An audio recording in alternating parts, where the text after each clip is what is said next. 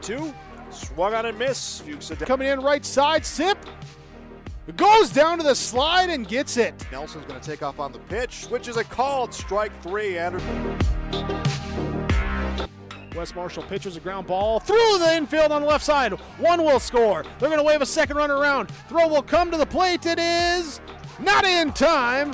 Halstead Telephone Company and R&J Broadcasting Incorporated is proud to present to you this broadcast on yourliveevent.com.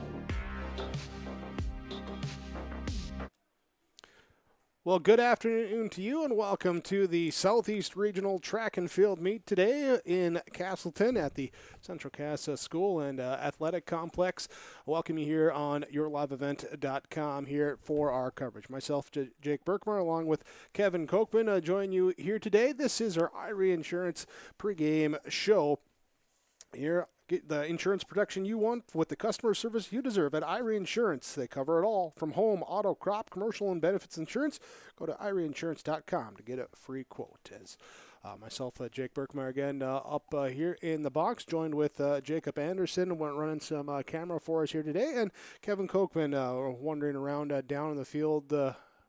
Around the field, I should say, here as we get started here with the field events just getting going after the coaches meeting earlier, and we get all set. And Kevin, early on right now, let's just talk here, of course, one of the main stories, the conditions here moving from yesterday to today to take place. Yeah, and definitely a windy day today. It was the conditions were worse yesterday, there's no question. There was more rainfall today, a couple of sprinkles early, but as we're going now, 42 degrees, we've got northwesterly winds, 20, 25 miles an hour, still gusts higher at times. Field events got underway, but talk of the event here is 42 degrees.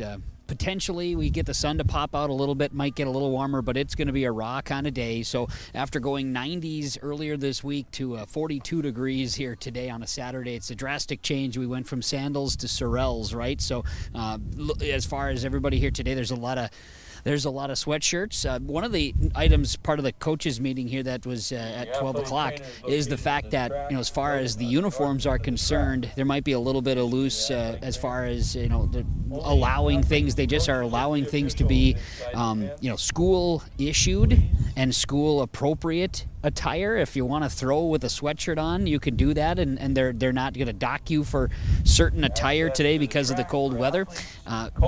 When we get to relays must be everyone wearing the same top. That is the important piece. But that rule is slightly different today. There's a few items today that are going to kind of get moving. One of the facts is, Jake, across the way here on the Central Cass School grounds, we have the Region 1 softball tournament going on, where 8 teams are participating here today in the quarterfinal rounds. And with that, there are a few teams that have softball players that are also going to be running or throwing or jumping in certain events today, so they're going to try to shuffle them in as we go.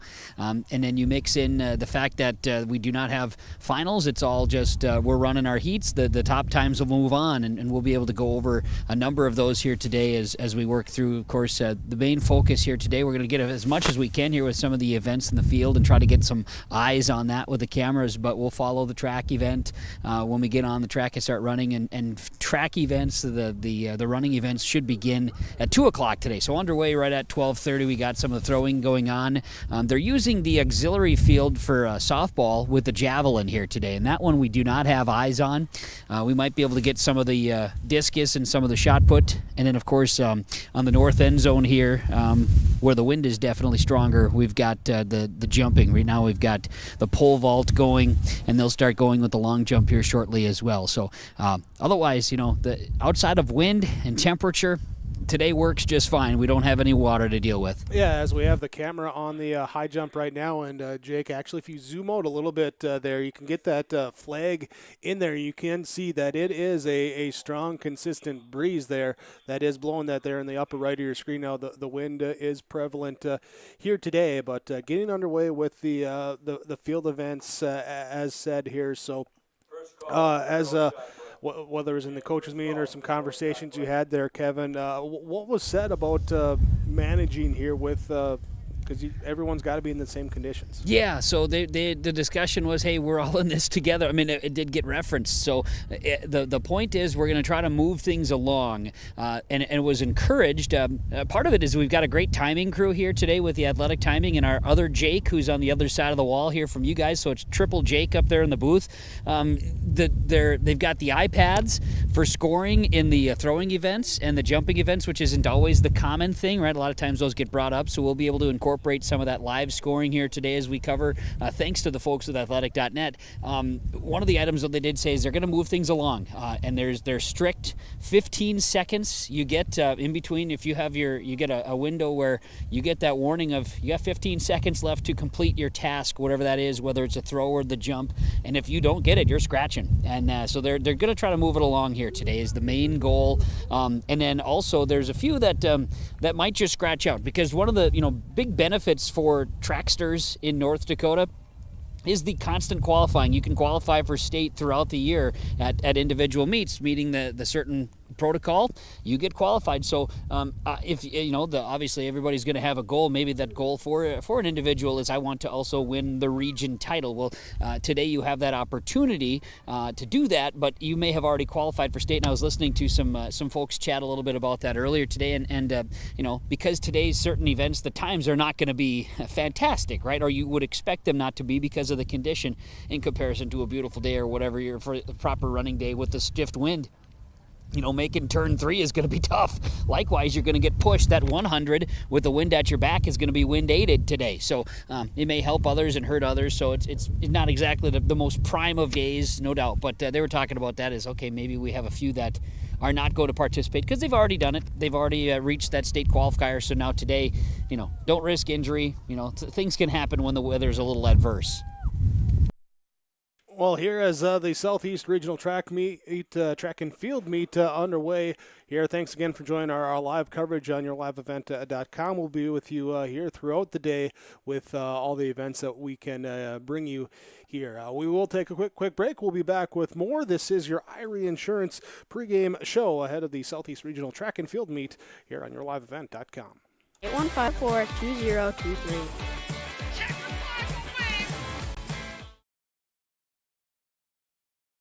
Since its beginning, the Central Cass Booster Club has generated and helped sustain fan interest in the men's and women's athletic programs at Central Cass High School. Through the years, that mission has broadened to also enhance the youth programs throughout the community. For more information, search Central Cass Booster Club on Facebook or email centralcassboosterclub@gmail.com. That's centralcassboosterclub@gmail.com. Go Squirrels!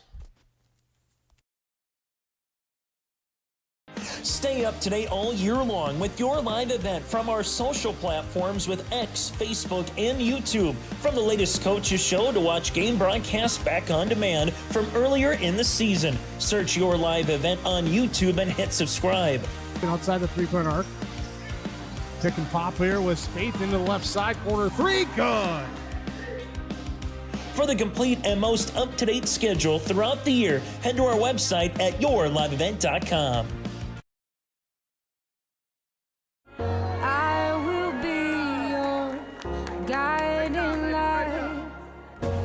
You don't have to go alone. I will bring you through the storm. I will lift you up. No, you're not on your own. I will be the light that carries you through the storm. I will lift you up. The Northern Cass Booster Club is here for all Jaguar students from academics, arts, athletics, and co-curricular activities throughout the school year. You can find more information or become a Northern Cass Booster Club member today by scanning the QR code on screen now or follow the Northern Cass Booster Club on Facebook for updates throughout the year, or simply search for the Northern Cass Booster Club page on the Northern Cass School website. Go Jags! There's more at 104. Hillsborough, North Dakota has everything you need on your next road trip. Food, fuel, fun, and family-friendly activities. Stop by and fill up your tank or grab a bite to eat. Have a blast at Goose River Golf Club, the swimming pool, or one of our beautiful parks. There's even ice skating and cross-country skiing. Take in the sights or stay the night so you don't miss a thing. Experience Hillsboro and see why there's more at 104. Farmers, are you expanding, upgrading, or want to automate? Visit with the experienced staff at Hope Electric to learn about the latest electrical systems and the newest technologies that they have developed to make your operation more efficient. Get a custom system in place with features like iPad truck loading and remote view grain storage, touchscreen controls, hazard monitoring systems, and wireless cellular cameras to protect your assets. Hope Electric, serving the agricultural and commercial industry since 1978. Visit hopeelectric.com or call 701-945-2460. Welcome me back to our pre-meet show, pregame show from Irie Insurance. Here, get the protection you want with customer service you deserve. IrieInsurance.com to get a free quote. As we talked about here, about 25 minutes ago, the field event's getting started as Kevin down on the field area as we overlook the high jump and the pole vault areas right now. Let's talk about some of those and some of the participants that we're seeing out there right now. That's right, and I've got behind me what would be on the east side of the complex here. They've got the shot put and the javelin and also the discus. I'm watching the discus currently.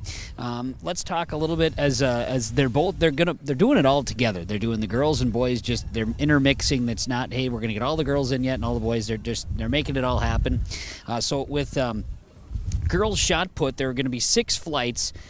There are 61 girls throwing the shot put here at the northeast region, and so the leader, the biggest, longest throws coming in here in qualifiers would be Ava Cotton of Central Cass, 39 feet 10 inches, Haley Newman of Oak Grove, 39 feet 7 inches, and Annika Lesko of Lemoore Litchfield Marion, 37.9.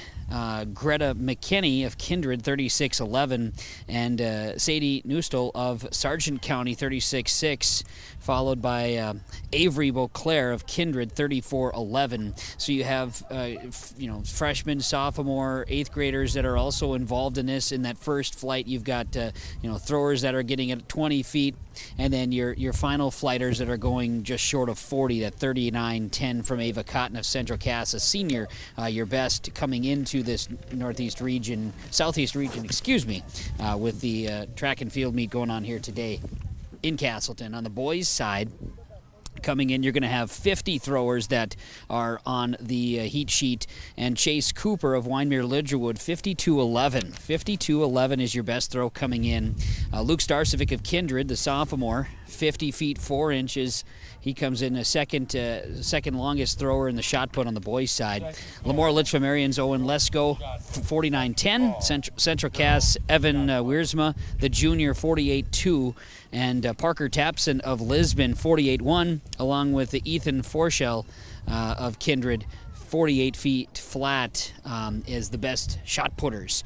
From the discus side, on the girls' qualifiers here for the southeast region, again, we're going to look at 61 on the discus throw, and we have Nora Delabar, 142.1.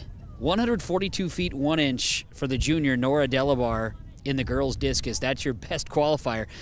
It's 26 feet better than Ava Cotton of Central Cass at 126.6. So Nora Delabar, that is, Jake, it's also 32 feet above the qualifying standard for the state meet. Just destroying that run with a high throw of very high. And that's football coach Andy Delabar's daughter. That's pretty good stuff right there. So you've got Avery Beauclair of Kindred, 116.2, and just ahead of teammate Greta McKinney of Kindred, 116.1, and then Samantha Dotzenrod of Winemere Lidgerwood, 115.10. Your top 5 here in the girls' discus. On the boys' side, we're looking at 50 throwers, and it's pretty common. You have the ones that are throwing the shot are also throwing the disc. It's a pretty high possibility of that. Here's the big one. Cooper Chase of Winemere Lidgerwood, 177.1 for the discus. Yeah, also another case there where big gap between him and the next highest throw. And again, the qualifying standard is 135. So when you're 42 feet above that, yeah, you've got 9. You're a favorite. You've got 9 that would be qualified already from the Southeast region. So then, yes, Braden Klein of Central Cass, 149.2 is your second, and Jake Kramer of Lemoore Litchfield Marion, 141.10. Kindred's Ethan Forshell with 139 flat, and Ethan Morin of Kindred with 137.4. So some great throwers in the boys and girls discus.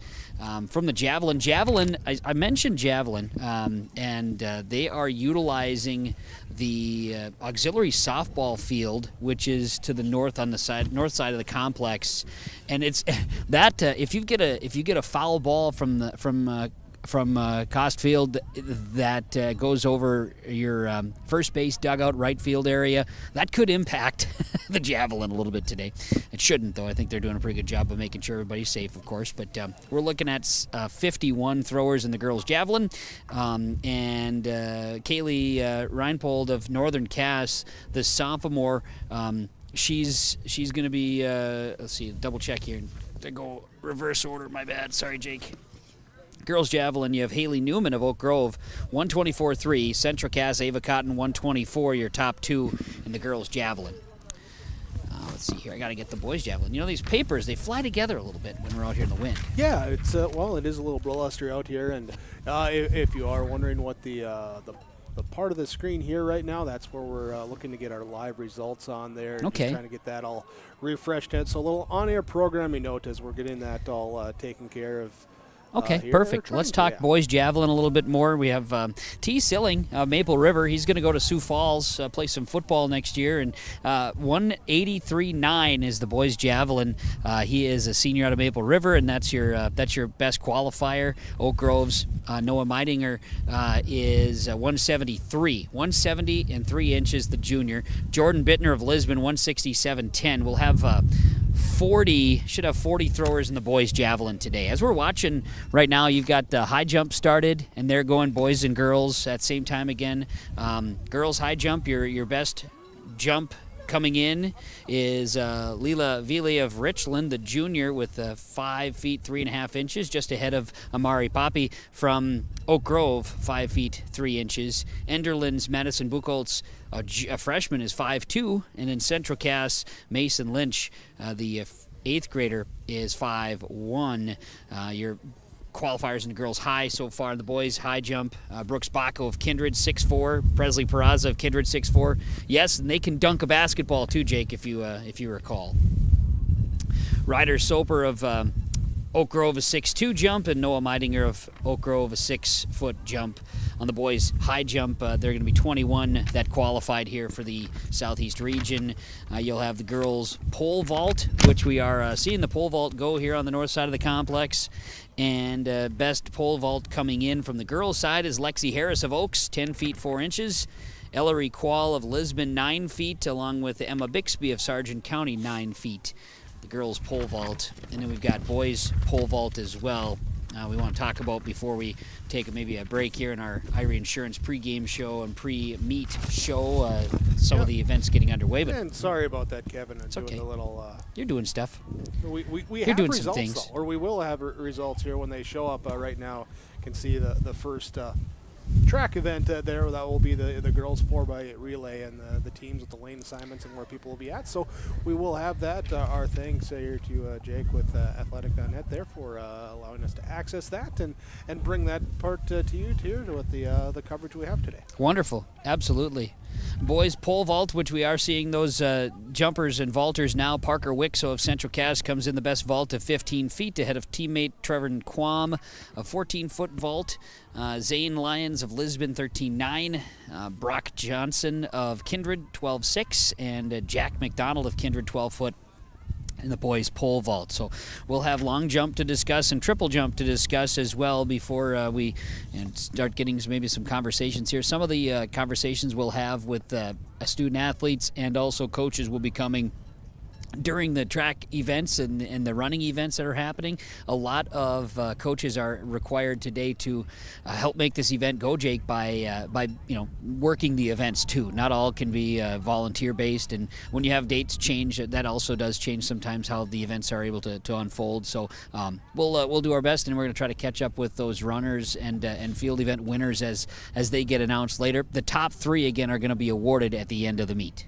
Yeah, we'll have that all for you there. We'll talk more about that. A couple of the other events that are getting going as well, too. We'll take another break. We'll be back after that. This is the Southeast Regional Track and Field Meet on yourliveevent.com.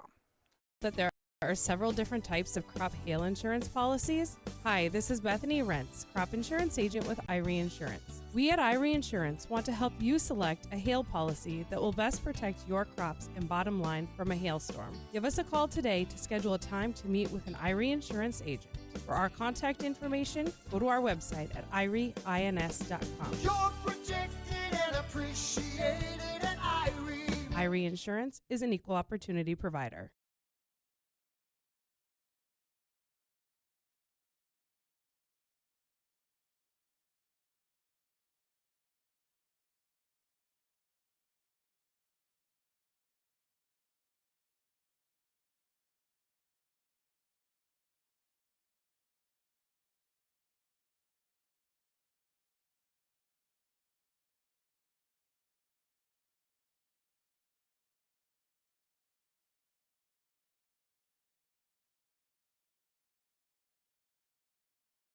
The friendly staff at Lamore Drugstore reminds you from prescription requests and OTC medication. You can find it all at Lamore Drugstore. Download the app and make refilling your prescriptions more convenient. Stop in and stock up on sunscreen and bug spray, baseball shirts and accessories, and some fun retractable lights for your campground and campers. Don't forget to shop the monthly sale flyer for OTC products, located in the center of Lamore in the Bank North Mall. For more info, go to lamoredrugstore.com. Good luck to all teams and go Lobos.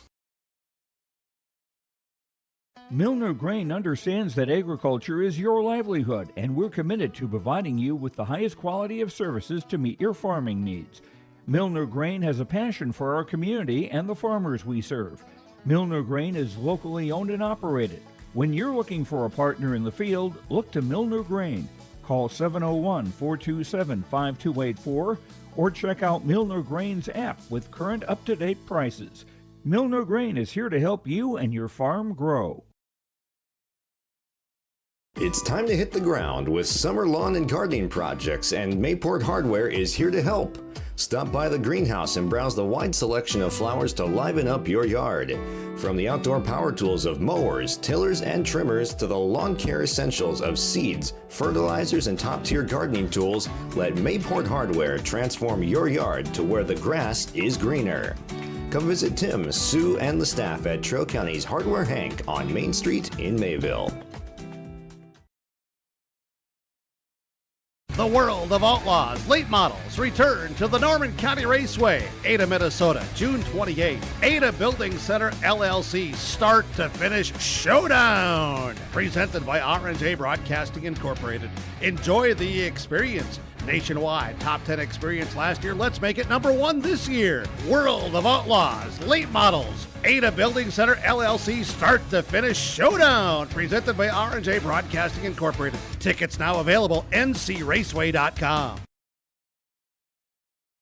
From on-site farm repairs to maintaining the condition of your vehicle, trust the staff at Welton's Tire Service. They've served the Lisbon area since 1972, guaranteeing customers satisfaction and workmanship from farm equipment, tire services, and preventative vehicle maintenance. You'll find it all from affordable prices, free estimates, to their knowledgeable technicians answering any question. Welton's Tire Service is locally owned and located on Main Street in Lisbon. For information, go online to weltonstire.net or call 701-683-5136. Since its beginning, the Central Cass Booster Club has generated and helped sustain fan interest in the men's and women's athletic programs at Central Cass High School. Through the years, that mission has broadened to also enhance the youth programs throughout the community. For more information, search Central Cass Booster Club on Facebook or email centralcassboosterclub@gmail.com. That's centralcassboosterclub@gmail.com. Go Squirrels! Hunter Insurance Agency is a locally owned full-service agency providing protection and coverage in a number of different areas. Hunter Insurance Agency offers multi-peril crop insurance, crop hail insurance, and farm insurance for buildings and equipment. Plus, they offer home, auto, life, and business insurance. For more information, go online to hunterinsuranceagency.com or stop in and speak with Johnny Jorgensen at Hunter Insurance Agency. Find them at 201 Main Street, Hunter.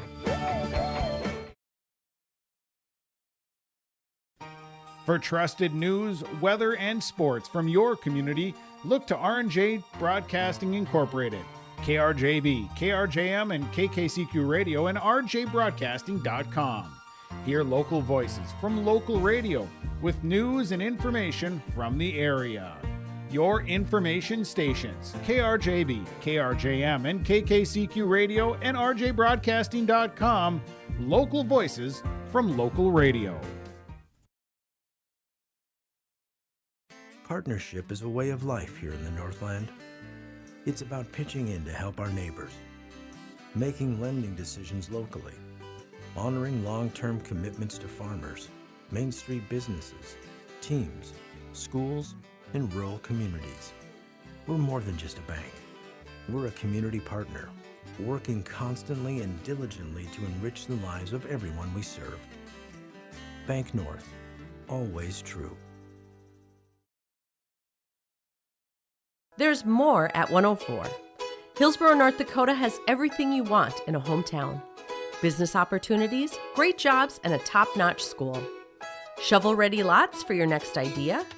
Great jobs in manufacturing, healthcare, and agriculture. An excellent education for your kids with small class sizes and lots of school spirit. Plus easy access to I-29 and the conveniences of North Dakota's largest cities. Build your future in Hillsborough and see why there's more at 104. Welcome back here to the Southeast Regional Track and Field Meet as we look out a little bit here. And the girls' long jump currently Elsa Grossman of Oak Grove currently on the jump. Her attempt number 3 there at 14:07 and a half. There is in the background there, you can kind of see behind the flagpole is where they're jumping at, and kind of blocked a little bit by the crowd. Get a nice view of the pole vault in that one there, but just with the viewpoint we had, a little bit blocked there on that long jump style. But Jake Berkmeyer, Jake Anderson, Kevin Kochman with you here as we get the meet, or have the meet underway. About 45 minutes into the field events here, and about 45 minutes away from the running events starting as well too. So as we continue to look at the long jump, Kevin, what do you see out there? Yeah, we have we're looking at 50, that are going to be participating on the girls' long jump, and Amari Poppy of Oak Grove came in as the best qualifying jump of 19 feet and a half inch. You had Jalen Birch of Edgeley Culm with 18 feet and a half inch. Ellie Lloyd of Edgeley Culm with 17 feet and 4 inches in a jump, and Riot Wertman, that is, of Lisbon, 16.9. Also, Brielle Killeran of Maple River, a senior, 16.8. The top 5 coming in to today's Southeast Region meet. Boys long jump, you're looking at closer to what they're going to run the 5 flights there again, and you're looking at 55 that were signed up. Not all maybe here today, but 55 came in. And Trey Hussar, Northern Cass, also baseball. Trey of Northern Cass, 23 feet. His long jump, that is a couple inches further than Presley Peraz of Kindred, 22.11, and that's also the jump of Brooks Baco of Kindred at 21.11, a foot behind there. Keelan Munson of Northern Cass, 21.8, and Joseph Krimlich of Edgeley Culm, 21.2.5. Girls triple jump, we're looking at smaller numbers there, 27. Amari Poppy, senior from Oak Grove, 39.10 as your best qualifier. Emerson Killeran of Maple River, 35.11. Jada Nims of Lisbon, 35.3.5. And then Addison Smith of Lemoore Litchville Marion, 35.2.5 in the girls triple jump. Allie Hankey of Kindred, 34.9. She is the 5th best in qualifying. Boys triple jump, you're looking at 30, and best qualifier was Presley Peraz of Kindred, 44.2. That's the same as John Dexter of Wyndmere Lidgerwood, a junior. And then Kindred's Brooks Baco at 42.10, good for 3rd. Maple River's Jonah Thompson, 42.7, and Drake Thorsten of Kindred at 42 and a 3/4 inch.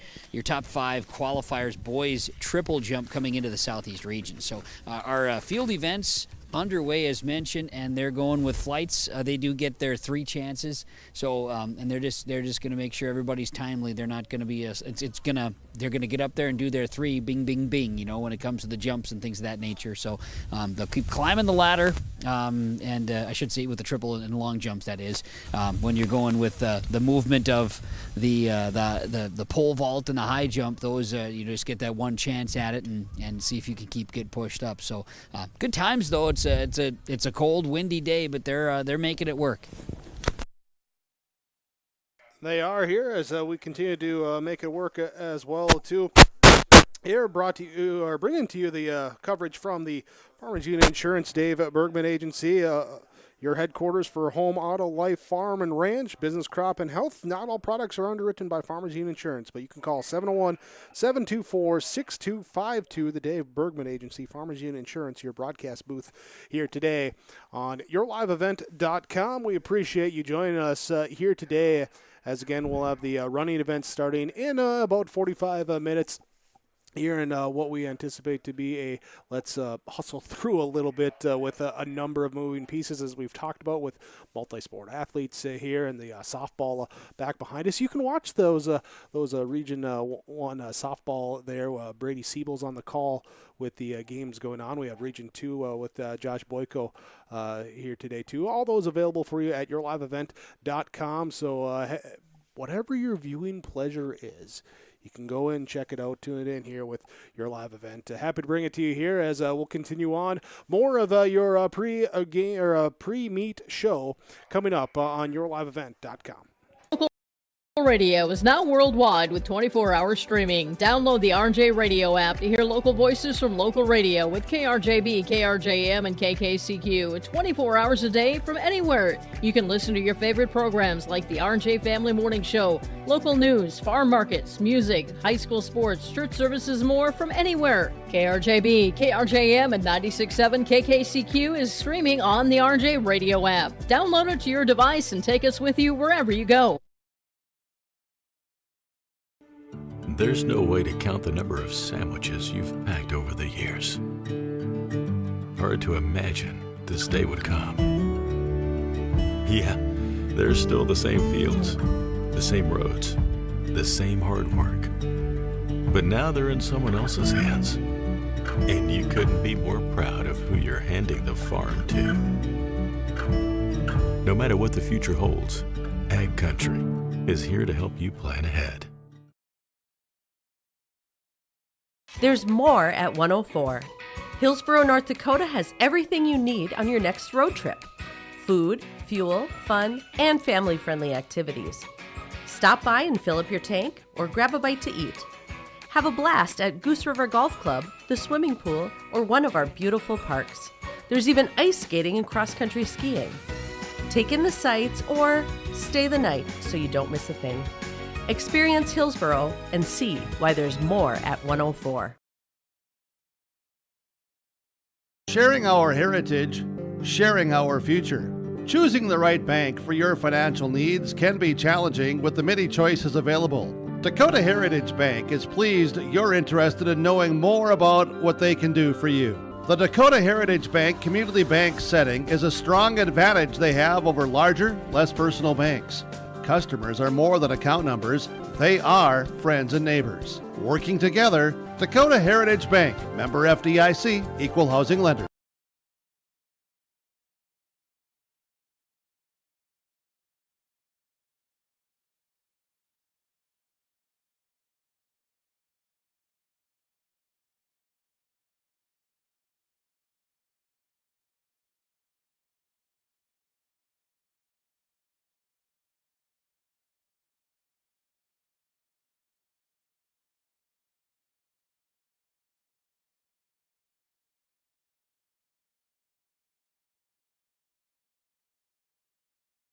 At Abra Auto Body and Glass in Grand Forks, they make sure your vehicle gets the best standard of care to get it back on the road as quickly as possible. Lonnie and his team are some of the most highly trained in the industry. With state-of-the-art technology and superior products, your vehicle will leave in great condition. With their drive-in claims area, the process is smooth and easy. Let Abra Auto Body and Glass in Grand Forks provide you and your vehicle with premium care and attention. Open 8 to 5:30 Monday through Friday. Abra Auto Body and Glass of Grand Forks. This is Chris from Agassiz Precision Ag, your local precision planting dealer. Say thank you to the farmers you come into contact with every day. They have chosen a career that is as much their deep passion as it is an absolute necessity for you and I. Spring is upon us and there will be farm equipment on the roads. Give them your patience and room to do their jobs. Trust me, they would rather be off the road working in their field than dealing with traffic. From all of us here at Agassiz Precision Ag, we say thank you and have a safe spring. It's the North Dakota All-Star Gathering on your live event, as we'll cover the Shields Softball All-Star Series on June 2nd and 3rd. This will be hit and over the shortstop Berg into left center field. A run comes in to score with Alexander Rath. Optimist Volleyball Series June 16th and 17th. Blue outside Linsinger with another hammer. Plus, the Lions All-Star Basketball Series on July 14th and 15th. Baldwin finds Wick. Wick open, three-pointer coming. Yes, sir! For more information, go to yourliveevent.com. At Bank North, we strive to enrich the lives of everyone we serve. One transaction, one relationship, and one community at a time. We do it by supporting kids and schools, pitching in to help neighbors in need, partnering with rural businesses, and providing all the traditional and modern banking products and personalized lending services you expect from a reliable financial partner. Bank North, always true. There's a new inventory of trailers at Bloomfield Enterprises of Hillsboro. You can see the latest inventory online at BloomfieldTrailers.com. Bloomfield Enterprises has a full line of Big Tex trailers. Big Tex has affordable and versatile utility trailers for all your jobs. Big Tex has a full line of products from ATV trailers to gooseneck to dump trailers and more. Call Larry at 218-368-7989 or Tim at 701-430-0877. Bloomfield Enterprises in Hillsboro. Southeast Regional Track and Field meet from Castleton here today as we take a look out on some of the jumping events, field events underway. The running events will get started in about 38 minutes. And when we have those running events, we have our eye in the sky camera you see right now. We also have, there is our starting line camera as you see a few athletes working on some relays and everything else. And then, of course, we get the finish line camera as well, too. So give you a preview of those while we also double check to make sure that no one has, or no wind or anything has knocked down any of our cameras there here. So we are good here. As again, we see the pole vault going on right now as field events continue. And Kevin, with another update here of what we're looking at here today for this Southeast Regional Track and Field meet. Right now, you talk about the pole vaulters. They're definitely pushing that bar up here. The boys are doing the pole vault right now. Girls are doing the high jump right now. That in that north end zone, and it is definitely crisp with that strong wind continuing to blow. We've got winds out of the northwest here today, steady 20 to 25 miles an hour, and at times gusts higher. And so that does make things a little bit challenging.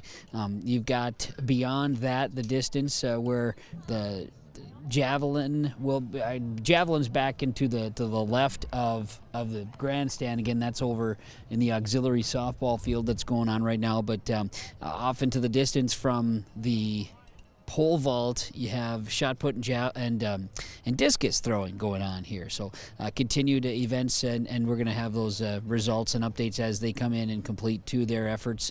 Again, no finals. They're just going to run those heats and try to push things through here today. So at 2 o'clock, when we get those running events going, it's going to be fast paced from the standpoint of that. You've got the relays, just one heat. You've got hurdles. They're going to have for the girls 3 heats, 2 for the boys, and then heat sheets there for the boys. Girls 100 meters, we're looking at 6 heats. Boys, 8 heats of the 100. So there's going to be a lot of runners going hard here today. Of course, the 1600 and 3200 meter run. You've got those to get out on the track. They're going to be pushing here today, and then during that 3200 run, all of the field events are going to get their award ceremony at the center, at the 50-yard line, right center field here. So they're going to have that opportunity to be recognized. So it'll all be trying to keep things moving. Likewise, after the running events are done, they're going to shuffle those top 3 finishers for awards recognition. They'll bring them right down to the podium and get it going. So that's what we're seeing here in kind of the run of the land again. Yeah, and let's look at where we're at right now with some events in progress here, but current long jump standings for the girls long jump. Here, as you can see there, Carson Melander of Northern Cass, a jump of 15 even, current leader. Kenzie Ammerman of Lemoore Lamarion at 14.8 in second place there. As we go through again, these are in progress, and there might be some delays in timing of everything coming through just because of some multi-sport athletes and everything else here. But early results there for the opening up there of the girls long jump. On the boys long jump here, as we sneak in on that, there Meidinger of Oak Grove in first, 19:01. Second place to Zion Octel there of Oak Grove as well.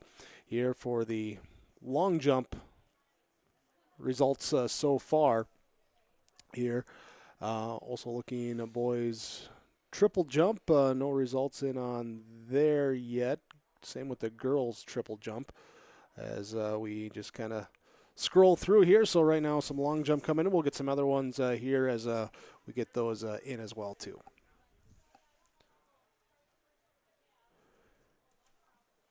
There, so continuing on here, it's the Southeast Regional Track and Field Meet. We'll take another break here and then get back with more coverage from Castleton on yourliveevent.com.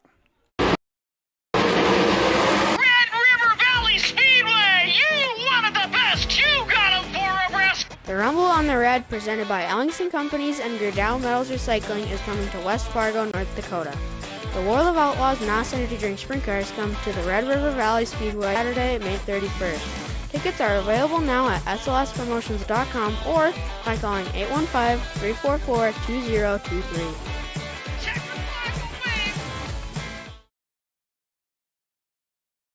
Since its beginning, the Central Cass Booster Club has generated and helped sustain fan interest in the men's and women's athletic programs at Central Cass High School. Through the years, that mission has broadened to also enhance the youth programs throughout the community. For more information, search Central Cass Booster Club on Facebook or email centralcassboosterclub@gmail.com. That's centralcassboosterclub@gmail.com. Go Squirrels! Stay up to date all year long with your live event from our social platforms with X, Facebook, and YouTube. From the latest coaches show to watch game broadcasts back on demand from earlier in the season. Search your live event on YouTube and hit subscribe. Outside the three-point arc. Tick and pop here with Spaeth into the left side corner. 3, good! For the complete and most up-to-date schedule throughout the year, head to our website at yourliveevent.com. I will be your guiding light, 'cause you don't have to go alone. I will bring you through the storm. I will lift you up. No, you're not on your own. I will be the light that carries you through the storm. I will lift you up.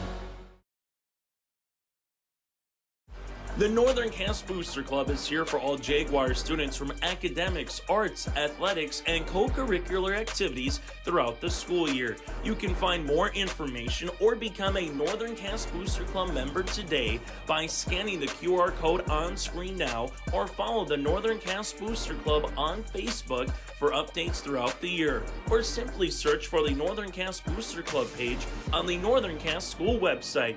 Go Jags! There's more at 104. Hillsborough, North Dakota has everything you need on your next road trip. Food, fuel, fun, and family-friendly activities. Stop by and fill up your tank or grab a bite to eat. Have a blast at Goose River Golf Club, the swimming pool, or one of our beautiful parks. There's even ice skating and cross-country skiing. Take in the sights or stay the night so you don't miss a thing. Experience Hillsborough and see why there's more at 104. Farmers, are you expanding, upgrading, or want to automate? Visit with the experienced staff at Hope Electric to learn about the latest electrical systems and the newest technologies that they have developed to make your operation more efficient. Get a custom system in place with features like iPad truck loading and remote view grain storage, touchscreen controls, hazard monitoring systems, and wireless cellular cameras to protect your assets. Hope Electric, serving the agricultural and commercial industry since 1978. Visit hopeelectric.com or call 701-945-2460. Did you know that there are several different types of crop hail insurance policies? Hi, this is Bethany Rentz, crop insurance agent with Irie Insurance. We at Irie Insurance want to help you select a hail policy that will best protect your crops and bottom line from a hailstorm. Give us a call today to schedule a time to meet with an Irie Insurance agent. For our contact information, go to our website at irieins.com. You're protected and appreciated at Irie. Irie Insurance is an equal opportunity provider.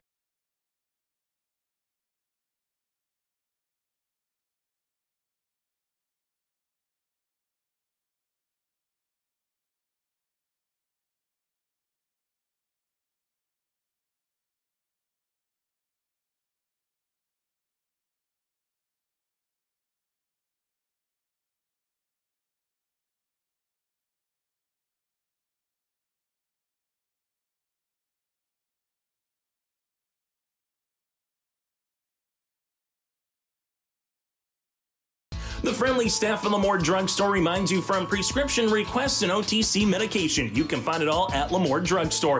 Download the app and make refilling your prescriptions more convenient. Stop in and stock up on sunscreen and bug spray, baseball shirts and accessories, and some fun retractable lights for your campground and campers. Don't forget to shop the monthly sale flyer for OTC products, located in the center of Lemoore in the Bank North Mall. For more info, go to LemoreDrugstore.com. Good luck to all teams and go Lobos.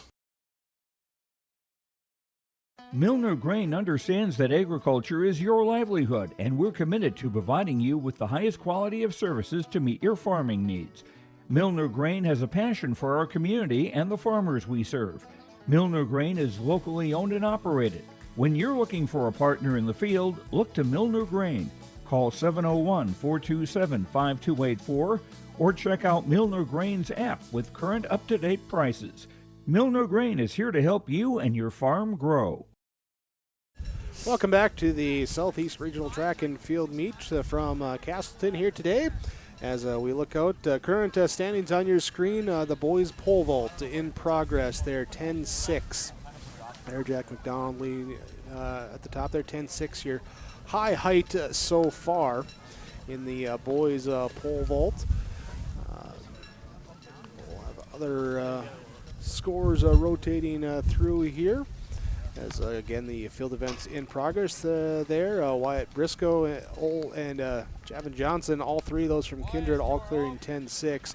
Mason Olson of Central Cass also clearing 10-6. Right now, your top four on the boys pole vault standings right now. Yeah, now I'm standing at the pole vault right now, and this is the pole vault's right by the flag, right? So you've got the wind coming in, and it is definitely hurting those trying to vault. And the last two competitors that have gone up here, one from Central Cass, the other from Kindred, have gone up and on their vault, it's been legs right through the bar. So that 10-6, now everybody's trying to get above that. And just really, I mean, it's up there. This is a solid vault, but they're also having to go right into the wind. Yeah, and you think of, okay, 10 feet, an easy example, height of a basketball hoop there. So you're going above that already, and trying to be up there with the wind and being a little cold and everything. Maybe you're never as springy and bendy and everything there as you can be there when it's cold out either too. So, but best qualifying coming in was 15 feet by Wixo from Central Cass. So that is, I mean, today is definitely impacting the pole vaulters. Here is the girls' pole vault, not underway yet in that one. Here, run through the boys first. Looking here, we do have some girls' high jump standings right now, is also in that same jumping area there where, Kevin, you're hanging out at. Here's the girls' high jump right now. The high height is 4 feet 10. Emerson Schwab of Lisbon. Kate Middle of Capstone Classical at 4'8". Also Casey Poppy of Capstone there at 4'8" as well. That's kind of the secondary height right now is 4'10", going with that top height right now here on the girls' high jump. Yeah, and the high jump, watching the girls go, then the boys will follow that. Girls high jump, they're going to that. They're jumping with the wind at their back. Now that may or may not impact it so much, but as the pole vaulters, it seems like they really are being impacted by the wind. But the girls high jump got a nice clear there from a jumper from Oak Grove, so they're continuing their progress as well here on the windy side of the track. As Mason Lynch of Central Cass 4'8", Madison Buckles also 4'8" there. Lila Viel of Richland at 4'8", Tegan Olson, Sargent County clearing 4'8". Right now, those in progress standing for the girls high jump in their events. So. Kevin, I know you were walking around trying to track down a couple guys there. Were you able to find them, have a little chat here early on before we get with everything full go? Yeah, not quite yet. We're waiting for a couple to wrap up their jobs here, so we'll see if we can't get them to lock down here in a few minutes. But it is busy. Part of it was, again, that we had talked about early on, is that with all hands on deck, there may not be many idle hands, and that's what we're finding right now. So once we can wrap up a couple of things, we'll be able to open up some conversations, it looks like. As we look at the boys' discus results so far here, Trevor Forch of Hankinson, 123 even, the top distance so far here in that discus throw. Preston Arndt of Lemoore Litchfield Marion, 117.9. Andrew Jean of Hankinson, 117.4. Brody Malk of Kindred, 116.8. Trevor Lee there running out the top five for the boys discus. Current standings there. Lee with 113.9 in his throws. So there's the boys discus in progress right now for the results to this point of the meet. Right, and the discus, they do have the wind at their back here. The wind may be hampering the shot put, but the discus does have the wind assisting. And you'll always take a little assist when you can get it.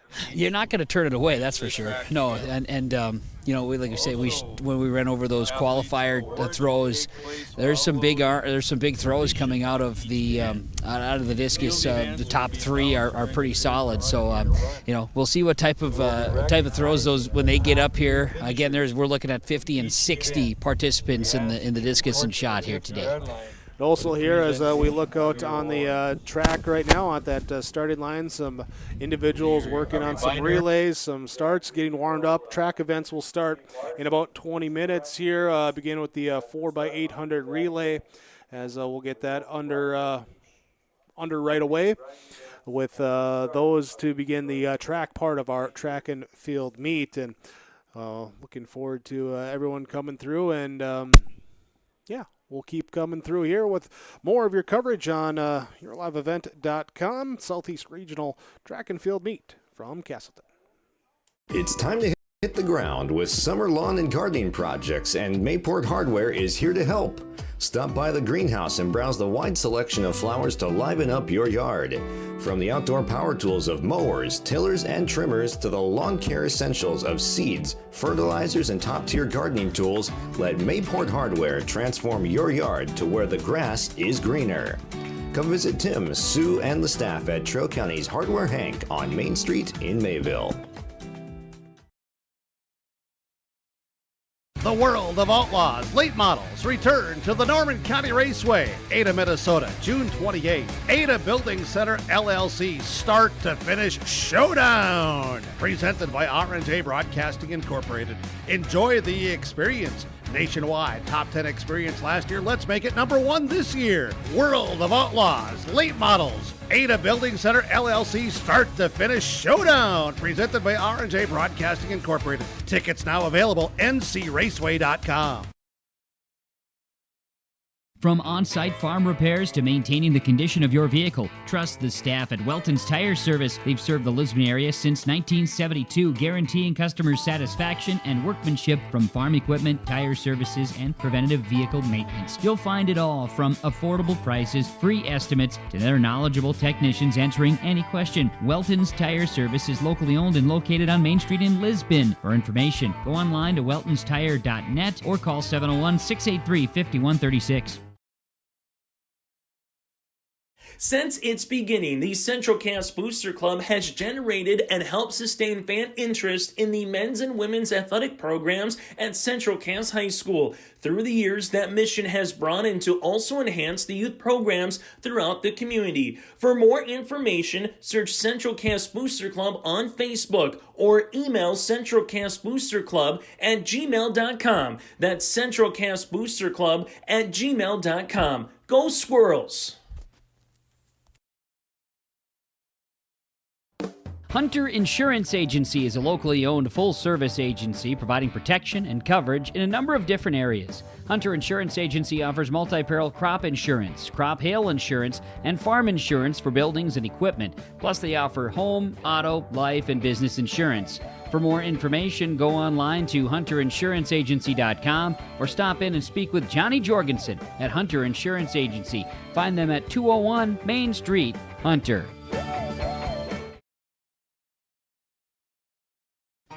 For trusted news, weather, and sports from your community, look to R&J Broadcasting Incorporated, KRJB, KRJM, and KKCQ Radio, and rjbroadcasting.com. Hear local voices from local radio with news and information from the area. Your information stations, KRJB, KRJM, and KKCQ Radio, and rjbroadcasting.com. Local voices from local radio. Partnership is a way of life here in the Northland. It's about pitching in to help our neighbors, making lending decisions locally, honoring long-term commitments to farmers, Main Street businesses, teams, schools, and rural communities. We're more than just a bank. We're a community partner, working constantly and diligently to enrich the lives of everyone we serve. Bank North, always true. There's more at 104. Hillsborough, North Dakota has everything you want in a hometown. Business opportunities, great jobs, and a top-notch school. Shovel-ready lots for your next idea. Great jobs in manufacturing, healthcare, and agriculture. An excellent education for your kids with small class sizes and lots of school spirit. Plus easy access to I-29 and the conveniences of North Dakota's largest cities. Build your future in Hillsborough and see why there's more at 104. Homegrown local radio is now worldwide with 24-hour streaming. Download the RJ Radio app to hear local voices from local radio with KRJB, KRJM, and KKCQ 24 hours a day from anywhere. You can listen to your favorite programs like the RJ Family Morning Show, local news, farm markets, music, high school sports, church services, more from anywhere. KRJB, KRJM, and 96.7 KKCQ is streaming on the RJ Radio app. Download it to your device and take us with you wherever you go. There's no way to count the number of sandwiches you've packed over the years. Hard to imagine this day would come. Yeah, there's still the same fields, the same roads, the same hard work. But now they're in someone else's hands. And you couldn't be more proud of who you're handing the farm to. No matter what the future holds, Ag Country is here to help you plan ahead. Welcome back, Southeast Regional Track and Field Meet. Looking at some of our current standings. Girls javelin coming up on your screen right now. As just announced, they're pretty well through the list of that one.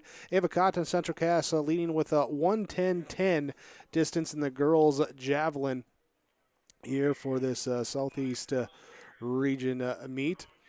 Here's, we do not have a camera on the javelin using the auxiliary field, so we don't have a camera out for that. As a trend breadth of Kindred, 103.11.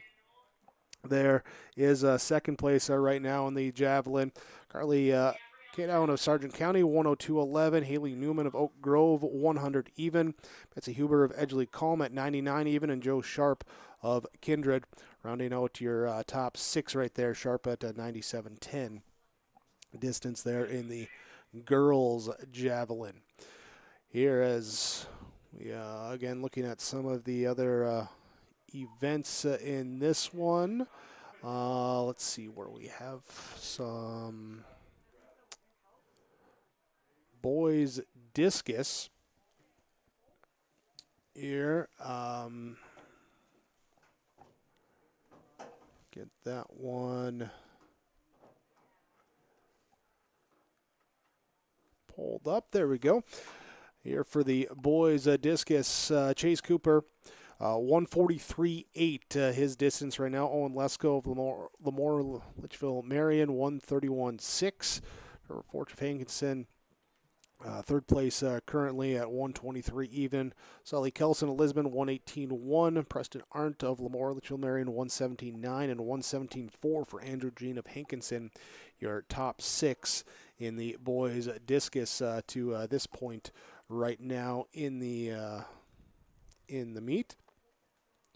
Here as we're gonna see where else.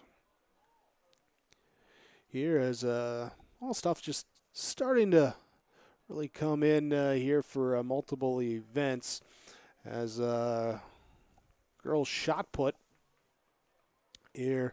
Checking on the results there. Kaylee Stansberry of Enderlin, 31.10 in first. Ava Carlblom of Lisbon, 31.6. Josie Haas of Kindred, 30.04. Julia Delabar of Lemoore Litchfield Marion, 29.10.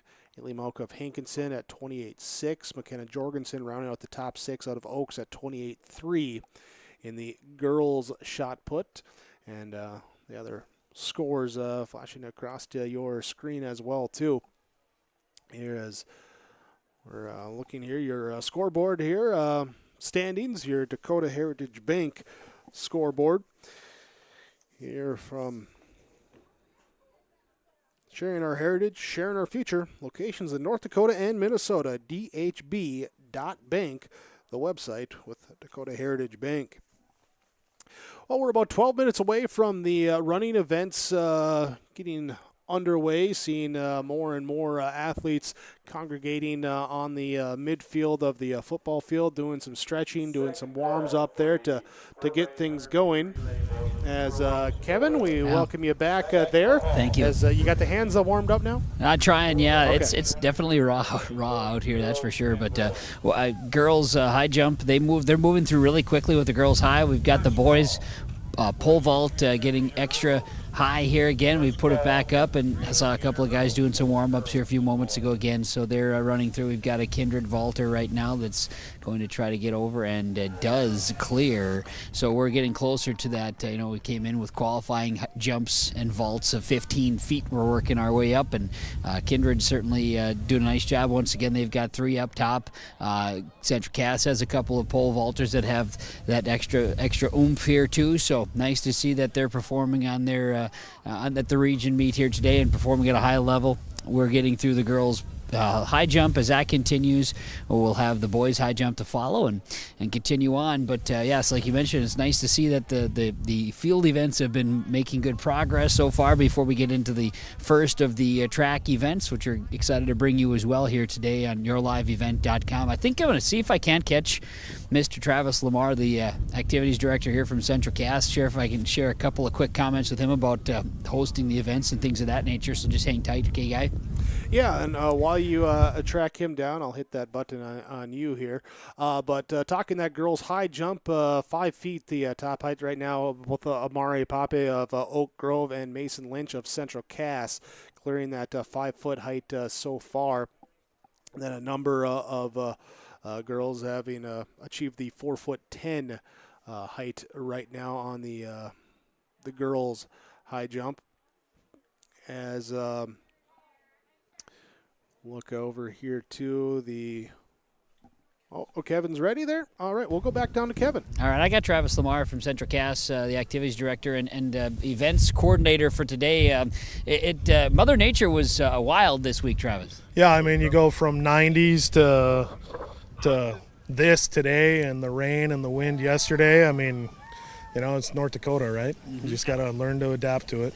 Absolutely. So you've got track and field, the Southeast Region meet, the Region 1 softball, and there was even some talk about baseball possibly making a shuffle here, which would have added to the excitement. Yeah, I think had it been warmer, I think baseball would have probably tried to move here. Monday, Tuesday are kind of our days for baseball next week. They look a little bit nicer, which is why they opted to just kind of move the games from Saturday to Monday. But yeah, no, it would have been an awesome scene for anybody that's a North Dakota sports fan. No doubt. At the same time, I don't know, you maybe lost a couple of casual fans today because of the temperature, but you got a great turnout. The grounds are hopping today. Yeah, and I mean, obviously it's cold and it's windy and not ideal, but the rain's staying away, and it's not a bad day. Obviously we'd like if you could have 70 degrees, no wind, and just sunny, that'd be freaking perfect. But it is what it is, and thankfully you guys are here, so moms and dads or grandpas and grandmas that didn't come today can still sit at home and catch most of the events online and stuff. So we're happy with that, and yeah, we hope to put on a good meet here and a good day of softball over there for everybody that wants to come and watch. When you shuffle days, you have some contingencies, but when you shuffle, that does throw some things. But lucky enough, you've got a lot of people that are willing to help out on days like this. Yeah. I mean, we tried not to move from Friday to Saturday because of the baseball, softball, and the dual sport kids and stuff like that. And but at the end of the day, we're hosting the Southeast Regional Track Meet, so we want to give them the best chance to run and do compete and stuff here. Saturday, or today was better than yesterday, so we made that move. And obviously having the timing system and having the starters and stuff, they're ideal. We've got great workers, great helpers that are always willing to volunteer and help out. And then when baseball moved, we had to open up entries again last night just for kids that were planning on playing baseball today and not running track, to allow them an opportunity to hopefully get back into it. So been a lot of emails going back and forth, a lot of phone calls, a lot of moving pieces, but hey, we're up and we're running, and it's going to happen one way or the other, right? Yeah, and you get people that want to play from the outside saying, well, this you should have done this, could have done this. Nothing's taken lightly. No, I mean, we started talking about this track meet, basically Saturday and Sunday of last weekend, trying to figure out what was the best day and stuff like that. And we, the forecast wasn't as bad at that time. So we opted to go to our, take our kids to the last chance meet on Monday. And, a lot of the region teams were at a last chance meet on Monday. And I know the Northeast moved to Wednesday, and, just talking to coaches and stuff like that, we could have went to Wednesday. It was hot, it was windy. But we didn't feel like that was really going to be fair to the kids that competed on Monday. Nowadays, most of the kids that have qualified.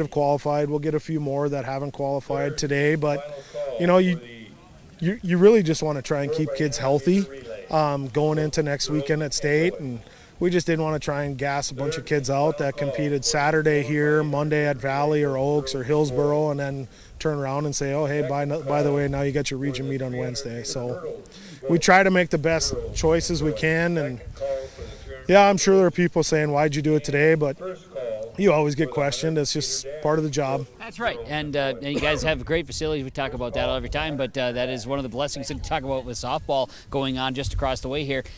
Having that facility allows for this to happen. Yeah, for sure. I mean, if we were playing on our other field, chances are we wouldn't be playing today. It's pretty wet still. It's kind of soft. Being able to have the turf there, and honestly, even the turf with the football field, allowing kids a clean warm-up area and stuff like that it's been huge for us. It's allowed for a lot of activities to be held here. We played more baseball games this spring at home than what we've ever played. So very thankful to our community and the people that put in the work, raising the money for the turf, and fundraising and putting in all the time for that. Because without that, you're losing out on opportunities for kids, and at the end of the day, we just want to give them the best opportunity we can. Absolutely. Well, Travis, thanks for everything. I know there's a lot of work going on. I'm glad I could catch you here. Enjoy the rest of the day, and by the end of the day, hopefully we're all windburned and moving on, right? Yeah, absolutely. Thank you guys for covering. This is awesome for these kids, and it's you guys do a great job. I appreciate that, Trevor. Thanks so much. Thank you. Take care. Yep, that's Travis Lamar joining us, of course. And Jake, he talks about it, but there's so many great opportunities that with the facilities that Central Cass has and other schools that are going to some of these artificial surfaces and things. And yeah, there's costs and ebbs and flows and everything that comes with it. It's growing grass isn't easy, just like maybe maintaining turf isn't always easy either, but great opportunities, and you see the benefits out here today and the ability to get it in. And he's right, it's chilly, but big deal. It's not that bad out here. Well, yeah, it's still North Dakota. Yeah, exactly. It's not like it's July or August yet. So, yeah. Just looking to the north, there's no trees here. Maybe in 25 years there might be a few trees to drop a little bit. It's not like some of those facilities that have been around for a long, long time, right? But hey, it's fantastic, great opportunity, and we're going to get the runners going. They're getting all their opportunities to warm up, and they're excited to get on the track here shortly.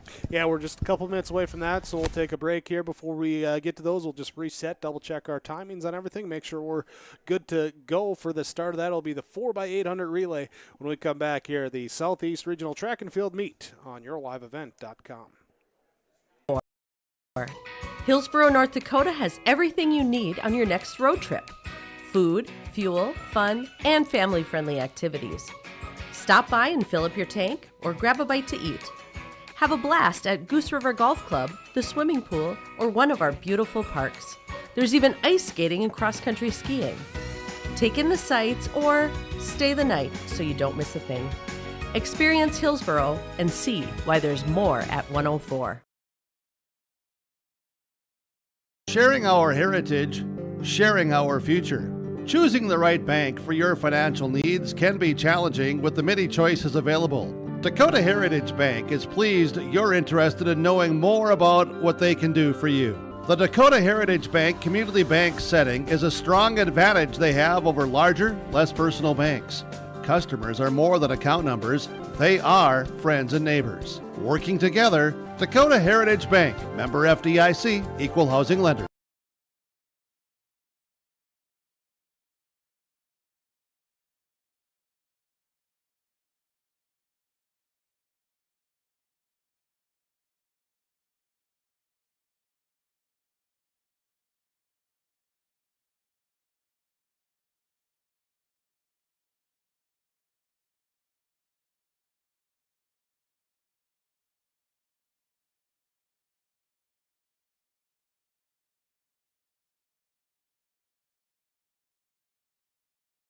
At Abra Auto Body and Glass in Grand Forks, they make sure your vehicle gets the best standard of care to get it back on the road as quickly as possible. Lonnie and his team are some of the most highly trained in the industry. With state-of-the-art technology and superior products, your vehicle will leave in great condition. With their drive-in claims area, the process is smooth and easy. Let Abra Auto Body and Glass in Grand Forks provide you and your vehicle with premium care and attention. Open 8 to 5:30 Monday through Friday. Abra Auto Body and Glass of Grand Forks.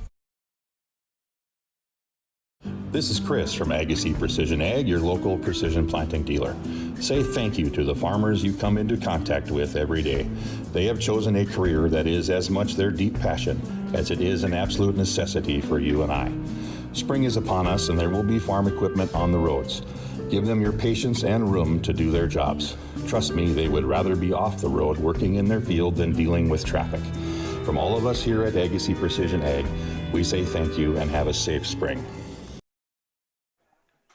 Welcome you back here as we get the 4x800 relay now underway. Started us about 30 seconds early on that one as we look out on the runners right now for one heat here at Maple River. Triza Burchill along with Liv Satram, Sophie Thompson, and Sela Burchill. They are in lane number 1. Lane number 2, Wagner Lidgerwood with Gianna Froelich, Ava Froelich, Hayden Hoffert, and Berlin Froelich. Lane 3 will be Lisbon with Adeline Hansen, Hillary Quall, Jalen Baumgartner, and Catherine Phillips. Lane number 4 is Oak Grove with Kaylin Vesley, Macy Atchison, McKinley Och, and Claire Doden. Central Cass will be in the 5th lane with Jersey Narum, Olivia Garman, Addison Hushka, and Ava Garman. Kindred in lane number 6, Nevaeh Roberts, Bailey Lunick, Jocelyn Beyer, and Emma Strand. And lane number 7, rounding out the heat, Ellendale with Marley Miller, Edlin Smith, Ella Eberly Medinger, and McCoy Glynn. They're the runners for Enderlin here in the 4x800 relay here currently underway. That's right. Central Cass is coming around now, turn 4, and Central Cass runners are in the lead. And the one addition that was Maple River, right? That was the one that got added here to the run, if I'm not mistaken. But like you say, it'll be Central Cass. And I'm not quite certain if sometimes they shuffle out the names here, but they will be tossing the baton as leaders after the first leg in the 4x8. So we'll get that out there. Second leg, as we've been given, was Olivia Garman for Central Cass to take that baton. Central Cass, Lisbon, Oak Grove, and then we've got Ellendale, Winemere Lidgerwood, and then Kindred will be the last one to chase the baton here on the first leg of the 4x8. Yeah, so here at 3:10 timing right now, and Kevin, we talked about the wind being up top for the pole vaulters, some discus as well too. As far as ground level for that wind to come through when you're running, how is it affecting? Well, you're gonna feel a push from you when you make the turn in the back stretch of turns 3 and 4, and then when you come around the front stretch here, you're gonna feel that push from the wind. But when you're turning after turn 2, when you're going straight to the north, you're going to feel it. It's going to impact you as you make the turn 3. 4 is when you're going to start getting that push. So watch people get a good kick here in that front stretch, and then turns 1 into 2, you're going to get a nice push before you head into that wind. Coming through, finishing up this trip of 400 around here at the 4-minute mark. 4:02 crossing there. The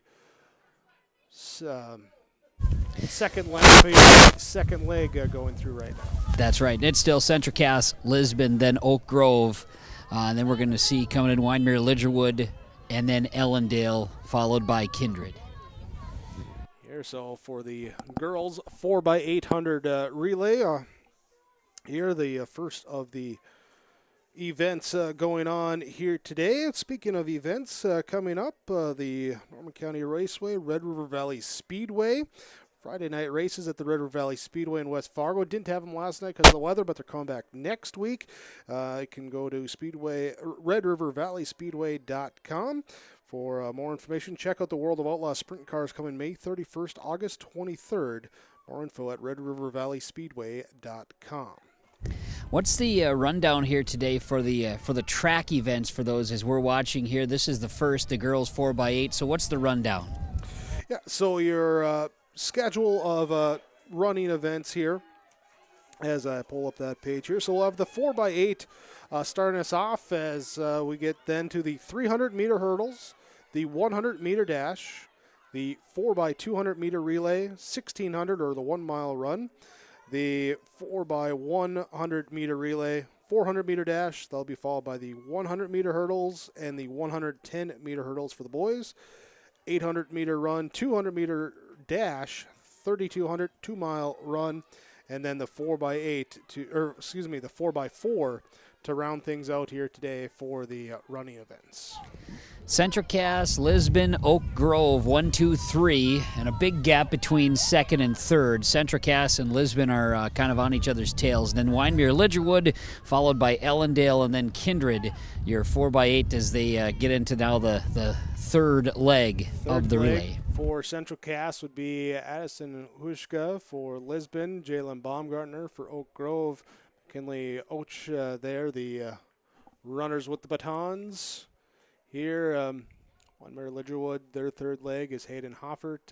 Maple River, Sophie Thompson. Kindred's Jocelyn Beyer, and Ellendale's Ella Eberly Muttinger. They're the third leg runners of this 4x800 relay as we're coming to the end of the first of the two laps for the third leg here, approaching the 6:45 mark, and we'll cross at 6:46. Central Cass putting a nice gap now between themselves and Lisbon in that front stretch, and then you'll see Oak Grove now entering into that turn 4. So it's definitely a gap here between second and third, and now Central Cass starting to pull away as well in first place.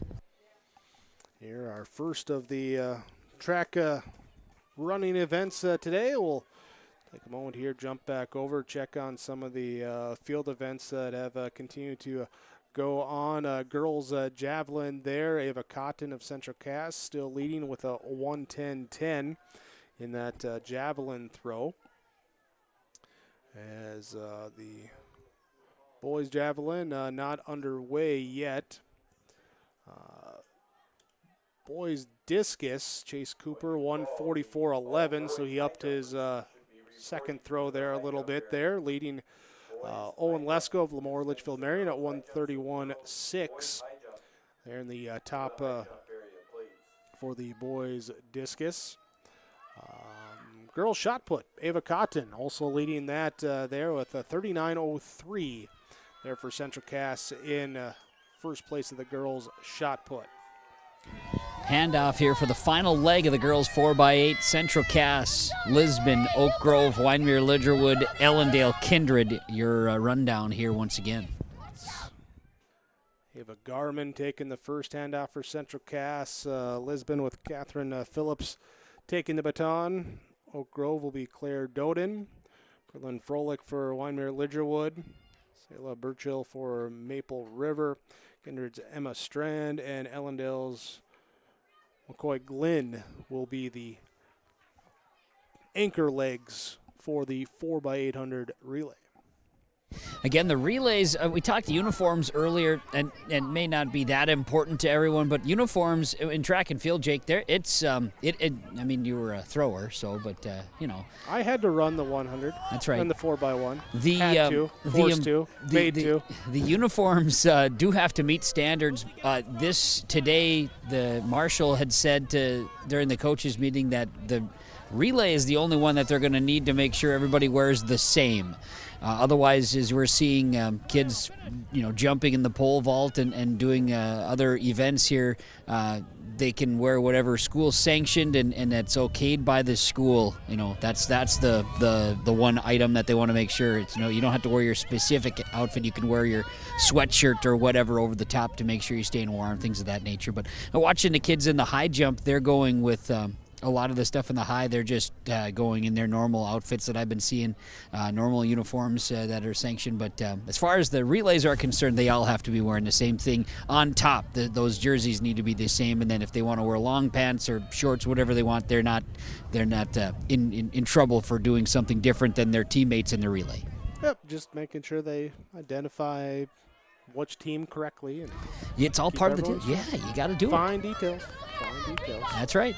Third place, Oak Grove. They're just coming through with their first lap in the final of the 4x8. Here with 10:15 on the clock right now. In that third corner, we see Central Cass still in the lead.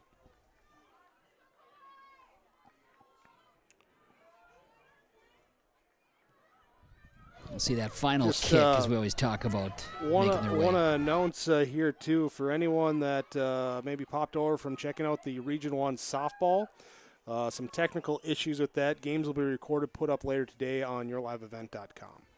Okay. Programming note for you. Sounds good. Central Cass is here, finishing up. It looked like 10:55 unofficial that time for Ava Garman to cross the line. Here comes Lisbon. The 10:53 Central Cass will come across there. Lisbon at 11:07 here, so definitely seeing some wind coming in against the best times here. The Central Cass best time, they're at 10:16, and Lisbon was at 10:20 coming in, so about 30, almost 40, 35 seconds off their best paces for their finish here today. And we'll have the boys 4x800 coming up next. As we check out that finish line cam, coming across there. A few others will run across as the official times come in. There, Oak Grove 11:45, Wander Lidgerwood 11:54, Ellendale 12:08 in their timing. Here, Kindred at 12:18. And away they go, Jake, with the quickness. The starter crews said, we're going to move. It's going to be quick here. So they're going to get the boys right out there now to start, then to get lined up here for their 4x8 relay. Pop up right there. You can see the names there for the 4x8 on the left side of the screen. Oaks in Heat 1, Central Cass Lane 2, Lisbon will take Lane 3, Kindred Lane 4, Ellendale Lane 5, Oak Grove Lane 6, and Wander Lidgerwood Lane 7 here, at least on the start as we get set to go with here. So we are off underway in this first leg. Oaks will be Carson Durman, Central Cass Easton Holland, Lisbon Carson Quall. Kindred's first leg is Braden Roberts, Micah Gerard of Ellendale. It will be Max Glynn for Oak Grove and Sam Kraus for Wander Lidgerwood, your opening leg runners here for the 4x800 boys relay. Thinking back to a couple of years ago when we were covering the Region 1 softball, wasn't here in Central Cass, but it was in Kindred on a Saturday with a little breeze, and we got just coated in dust, right? The whole day was just a dust bowl for us. I'm still finding dust on my computer from that day. Yeah, I was thinking back to that as we're dealing with the wind here today. Oak Grove and Kindred, one stride separating the two. Then Central Cass as the 4x8 relay got Ellendale, Lisbon, Oaks, Wander Lidgerwood. Thinking back to that day and how in today's comparison, slightly different, right? For those kids that are in Region 1 watching across the way, they're dealing with the wind and the immediate impact. It's a tough one for those kids playing softball today. It's happening, but it is definitely cold for those ones in the softball diamond. I know track and field, we got everybody it's different, right? You can throw all the different gear on. Everybody's got blankets, but I'm sure too softball, right? You got all the kids with the jackets on, the sweatshirts, and they kind of change their attire a little bit to make it work here for this time of year. Well, and even just as the camera follows around the track, you catch people inside the track on the football field or outside doing some warm-ups, staying loose, staying warm. Here as we get a pass here, Kindred's Aiden Roberts making a pass here on the anchor, or not the anchor, the final stretch there of his 4x8 run, so putting on a little kick there to edge past, and he'll be the first to hand off the baton there at 2:10 there unofficial for that first leg. Kindred, Oak Grove, then Central Cass. Now it's going to be Lisbon and Ellendale with their exchanges. Second leg of the 4x8, Wander Lidgerwood and Oaks in that order. Here, so second leg Here for Oaks will be Andy Jones. Central Cass will be Steele Bryant. Lisbon's Ian Anderson. Kindred's Nicholas Dahl. Ellendale's Samuel Hawker. Oak Grove's Carter Koenig. And Wyndmere Lidgerwood's Mauer Freaking, the leg 2 runners of the 4x800.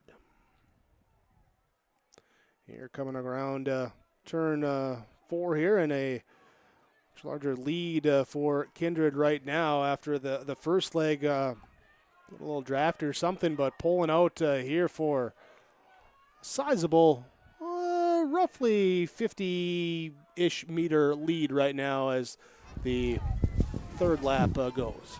Steele Bryant for Central Cass, one that is a cross-country runner too, putting on a big push here in his opportunity. And I remember Jake when he was a ball boy for the Lake Park Audubon boys basketball team years ago when his dad was a head coach. There you go. Having fun bringing back some of those fun memories. Throwbacks. You got to throw it back. I remember when he was just knee-high to the grasshopper. You were looking him in the eye. I was looking him in the eye at that time. Yeah, That's right. That's right. It's a short joke. Thank you. Yeah, you're welcome. Had to get in one. I've been waiting for it all. We've only been doing this for a couple hours so far, so it's all good. This is again second lap of the second leg for the 4x8 relay for the boys as we continue on. Now they're starting to get some excitement here as Kindred's coming around to turn 4, and it looks like Steele Bryant and Central Cass overcoming here and taking second place right now coming down the front stretch. Yeah, I could see a second place kick coming in right now, though. Kindred still in the lead as Sam Jenis gets ready to take the baton. Central Cass there will be Levi Coons there as that gap was closed there at the tail end of that lap. Ellendale with Caden Larson will be Jesse Jones for Lisbon, Jackson Honeyman for Oaks, Lincoln Nakaya for Oak Grove, and Justin Quam for Wyndmere Lidgerwood to take the baton here in this third leg of the 4x800 meter relay. 4:55 right now here as they're about halfway through their first of the 2 laps in this third leg. Well, they're amped up, and the kids are starting to come around too, and everybody's getting involved. It's fun. You get that extra energy when everybody's cheering for each other, and then the meet comes alive, right? You've got the field events kind of spread out, and then once the track gets heated up, everybody starts to kind of come alive. Big push again. Central Cass down the front stretch, going to put the pressure on Kindred here in this third leg. We'll see the kick going in there. We talked about too where that wind hits you and what you have there after that comes your way. So we'll see how that affects them. Right now, Kindred and Central Cass out there, 1-2 on that back stretch, and can even see this second lap for them where there's been a little bit more fatigue in there, pushing against that wind. Oh, you can see, yeah. When you turn, you head into that back stretch. That's where the wind is hitting you real hard, and it comes on. You turn 3 into 4. You could probably watch splits. I'm sure that's going to impact. But Central Cass putting the pressure on Kindred, who's been leading. Then you've got a distance there for Oak Grove in third place. But it'll be a good battle with Kindred Central Cass here as we get ready for the fourth leg. Bryant was putting a push on Jenis, but Sam got a couple steps ahead. Now they're back shoulder to shoulder. Here, Bryant will make the move. He gets a step ahead. He'll be in lane 2, coming to hand off the baton as Kindred's Jenis will stay in lane number 1. There they are off, and it will be Kindred jumping out back to the lead here. Cade Westby here on that anchor leg for Kindred, and Central Cass, Wesley Overland there running the anchor leg. Yep, and Oak Grove got a good handoff, good push at the end, but Oak Grove is in third, not distance third, because now Kindred has pulled ahead, making that back stretch. So what was shoulder to shoulder, as you mentioned, now has Kindred pulling ahead of Central Cass here in the 4x8. That's Owen Iverson for Oaks. Will be Lincoln Adair running the anchor for Lisbon. Ellendale's Jagger Sand, Oak Grove with James Chaffee, and Wyndmere Lidgerwood, Cody Dotson-Rod, the anchor leg runners here, the 4x8. Coming around here, this the first of the 2 laps for the anchor leg. Kindred and Central Cass are your 1-2 coming around. Weimer Lidgerwood getting into some lap traffic for them, or just about.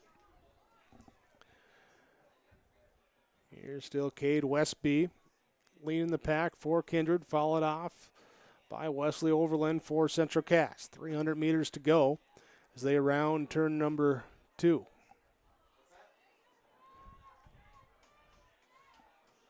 And it looks like a little kick coming here for Central Cass. Yeah. As Overland will pass. And he'll take the lead into turn number 3. Put a couple strides difference between them. See if the early kick or if he's got enough to keep it all the way around with Cade Westby for Kindred.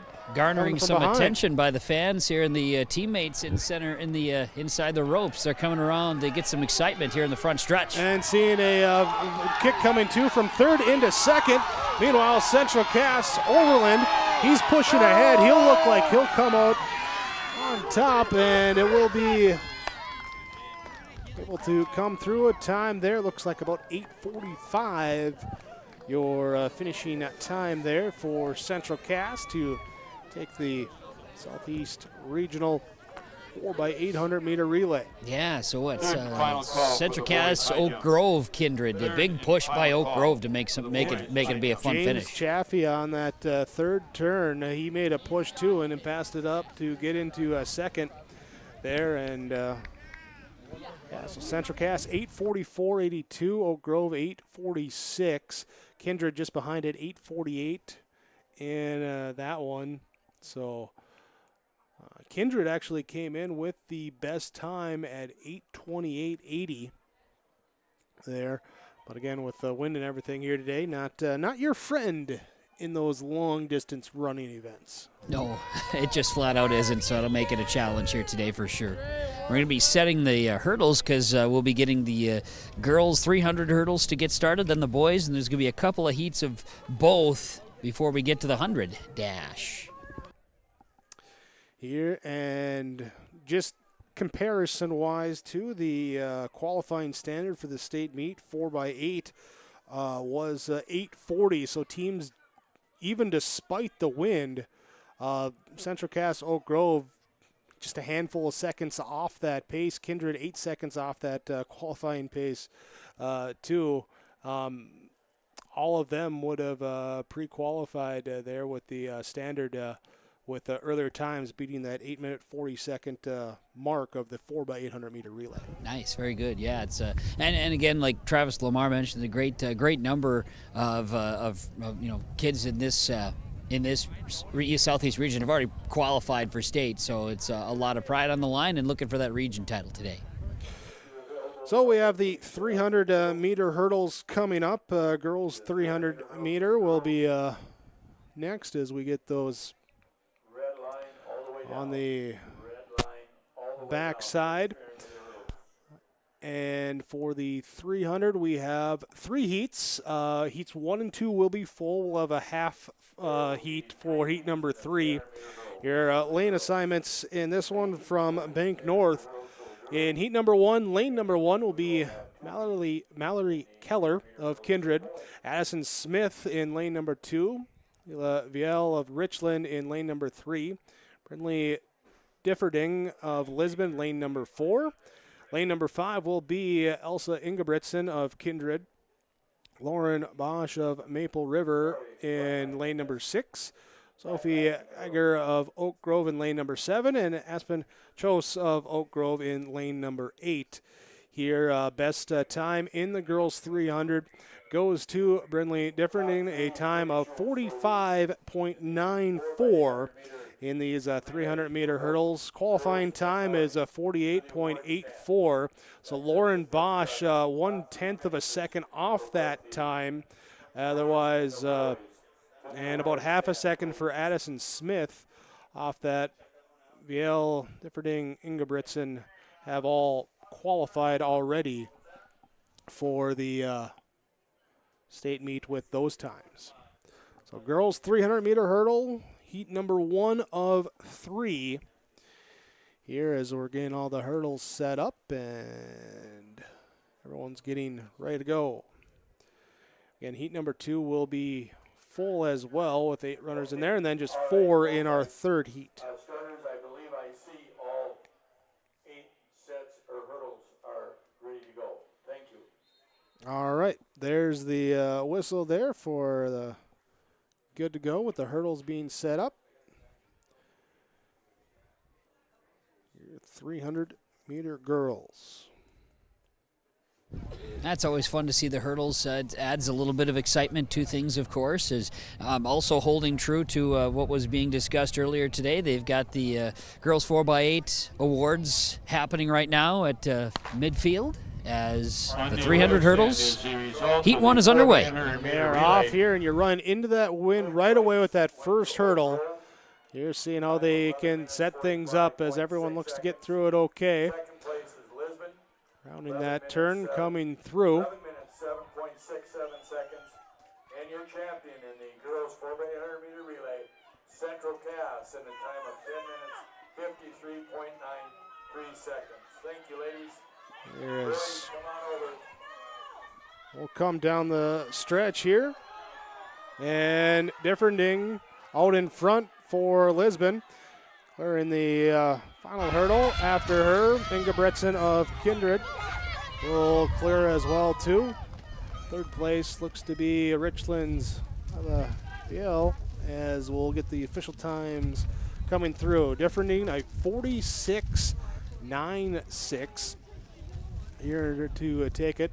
Elsa Ingebretson 48.21, 50.07 for Lila VL. Aspen Chose 50.41. Actually beat her time coming into this one. Came in with a 50.43. Beat that by 2/100ths of a second there. Lauren Bosch of Maple River 51.7 in that one. So on to heat number 2. This will be Haley Quall in lane number 1 out of Lisbon. Kaylin Goldsmith of Kindred in lane number 2. Shanna Butke of Oaks in lane number 3. Stella Viel of Richland in lane number 4. Emerson Merkel of Ellendale in lane number 5. Northern Cass's Marley Wilner in lane number 6. Mia Wakana of Ellendale in lane number 7. And Stella Burchell of Maple River in lane number 8. Anywhere from seniors to 7th graders in this heat number 2 of the girls 300 hurdles, and your best times in the girls 300 hurdles, we saw that in our first heat. So second heat here, you've got a couple kind of that middle there with Stella Veely from Richland, like mentioned, and Ellendale's Emerson Merkel coming in with the best times in qualifying. A couple just off of that first heat as we see them round the corner here in turn number 4 coming through. Down the hurdles they go. Here in it, looking like Merkel of Ellendale and Oaks Butke. They're trying there as they get over the final hurdle, and a little bunched up there in 2, 3, 4. But was official time here of, where are they gonna time it out? They're going to say Butke at 52.26. Stella Viel at 53.32. Emerson Merkel 53.39. Kaylin Goldsmith 53.95. And Marley Wilner 54.18. Stella Burchill 55.72. At the start where you start the 100. Also 55.75 for Mia Okana there in that second heat. Third heat now for scheduled runners. Liv Satram of Maple River. Paxton Kirscherman of Barnes County. Hannah Bassett of Maple River. And Grace Lamar of Central Cass, the listed runners here for heat number 3. As they are off, and looks like we're just going to have two of them in there. here, so a couple scratches.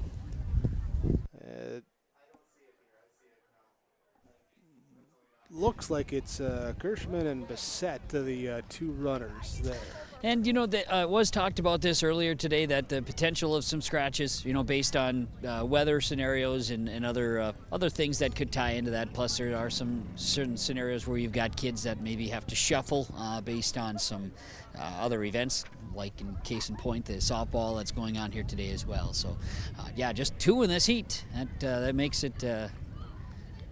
it lonely out there for the runners. Well, the focus is all on you.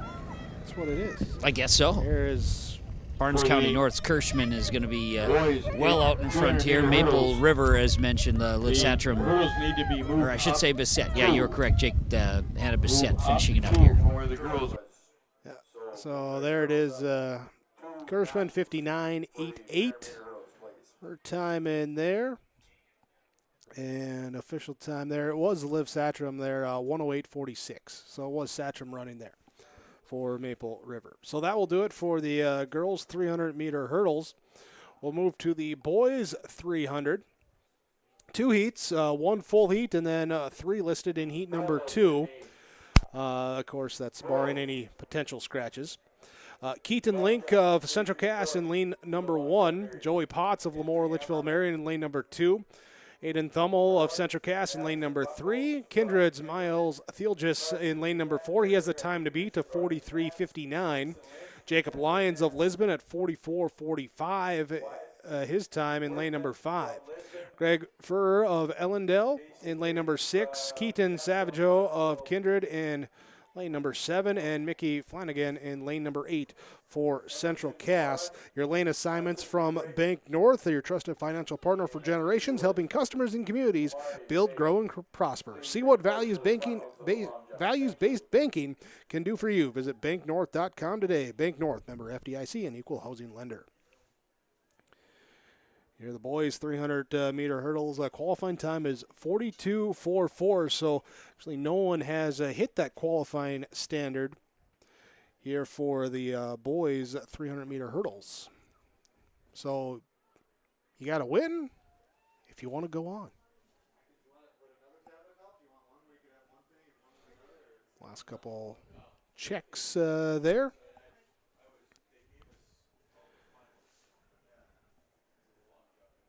And again, the 300-meter hurdles there. Top time goes to Brinley Differending, the sophomore out of Lisbon. Here she'll get to head to that. Okay, they did announce we will have 2 heats for this, so it looks like we'll have everybody in there. Then we get to everyone's favorite, the 100-meter dash, coming up next. That's little Jake's favorite. Yep. Big Jake prefers the 110 hurdles, Yeah. Little Jake, though, he likes the 100-meter dash. It's his call.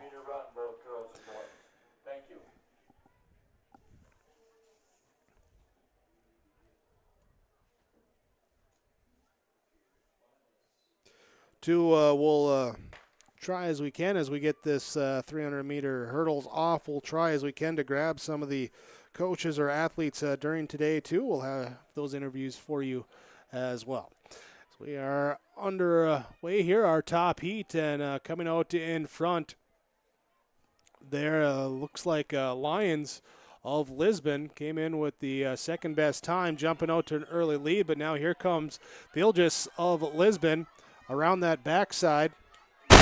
Here as there will be shoulder to shoulder here. A little stumble by Thielgis after that hurdle will allow Lions to get a half step ahead, and it will be Thielgis, though, with a kick going in the last hurdle. They'll both clear it, and it will be Miles Thielgis just edging out Jacob Lyons on a close race. Came in close time-wise and finishing close as well. Thielgis came in with a 43.59. He ran a 43.39 here today to beat that time.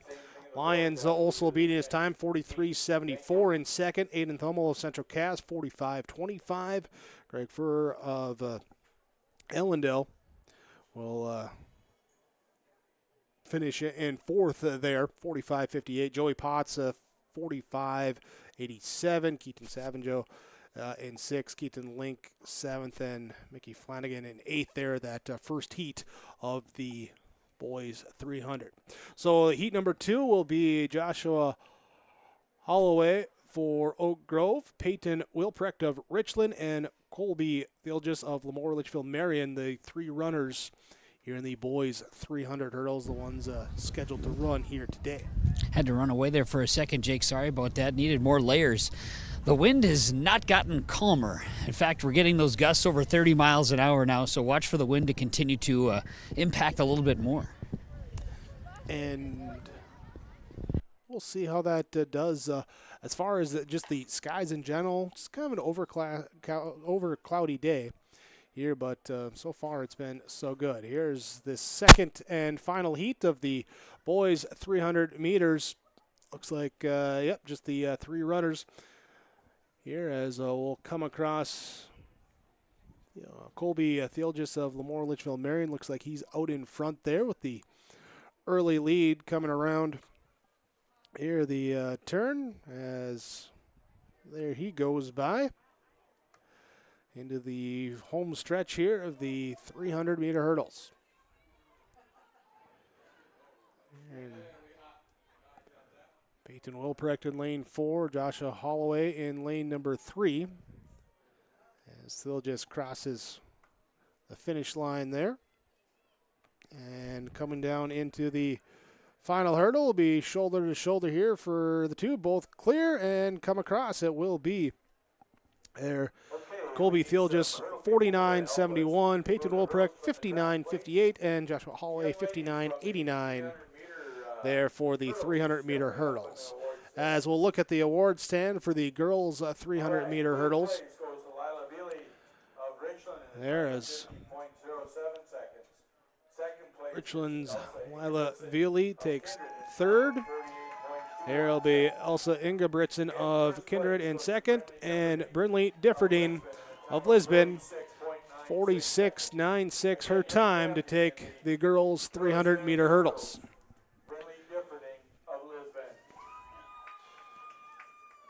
Here's your next event here. Will be the 100-meter dash. And for the 100 on the girls' side, we have 7 heats scheduled up for the 100. And it begins here, your top heat with Mackenzie Meyer of Central Cass in lane number 1. Elizabeth Clevin of Maple River in lane number 2. Will be Aubrey Lynn of Oak Grove in lane number 3. Grace Lamar of Central Cass in lane number 4. She has a time to beat of 12.20 here in this 100-meter dash. Jalen Bersha of Edgley Calm will be in lane number 5. Nika Lesko of Lemoore Litchfield Marion in lane number 6. Olivia Severson of Central Cass in lane number 7. Ellie Hankey of Kindred in lane number 8. 100-meter dash qualifying time, 13.04. Everyone in heat number 1 has already made the state to meet. And that happens sometimes in this region. And so that'll make it very exciting. We should have a really good competitive run. 3 people from heat number 2 have qualified as well, so 11 runners from the Southeast region have already qualified for the 100-meter dash there at the state meet next week. Should be a fun time at the Community Bowl, huh? It should be. So, and this first heat top time coming in of 12.2 by Grace Lamar. Your slowest time was 12.93, so 7/10 of a second is your difference maker here. So, as we get set up on that starting line. Again, your champion in the boys 300-meter hurdles, Miles Thilgis of Kindred. They're announcing Miles Thilgis, your 300-meter hurdle champion there. Again, that done, and now they're set to go as the gun goes up. And they are off there in the 100-meter dash. Coming out, tight grouping here as expecting this first heat, but now coming through in the middle. There with Lamar and Bursch battling, but it will be Lamar coming out on top. As I mistimed that finish line camera. there, but Grace Lamar, 12.28. Aubrey Lynn Teagan, 12.44. Jalen Birch, 12.48. Again, I'll just Galesko, 12.57. Olivia Severson, 12.76. Allie Hankey, 13 even in that 100 meter. And Elizabeth Clevin, 13.03. And rounding out that first heat there for the 100-meter dash. That was a fast run, Jake. Just everybody all kind of lumped there. There's not much separating each one there. So impressive stuff, and great to see the top runners. And like you mentioned, all of them have had already qualified for state. Oh, and Mackenzie Meyer there, 13.09 there, that final slot. Here's heat number 2. Paisley Herbs, Ava Cryer, Maya Olson, Cadence Hussar, Lyndon Bronski, Symphony Nitschke, Sophia Satram, and Izzy Thompson. They're 1 through 8 are your lane assignments. Gun is up. Runners ready, and they are off here as we'll group it up here. But on the outside lane number 8, here comes Izzy Thompson with a push. She works to the top. Maya Olson there in lane number 3, giving a run as well, too, as they cross. It will be Cadence Hussar of Northern Cass edging out Izzy Thompson there. Hussar with a 12.95. Izzy Thompson with a 13 even. Symphony Nitschke a 13.23. Lyndon Bronski 13.24. Ava Cryer 13.41. Sophia Satram 13.64. There. And Paisley Herbs 13.78 in her time. Hussar was probably the last 25 meters, Jake, that she really pulled. And impressive stuff. Again, good run there. And now you've got these next 4 heats, I guess, right? The next 4 heats. These are all that they need to get a big push in order to come through. But I tell you what, they lump together. Heats 3 and 4 still have some really, really good times there. But no, they're gonna have to really utilize the little bit of extra oomph they get today with the wind behind them a bit. Tacy Poppy will be in lane number 1. Carly Ryder in lane number 2. Emerson Schwab in lane number 3. Hudson Ubrig in lane number 4. Cameron Melander in lane number 5. Katie Christensen in number 6. Madison Buckles in lane number 7. And London Nelson in lane number 8 here for heat number 3 of our girls 100-meter dash. As the gun... Not yet. Now it goes up. And they are off, coming through here.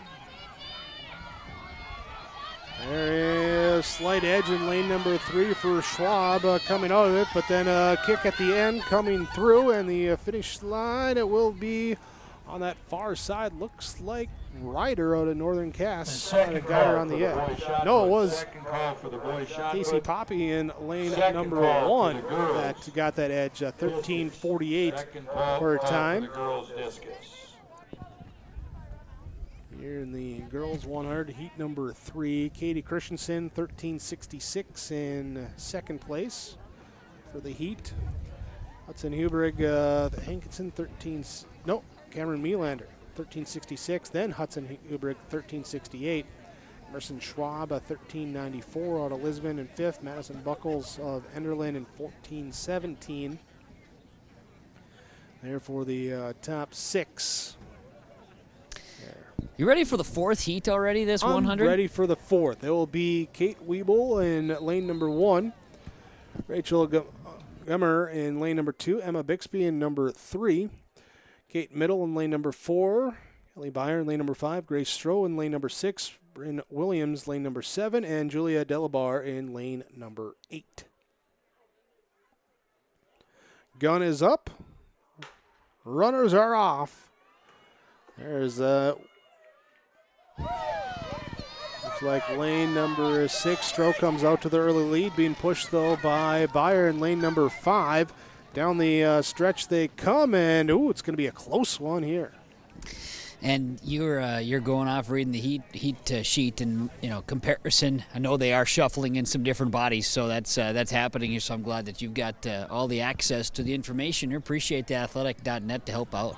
Rachel Gamar 13.95 to take first place. Grace Stroh, both of them out of Lemoore Litchfield Marion, 13.96 right behind each other. Kelly Byer, Barnes County North, 13.96 as well. It'll be Kate Middle of Capstone Classical, 14.26. Julia Delabar with 14.36. Bryn Williams of Weimar Lidgerwood takes 6. And Emerson Killeran of Maple River in 7th there for that heat. Williams with a 14.40. Killeran with a 14.55. And Kate Oibel of Northern Cass, 14.56 there for heat number 4. Heat number 5 of 7. Molly Berg in lane number 1. Leona Leal in lane number 2. Elsa Grossman, lane number 3. Emerson Killeran in lane number 4. Molly Welch in lane number 5. Whitney Maher in lane number 6. Madison Hennessy, lane number 7. And Signe Holland in lane number 8. So they are off here, and looks like Berg, DNS, they're off that one. They're in lane number 2. Wipe her off. So we'll just have the 7 runners in this one. And top time here will go Elsa Grossman, a 13.87, followed by her teammate Molly Welsh, a 14.09. Kenley Allen of Richland, 14.22. Ayana Belial of Kindred, a 14.57. Madison Annison of Maple River, 14.8. Shylin Mendewalt, 16.09. They're in 6th place there. As we get set here for 6th right and away final here to 6. Maybe moving a couple people up with some scratches there. We might have a 7th heat. We might not. But Evelyn Johnson will be in lane number 1 here, as it will be shuffling around. Brianna Broughton, lane number 2. Natalie Bergstead, lane number 3. Bannox Hirschman there in lane number 4. As we go off here. Lane number 5, Alexis Nauman. Sophia Hannon in lane number 6. Bill Malkin in lane number 7. Peyton Johnson, lane number 8. So did shuffle some things around in this heats here, but Hirschman will take the time, a 14.87. Molly Bergstead, 15.6. Alexis Nauman, 15.87. We have 8 heats. Brian Broughton, 15.95. Haley Malk, 16.22. Yeah, Hannah, there's 16.73. Here, so Evelyn Johnson will be 16.76, and we'll move on here to our boys 100-meter dash as well. 8 heats in the we boys. get 19.08 for Peyton Johnson, her official time coming through. All right, 8 heats of boys 100. And it starts here with Joseph Kramlich in lane number 1, Miles Stroh in lane number 2, Gunnar Thielgis of Lemoore Litchfield Marion in lane number 3, Cole Onstead, lane number 4, time to beat of 10.88 right behind him, Seamus Kelly of Lisbon, 10.96 in lane number 5, Jack Beer of Grove in lane number 6, Sawyer Hess in lane number 7, and T. Silling yep. there in lane number 8. T out of Maple River. You've got juniors and seniors making up this first heat in the boys 100, and the best, fastest times. Then you go heats 2 and 3 are pretty close, so that's going to be a good jam as well. And then you get into the additional out of the 8 here today for the boys 100. And again, these first 8, they've all qualified that standard time of 11.44. They've all beaten it on the season. Gun is up, and they are off. Here as in that middle pack there, lanes 3 and 4. Here's a good push in lane 3 from Gunnar Thielgis as they come across, and it'll be Thielgis. He'll take it. The 3 So Gunnar Thiel just 10.84.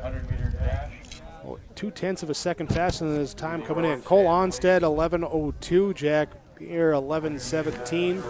Jameis Kelly, 11.18. Miles Stroh of 11.31. Diesel in there with 11.51.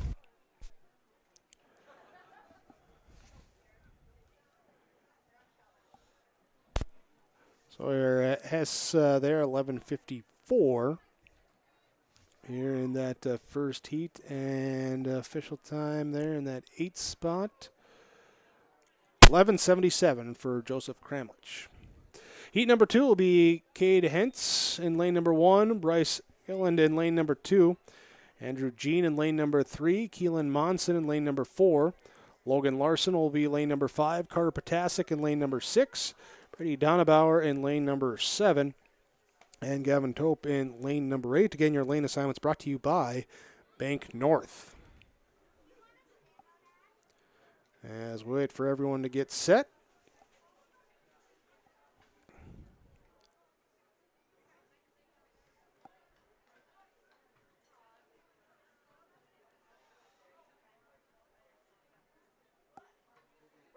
Just stay there, ladies. Please, stay there, ladies. Here this heat number 2 of the boys 100 meter. As they are off, here lane number 3, that's the fast one right now, as Andrew Jean comes out to the early advantage. And it will be Jean with the lean, taking the second heat, time of 11:43, just snuck under the qualifying time of 11:44. How about that? And a couple of nice, just for him too, just a couple of good strides ahead of everybody else and just kept it strong. Great finish. Logan Larson, 11:74. Carter Potasic, 11:86. Gavin Tope, 11:90. Cade Hentz, 11:91. There as Brady Donabauer, 11:92. And we'll see here official times coming through. And we'll have to see if there's anything with wind aid or anything that how that affects any times. But as far as the raw time, but they're able to get under there for Jean to advance. Heat number 3, J.J. Heminger in lane number 1, Alex Lewin in lane number 2, Wyatt Degenstein in lane number 3, Trace McGowdy in lane number 4, Jackson Cryer in lane number 5, Gabriel Gruba in lane number 6, Cody Briggs lane number 7, and Lane Watterson in lane number 8.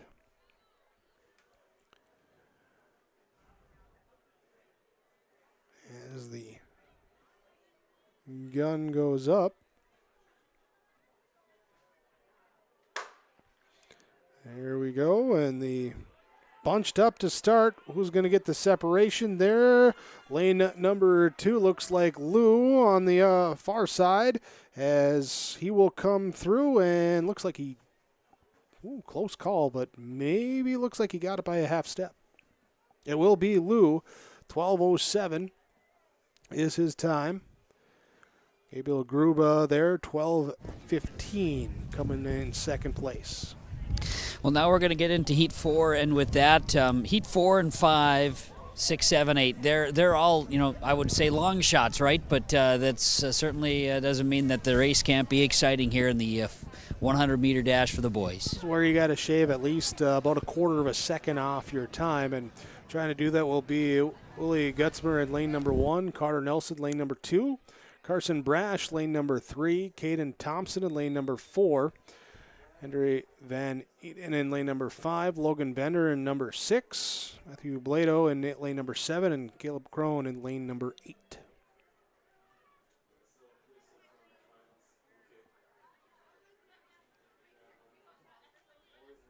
There's that gun goes up.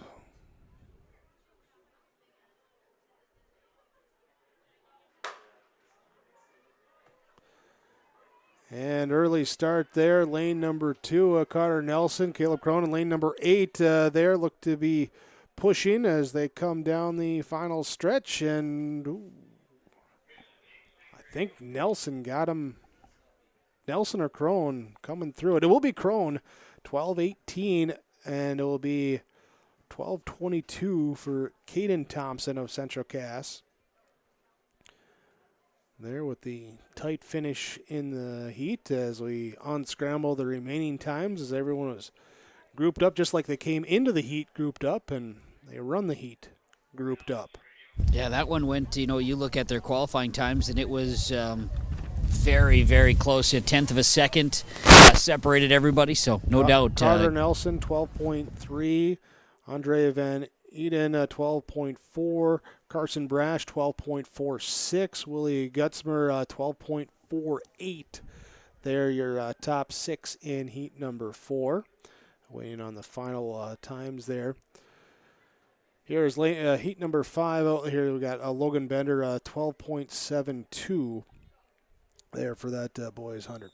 Hunter Domir in lane number 1 of heat number 5. Jonah Thompson, number 2. It will be Parker Anderson in lane number 3.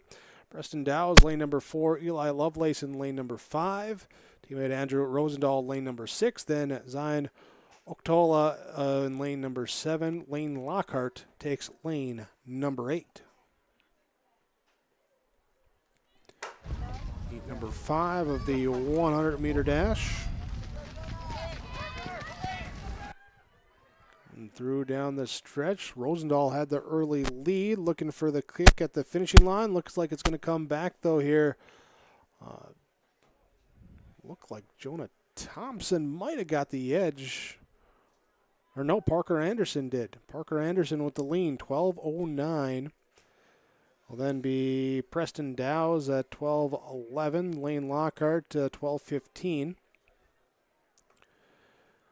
Here are your top 3 of that heat number 5. Andrew Rosendahl, 12:31. Zion Octola of Oak Grove there, 12:33. 12:33 as well for Hunter Domeyer.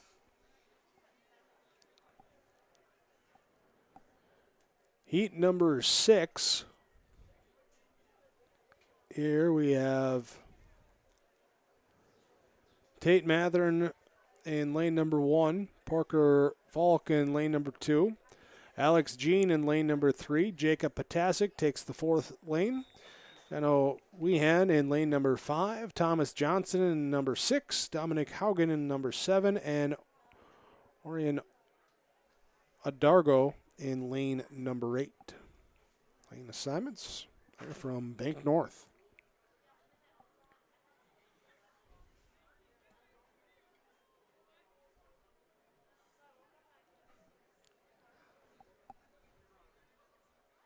Double checking, yeah. It looks like everyone is in this heat here as they are off.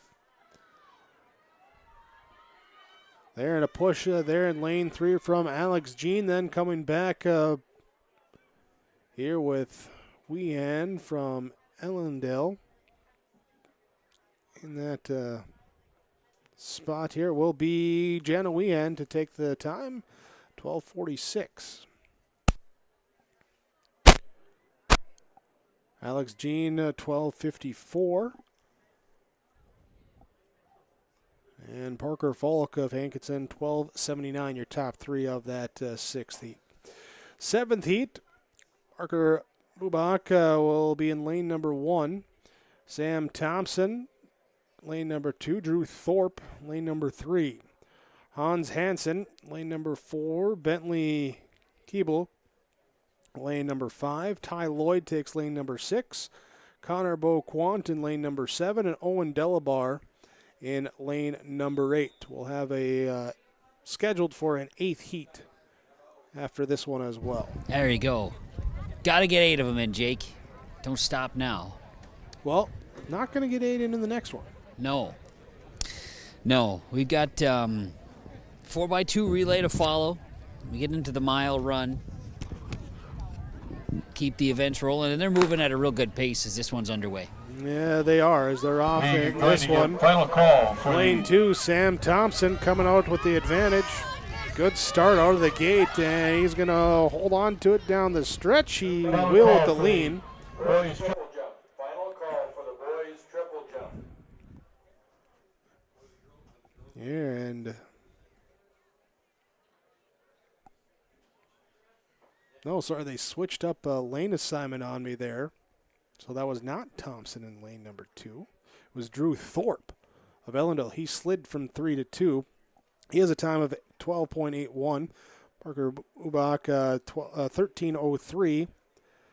Will be Hans Hansen, 13.07. Here for third place of that 7th heat. It will be Bentley Keeble, 13.42. Ty Lloyd actually in 4th place with 13.34, then Keeble. Connor Beauquant, 13.67. Again,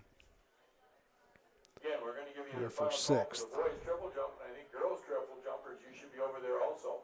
So triple jumpers, please Trevor report to that Lee area. will be in lane number 2. Jaden Krake in lane number 3. Taylor Fletcher in lane number 4. Gavin Root in lane number 5. And David Okumba in lane number 6 here for this final heat of the boys 100 as they go off. And they're a big lead right out of the gate. And motoring all the way in here for the time there. Second call for the Like Trevor Lee, 12.09. Taylor Fletcher, 13.41. Gavin Rood, 13.74. And Jaden Krake, 15.12. Finished there in the boys 100. So that will finish up the boys 100 meter relay. We're going to get set for the girls 4x2. Girls 4x2 coming up. While they do that, let's take a look here at some of the field events in progress here. Boys high jump. Luke Solheim of Kindred, a height of 5'8". Also Owen Latissa, Hayden Enger, Tristan Lokes, all 5'8" as well right now for the boys high jump. Here, checking the girls high jump. Mari Pape of Oak Grove, a height of 5'2". Leela Viel, 5'2". These are final results as well. So Poppy will be first there in the high jump. Viel will be second. Here's we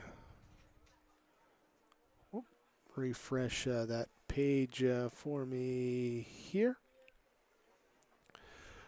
Mason Lynch of Central Cass, Madison Buckholz of Enderlin taking third, fourth, both hitting 5 feet.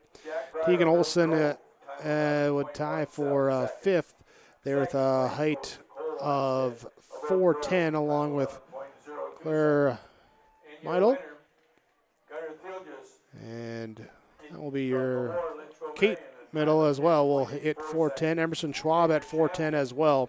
They're your top 8 all there for the girls high jump. Those final results in that one.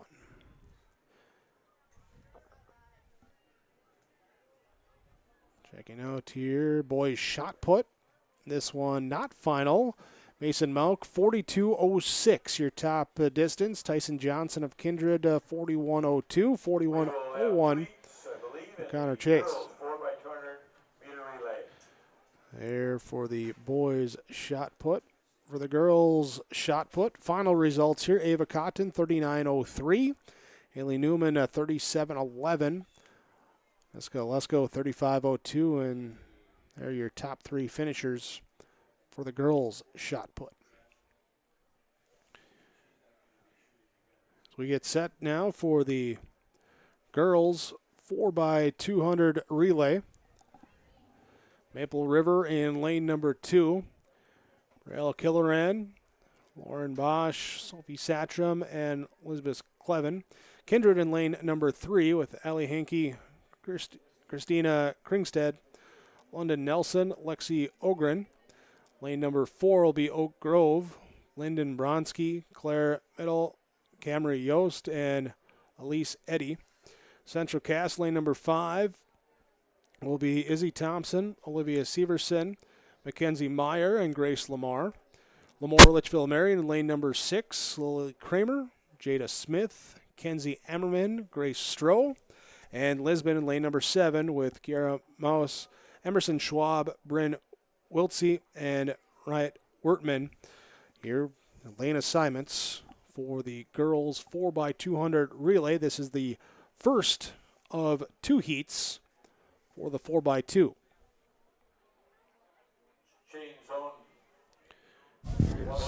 Like you mentioned, best coming in, Oak Grove and Central Cass, 147, 34, and 84 respectively. So should be fun. You would anticipate kind of those middle 2 being the big dogs. So we'll see what happens. As we get set, there's the mark.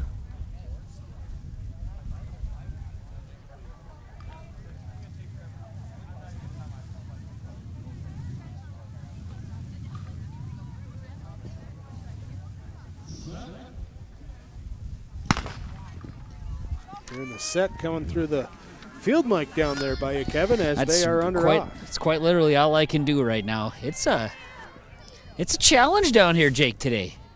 The wind and the noise and stuff, but I can give you some natural sound every once in a while. You like a challenge there. It looks like Central Cass there with Izzy Thompson. Good kick there in lane number 5 to get started here in this 4x2. Here's a handoff. Coming through now around the 3rd turn. As there they come through. Central Cass, they're still in the lead. Going to hand off for the 3rd leg there as Mackenzie Meyer will look to take the baton. Top side there, Lisbon, lane number 7, Emerson Schwab to Bryn Wiltsey. Down below, Kindred there as London Nelson will take it there for 3rd. Kind of grouped up there in 4 and 5 as we get a push there. Looks like Lemoore Litchfield Marion jumps across there with Ammerman. Able to get in front though, but a big lead up in front here for Central Cass. As it's taken here from Meyer, and she'll give it off to Grace Lamar for the final leg as they do get the handoff, and Lamar comes around that 3rd turn. Building a big lead, extending it out here.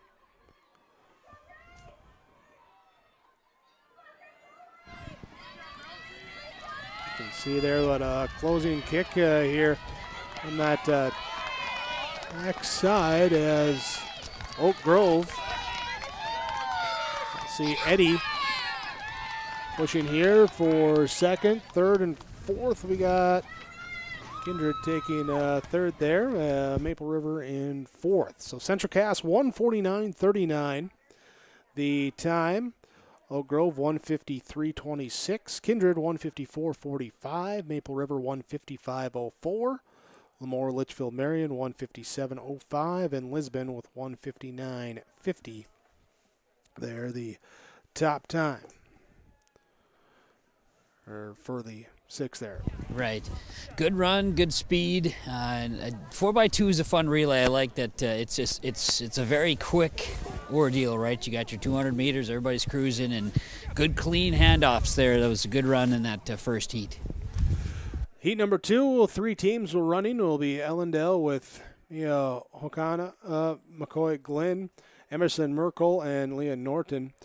Sargent County will be in lane number 4, Emma Bixby, Molly Berg, Haley Vingston, and Brooklyn Fearson in the anchor spot. And Wyndmere Lidgerwood in lane number 5 with Jenna Quam, Maddie Fowler, Bryn Williams, and Jalen Herbernson. The 4x2 heat number 2 runners. Boys 4x2 coming up as we will have 1 heat of the boys 4x2. On your mark.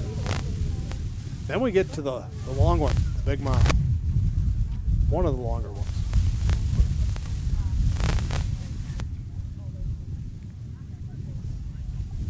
Set.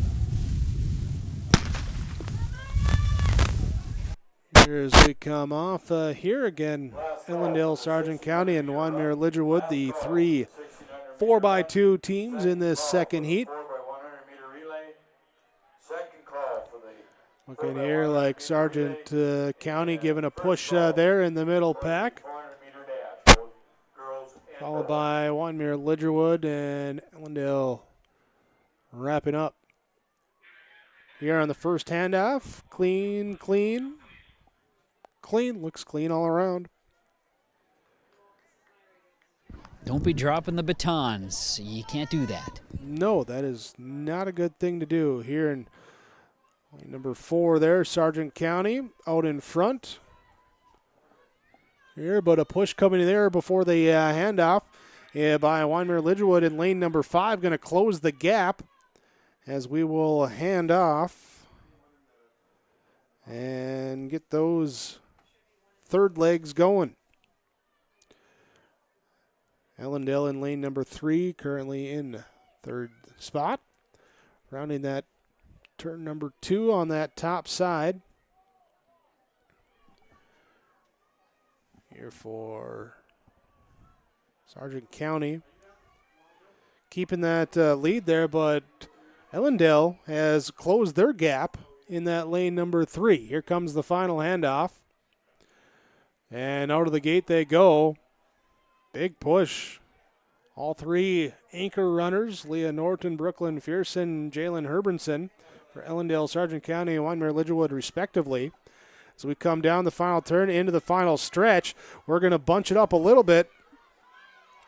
Here, trying to keep that lead out front. Here comes the push, though, from Wanmere Lidgerwood on that lane number 5. Sargent County trying to take him off as, there, Kevin, you might want to go check that finish line camera as it kind of blacked out on me there. Oh, no. Yeah, if you can go do that. But Sargent County will hold on, take it 2:02.65. Wanmere Lidgerwood 2:03.04. Ellendale 2:03.84. There are the finishing times in the girls 4x2 heat number 2. There, so Central Cass will take the 4x2. Boys 4x2. Heat 1 are only heat. Lane number 2, your lane assignments from Bank North. There, visit banknorth.bank today. Member FDIC, an equal housing lender. Lane number 2 will be Lisbon of Seamus Kelly, Evan Tui, Cam Cordero, and Cruz Rinke. Oaks will be in lane number 3, Carter Potasic, Tristan Lokes, Zane Awander, and Case Awander. Kindred in lane number 4, Clayton Althoff, Miles Thilgis, Brock Johnson, and Sawyer Hess. Lane number 5 will be Alex Liu for Oak Grove, along with Brady Donabauer, Will Ness, and Candom Oltvet. Wanmere Lidgerwood in lane number 6, John Dexter, Austin Connery, Owen Ladisau, and Logan Larson. Ellendale in lane number 7 of Braxton Hokana, Riggin Sand, Josh Myers, and Jano Wehan. Hey, Kevin, we got our finish line camera back. So we're back there. We got it. We're connected. I think you're good now, huh? Yeah, we're good now. Okay, good. We're good. We got it back. Look at us. Yeah. Here, and looks like we're going to have a little change here on the 4x2, showing Lisbon in lane 2, Kindred in lane 4, so Oaks pulling out. Not going to be there. So it'll just be the 5 teams here, Lisbon, Kindred, Oak Grove, Wanmere Lidgerwood, and Ellendale here for the 4x2. Boys, 4x2. And they're going to start getting things lined up. They'll get to the 1,600-meter run, and I know we're going to be jumbled up there with a bunch of runners on for the girls, so look forward to that. I might have to come up in the booth and give you a break for a minute, huh? We're good. Okay, then. You don't want to come down here and be in the cold for a little while? We're good. Are you sure? We're good. Here is the 4x2 is off, and it will be initial leg here is really tough to tell there until you get to that first handoff there of where they're going to be. It's going there, that top side handoff. Ellendale looks clean. Wanmere Lidgerwood looks clean. Down here around the turn.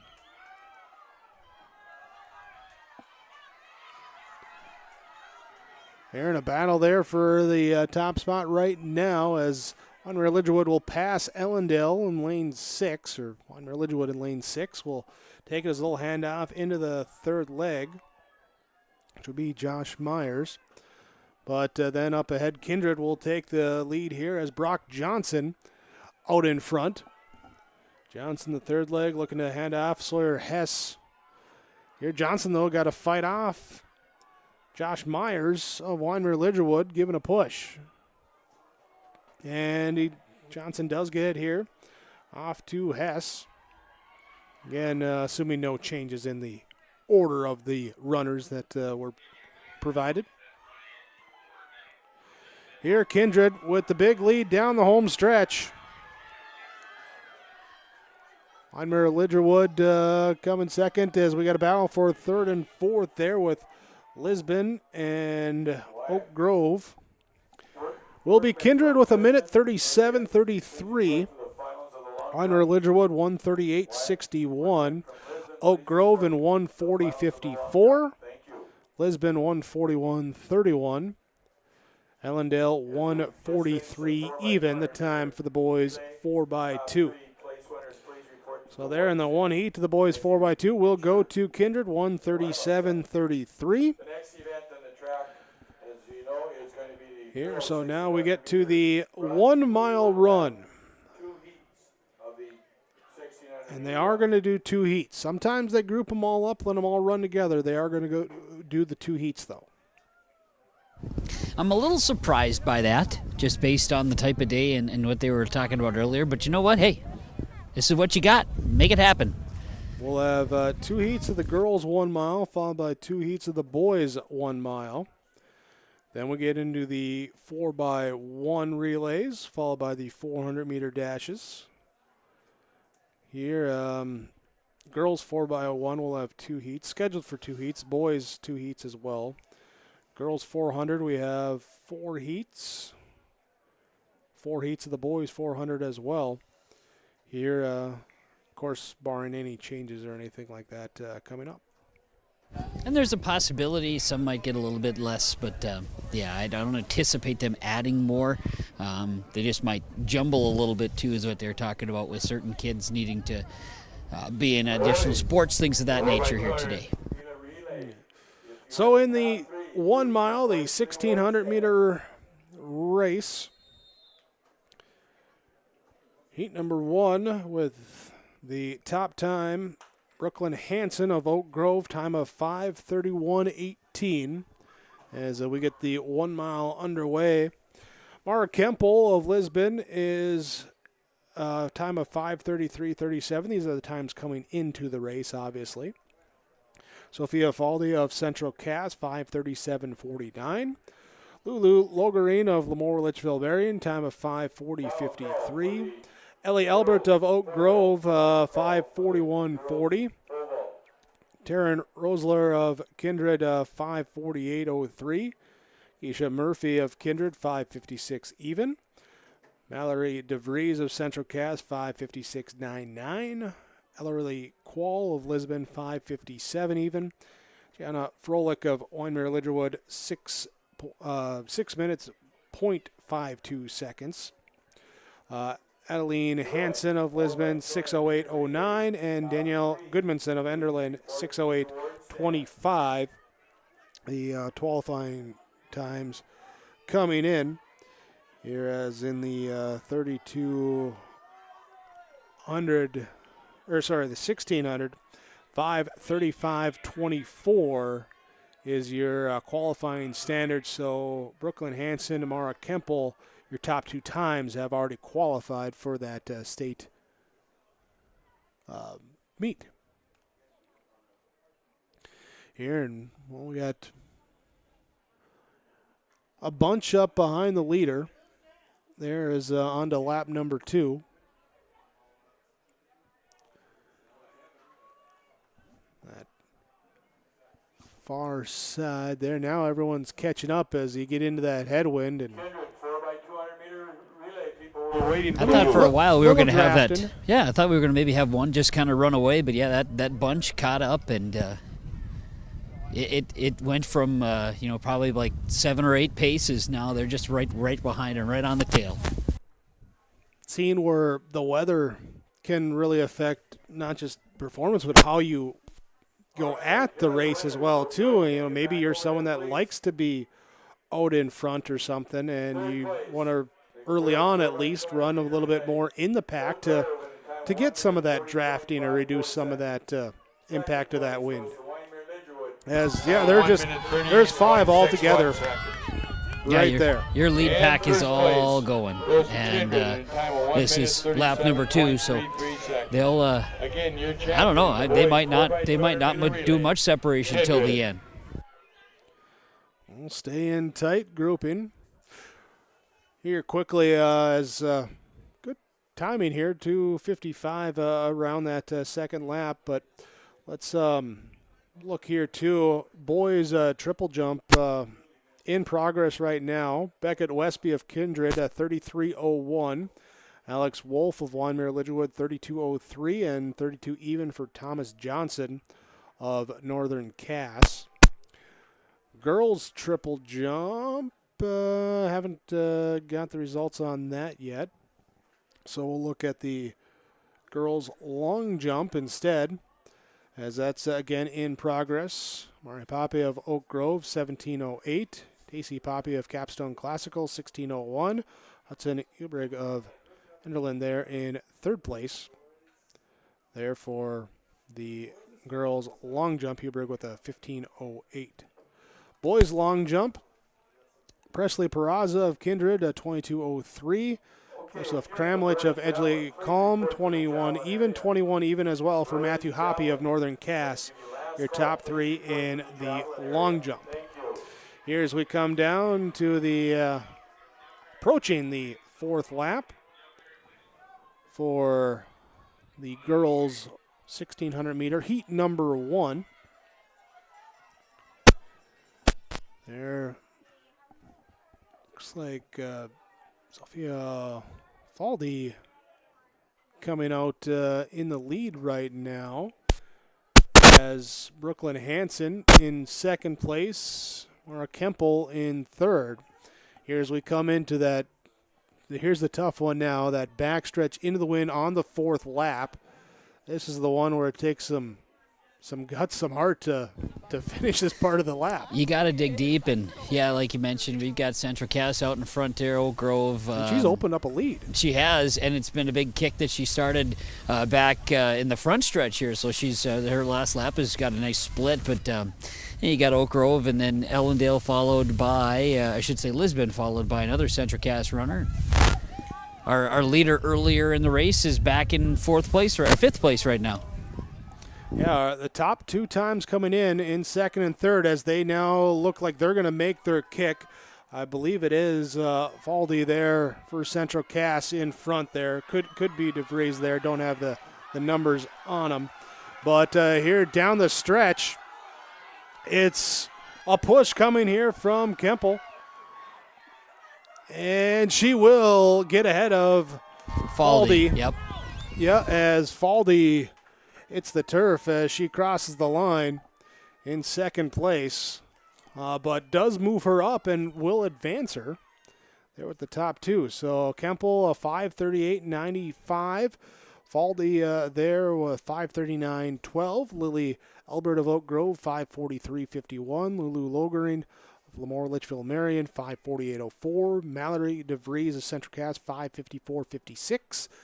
Isha Murphy of Kindred, 5:58.46. Your top 6 times there is finishing out the final lap here. Taryn Rosler, 6:06.66 there for 7th place.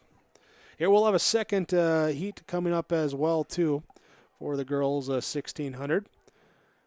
And thanks to Athletic there for the live timing and everything provided to us. Appreciate that. Part of your Dakota Heritage Bank scoreboard. Brooklyn Hansen, a time of 6:23.26.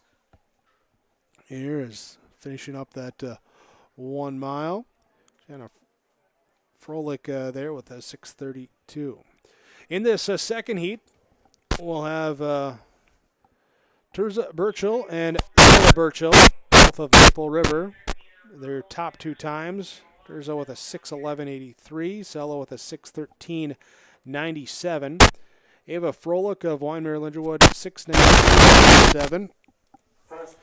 Along with Jocelyn Byer of Kindred, 6:27.30.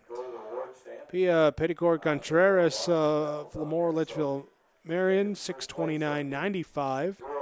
Ina Glauslow with 6:35.66 for Richland. Emma Strand of Kindred, 6:40.09. Ursuline Galinas of Richland, 6:41.89. Nevaeh Mead of Richland, 6:41.98. Macy Atchison of Oak Grove, 6:45.97. And Lauren Holland of Central Cass, 7:44.08. The times coming into the meet here today. Here's, they will again be all bunched up here as the first lap. They go around the 4th turn. Does look like the 2 Burchills from Maple River. Terza and Sela there out in front.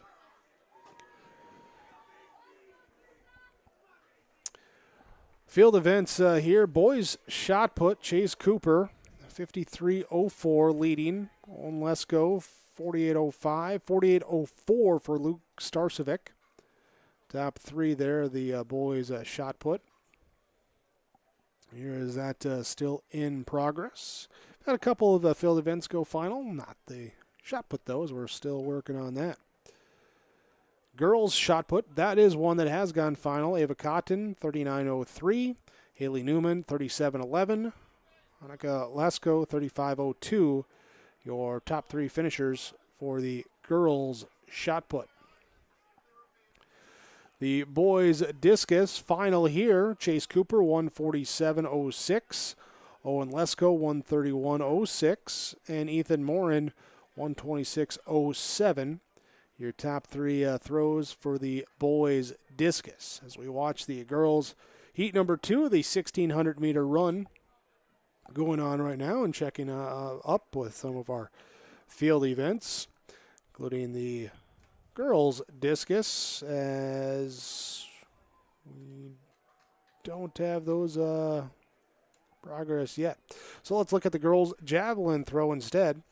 Ava Cotton takes first here. Final results, 1:15.08. Betsy Huber, 1:12.01. There's a Trenbreth in 3rd place for the javelin. There, top 3 finishers here in the Southeast Regional Track and Field Meet. The boys javelin in progress. Jordan Bittner of Lisbon currently at 178.06. Carson Getty of Kindred, 144.02. Teammate Andrew Haley, 143.08. In 3rd place for Kindred, early on in the boys javelin throw standings. Girls long jump final here. Mari Pape of Oak Grove, 17.08, takes first. Tacey Pape of Capstone, 16.01. And Hudson Irig of Hankinson taking 3rd place there for the girls long jump, again with those final results. Boys long jump in progress. Presley Peraza, 22.03. Joseph Kramlich, Matthew Hoppy, both at 21 even for 2nd and 3rd right now in the boys long jump.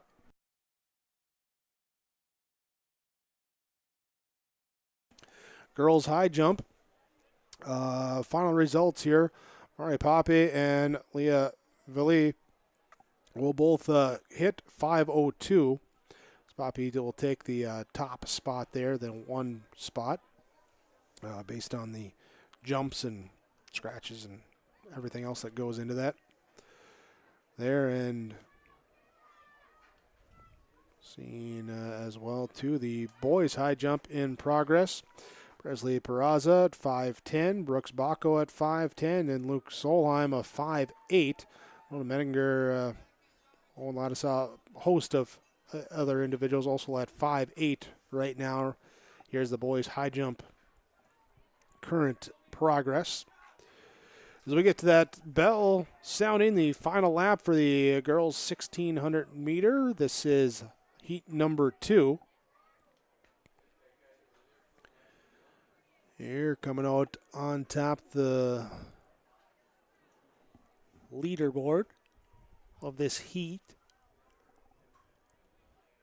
Unable to tell which Maple River runner is currently out on top. Nope.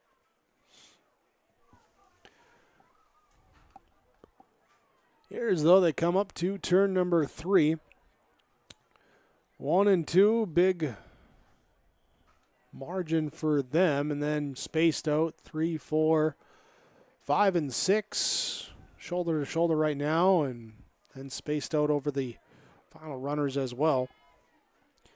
A little difference here this heat versus our top heat, just in how the style of it being run, of kind of bunched up, which this one was bunched up early, but just has really spaced out as the race has gone on. So coming down the final stretch here.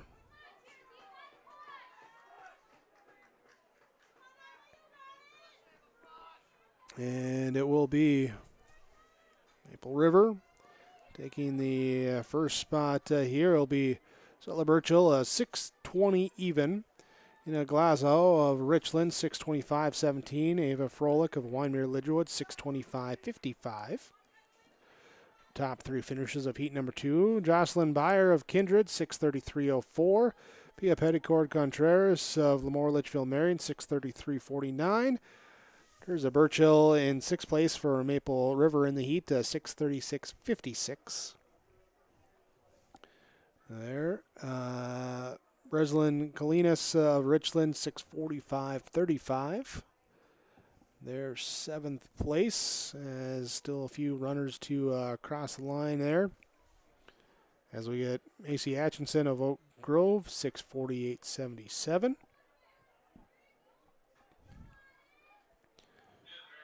Here for the Emma Strand, 7:06.87. Strand out of Kindred. As two final runners to cross the line. Good to see the teammates still running across the field. Continue to cheer them on as they run.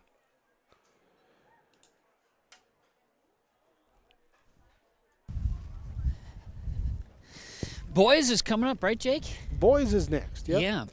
Nevaeh Mead will have a time of 7:32.28 here. And so we come down, this will be Lauren Holland there, the final runner to cross the line on the home stretch here for the girls' 1,600 meter. Boys' 1,600 meter. And Kevin, if you did need to warm up a little bit, there is a spot in the booth for you right now. There is? Yeah. There's space up there for me? There is. I might have to come up there. Yeah, there might be a little spot for you here. Neat. There's a little room there. Huh? I might need to warm up. There we go.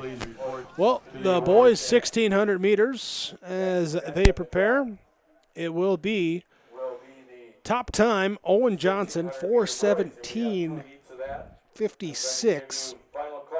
His time. Qualifying time is 4:40, and we have 6 runners that have qualified by standard already. Owen Johnson at 4:17.56, your top time out of Northern Cass.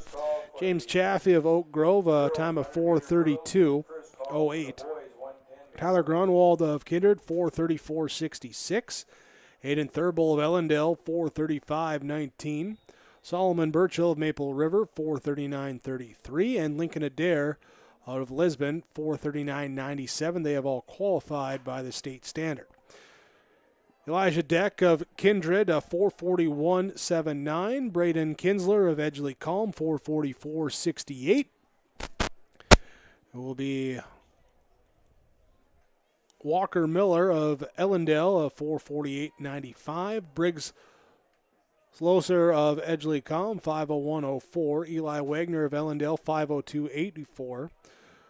Lewis Dawson of Oak Grove, 5:06.90. Lincoln Makaya of Oak Grove, 5:07.72. Sam Krause of Wyndmere Lidgerwood, 5:08.92. And Alex Busen of Oak Grove, 5:08.97. There are your times for the 1,600 meter. First of two heats for the boys. Here as they come around, and Owen Johnson, just based on times here, they're coming in as the top one. He is the leader here as they come to the end of number one, and we get a little push there. Looks like, is that Chaffee there from Oak Grove pushing into number two? Kind of hard to tell. Can't see the numbers from where I'm at on who exactly is who. So, yeah, that would be Oak Grove's Chaffee, and he has taken over now the top spot. There, so he jumps out. Looks like Tyler Gronwald in second place right now. Into the back stretch of lap number two. Looks like they might be trying to build out an early lead and then see how they hang on down their last two. But a strong second lap here for James Chaffee of Oak Grove. And Owen Johnson, decorated long distance runner from the cross country champion to then obviously the 1 mile and 2 mile runs. He's just he's up there, as far as chasing state record type things, and seeing him slip back here now. I'm not sure, why or what, but it's. Now check that. We are. This is. Let's all refresh here. That is Owen Johnson in first place right now from Northern Cass. All right. There's. Yeah, that's Owen in first place. He made the run. Yeah. There you have it. Okay, get that straightened out. All right. Do have Gronwald of Kinder in second, then is that, I was going to say Elijah Deck in third there, but just a passing here, and that looks like, is that Chaffee there in third then that making the run? There's a couple Oak Grove runners in the race, so it's tough to tell. Yeah, we had a couple of them that are at the backside there with Lewis Dawson and Lincoln Makaya. Their bib numbers 11 and 12. But yeah, Owen Johnson, the big run right now out of Northern Cass. He's the push that's coming down the line here. So that's what I was. There was between you and me. Apologize for this little confusion. You shouldn't have any confusion with Owen Johnson, who's pushing right now. Then in third place, Jake. He's running smooth, too. He just looks comfortable despite going with the sleeveless and everything in the cold. He's got it. Just looks in his zone right now. Yep. Push coming right now. This is Ellendale's Aiden Thurber coming in. And then Kindred's Tyler Gronwald in second. Then you've got Braden Kinsler of Edgeley Combe in fourth place right now. Okay, and I'm getting now here that secondary Elijah Deck Kindred would be then in fifth. It looks like they did pull a couple from this heat there as that's coming in now as James Chaffee of Oak Grove is one of those that was pulled out. He came out the second best time.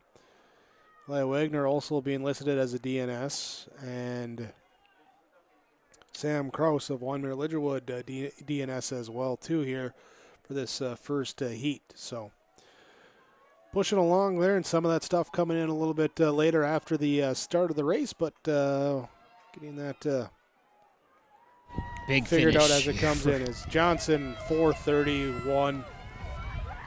Pretty comfortable. 4:30.82, so under 4:31. This is Ellendale's Aiden Thurber coming in second. Nice push here from Edgeley Combs, Braden Kinsler. Then ahead of Tyler Gronwald of Kindred. And then Elijah Deck from Kindred. There, so Aiden Thurber, a time of 4:38.81. Braden Kinsler, 4:47.08. Tyler Gronwald, 4:48.99. And Elijah Deck, his teammate, 4:51.06. Walker Miller of Ellendale, 4:56.14. There are your top six finishers. There's a couple more crossing the line right now, running through that imaginary ribbon. We'll see what the official times coming in for them. As it will be Lincoln Adair in seventh place out of Lisbon, 5:12.32. And, yeah, the signal just to get ready here for heat number 2 as well. Lewis Dawson and Lincoln Makaya of Oak Grove, both 5:14, 5:20, those times respectively. So heat number 2 listed here, it will be, okay, so looks like there's going to be some changes. Busan of Oak Grove, who was listed in heat number 1, shows that he is running a heat number 2, so he is the top time there at 5:08.97 coming in.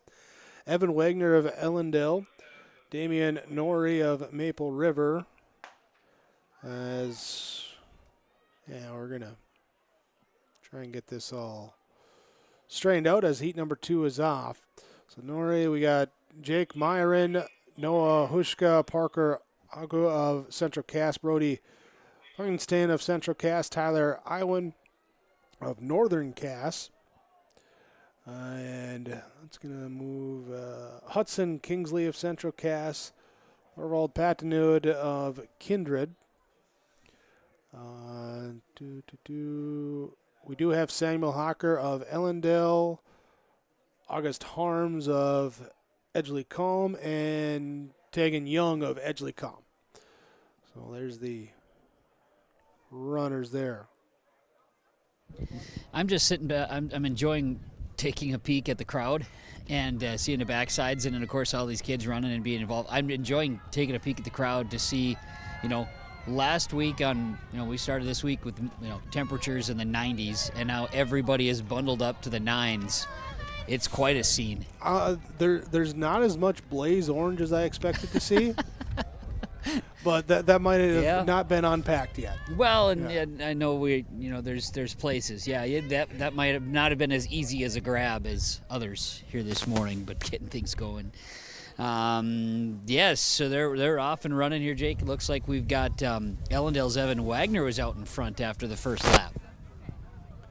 There, so leading there, and then that backstretch 2, 3, 4. Here's a push coming, and Damian Norrie from Maple River. Like Norrie, yep. Getting past there for second. Trying to see on that backside. That's Alex Busan, who was on the program in heat number 1, dropped back here into heat number 2. He makes that push for second right now. And looks like he's continuing to push as well.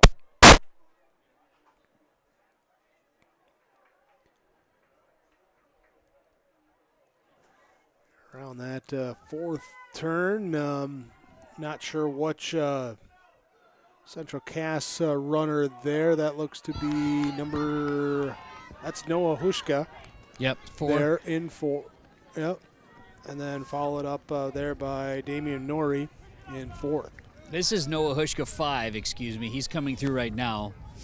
So in front of him was Jake Myron. He's bib number 4. Is Hushka 4? I thought Myron was 3 based on the stuff I was given. Oh, well, it could be different then. Okay. No. We're going to go with what you got. You got officials. They pushed it back there when Busan moved back, so everyone moved down a number. So, yeah, you are right there. Myron there was ahead. Just a quick reminder, there's been a... Yep. I believe you. Was turned into the press box. They said they found it over by the javelin area. If you lost one, you can come up to the press box and identify and claim it. Please use the south door of the press box. Thank you.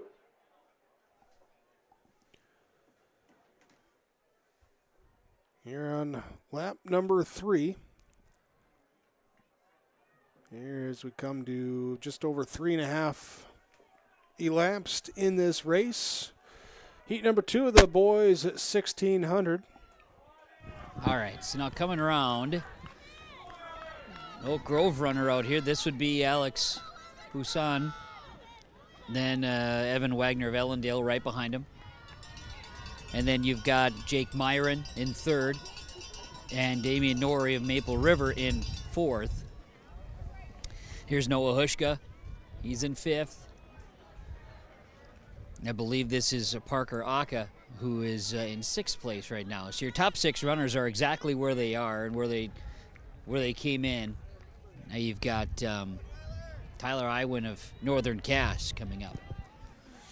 Here on the final lap right now. And girls 4x100 relay is next. We'll have 2 heats of the girls 4x1. Boys 4x1 to follow. There will be 2 heats of that race as well.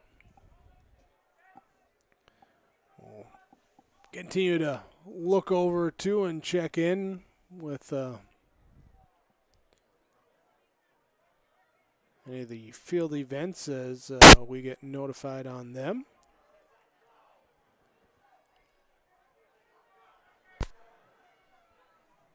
Coming down the final stretch here for the boys 1600, heat number 2. Looks Busan there, but here's a late push coming down the stretch into the final steps, and there looks like we'll pass right at the finish line. It will be Evan Wagner of Ellendale with a late kick, 5:19.13. Alex Busan, 5:19.17. Wow. And just, you know, how it goes sometimes where you just sort of, you fade at the end, and you never know. You got to add as much as you got when you're coming down that last few steps. And great finish by Ellendale. Damian Norrie will take 3rd. Noah Huska in 4th. Jake Myron in 5th. 4:25.84. 5:31.67, 5:35.12 respectively for those finishes. Parker Aku, 5:52.66. For Central Cass there in the boys 1600. Tyler Iwin of Northern Cass, 6:04.18. Coming through there. When you are free, please report. I know you're probably running. Please report to the shot put area. Thank you. One last go to the shot put area. Thank you. You got calls for guys to go through shot put when they're running and everything else. That was one thing they warned about earlier, is that is a realistic possibility, and it sure is happening here as of late. So here, getting ready now for the 4x1. Heat number 1, lane number 1. Winder Lidgerwood with a team of Reese Hosford, Ava Cryer, Bryn Williams, and Paisley Herbs. Lamore Litchfield Marion in lane number 2. Rachel Gamar, Jada Smith, Kenzie Ammerman, Lily Kramer. Edgley Calm in lane number 3. Kate Barnick, Jalen Birch, Ellie Lloyd, and Symphony Nitschke. Lane number 4 with the top time of 49.52. Central Cass, Maya Olson. Saria Olson Tinglestead. Julian Progreba and Harper Ulmer. Lane number 5, right behind their time of 49.52. Oak Grove, Lyndon Bronsky, Aubrey Lintegan, Sophie Geiger, and Claire Meidel. Kindred in lane number 6 with Ashley Haas, London Nelson, Mallory Keller, and Allie Hinke. Maple River in lane number 7, Desiree Komoronsky, Marie Thurer, Carly Holland, and Madison Hennison in lane number 7 there for the girls 4x1. I just won there from Oak Grove. Lyndon Broneski is the name. She's going to be the lead with the first leg. All right, so Broneski there with that first leg, and 3, 4, 5, 6, 7. We got all 7 out there. Our 4x1 coming off. Here's into the first set of handoffs, and good clean exchange out up front. There is Angelique Calm there in lane number 3. Trying to hand off here and get into that third turn. On the edge they go. Into the anchor leg. So look at that turn there. And, there's a drop Got a baton. drop, yep. Oak Grove's going to run away with this thing. Yep. Oak Grove will take it there. Kindred second. Wyndmere Ledgerwood third. So Oak Grove 50.93, Kindred 53.78. Wyndmere Ledgerwood 54.39, Edgeley Calm 54.65. More Litchfield Marion 54.91, Central Cass 55.89. There, and Maple River a time of 1 minute .09. There, that 4x1. Good, the top were the top. I mean, they brought it. You saw a good, just a clean race there for Oak Grove to run away with things in that girls 4x1. 5 of those teams had advanced by the standard time, and will be those 5 going again. Heat number 2, Ellendale. O'Connor, Edelin Thorpe, Emerson Merkel, Leah Norton.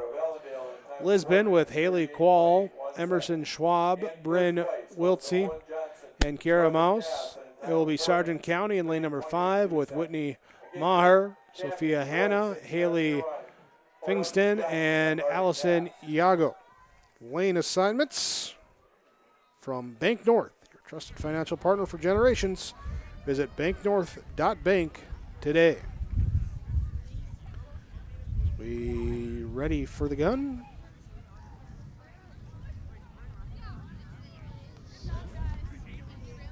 Set, and they are off. Here, heat number 2, the 4x1, just the 3 teams racing.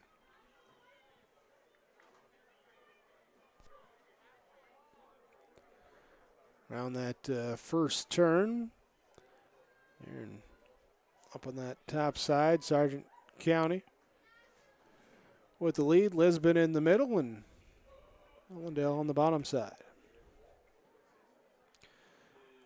Second handoff. Clean, clean, clean. Here's they come around that third turn. Here's a good push coming from behind. There's Ellendale making a run. Lisbon will come out, followed by Ellendale and Sargent County. Look at Ellendale come push, though. Yeah, big push coming here is Iago trying to catch her in the backstretch down the line. Not quite there. It's a good run.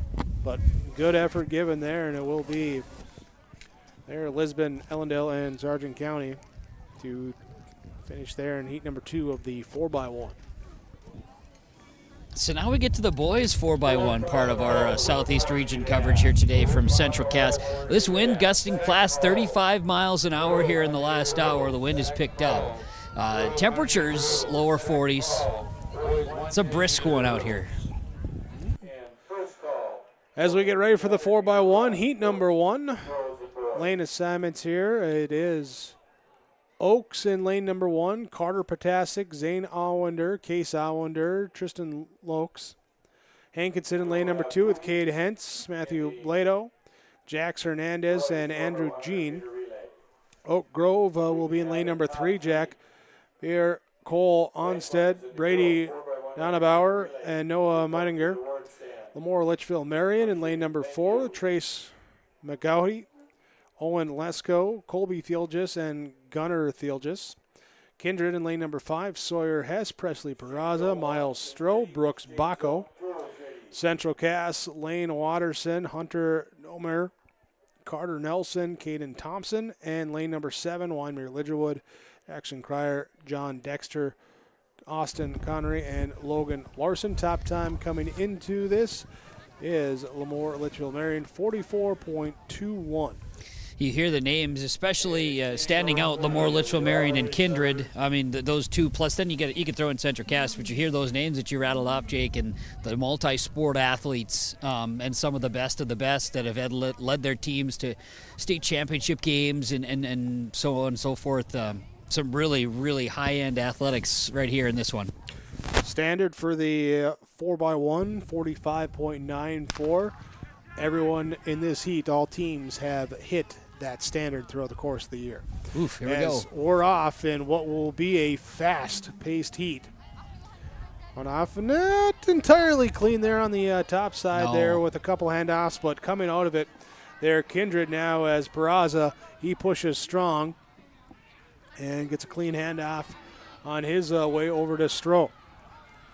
Coming around turn number 3 into turn number 4 for the final handoff. As we check out there, and here on the bottom side there, looks like Oak Grove give it a push. Now here comes Baco with those Marion. long strings, but Litchfield Wow. Marion. Gunnar Thielges. That's a heck of a kick right there, Jake. Thiel just came from third to first. He pushed the gas pedal down and just exploded out of that around that. Good handoff there and let him go. So Lemoore, Litchfield Marion 44-17. Kindred 44-39. Lemoore beat their season time by 4/100ths of a second. Oak Grove 44-41 in third. Oaks at 46-65. Hankinson 46-90. 47-22 for Central Cass, and Wyoming Lidgerwood 48-13. So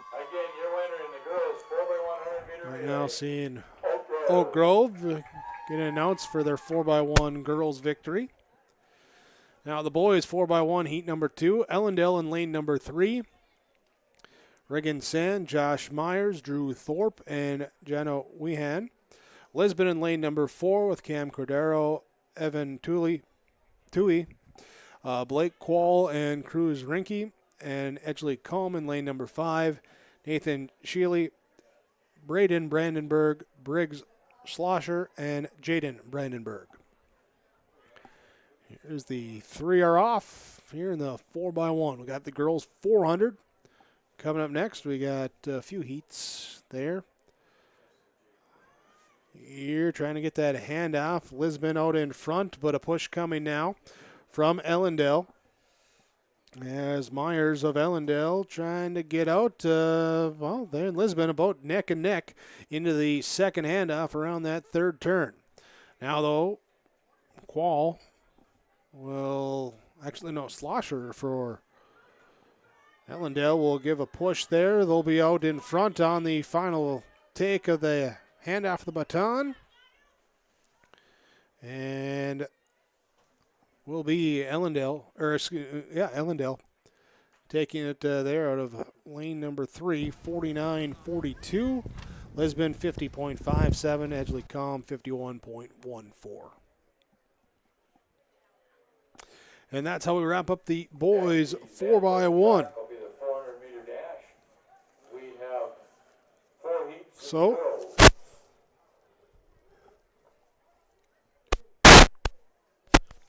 reaching the middle point of the track events right now, the 400-meter dash. 4 heats on the girls' 400 will be heat number 1, lane number 1. Elise Eddy of Oak Grove, Lauren Bosch of Maple River, Addison Smith of Lemoore, Litchfield Marion, Brindley Differdine of Lisbon, top time 101.17.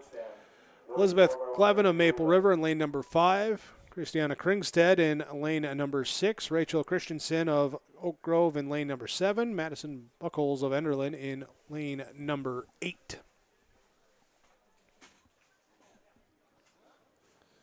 Here's runners get set, and we're off on the 400. And watching the middle there, top time, Brindley Differdine. Second faster than everyone else so far on the year with the top time coming in. She'll come out the first 200, taking the lead. Christiana Kringstead there in second place. Round turn number 3 into the final 200.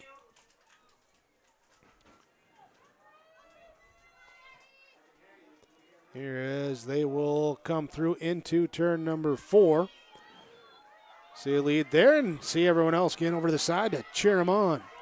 Differendine opening up a lead down the final stretch as she is alone up in front. Here, chance to set her season high if she can get across there, close.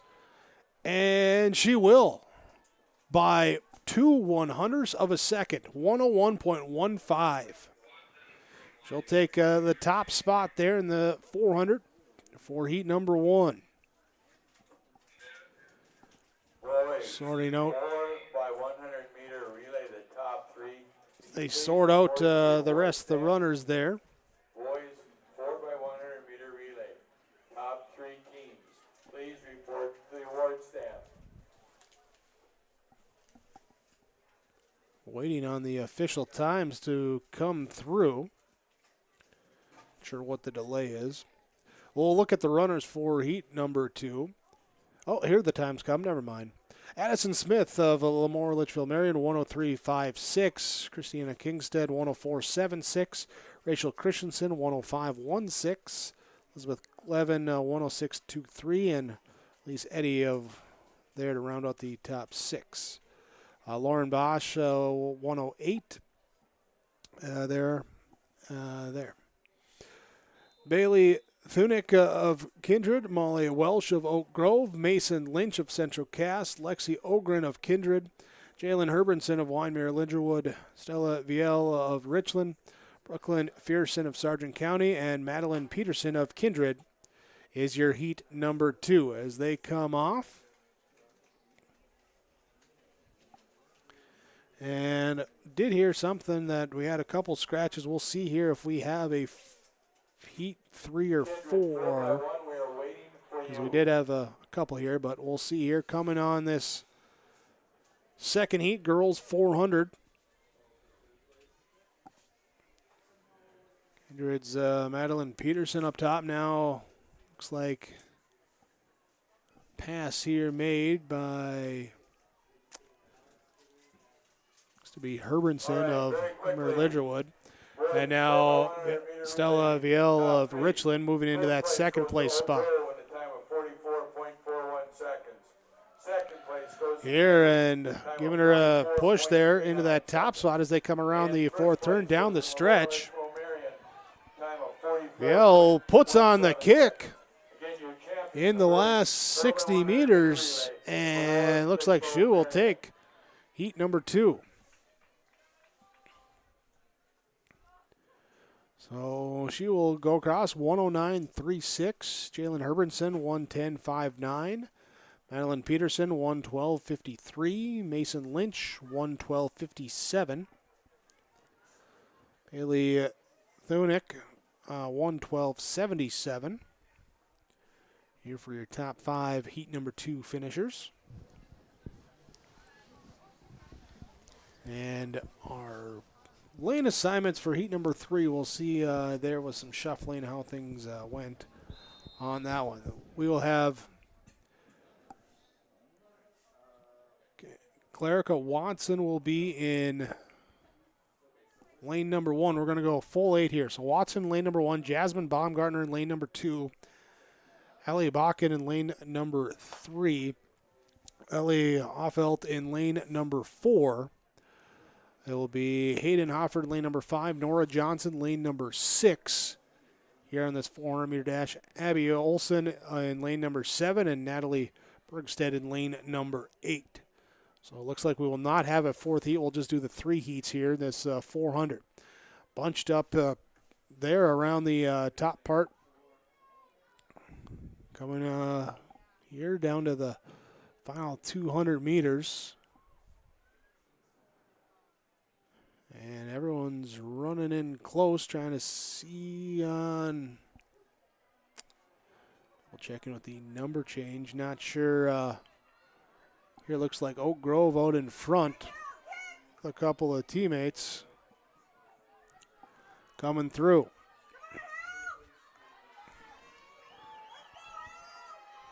Looks like Hallie Bakken out in front. Ellie Hoffelt in second for the Grovers as they will head across the line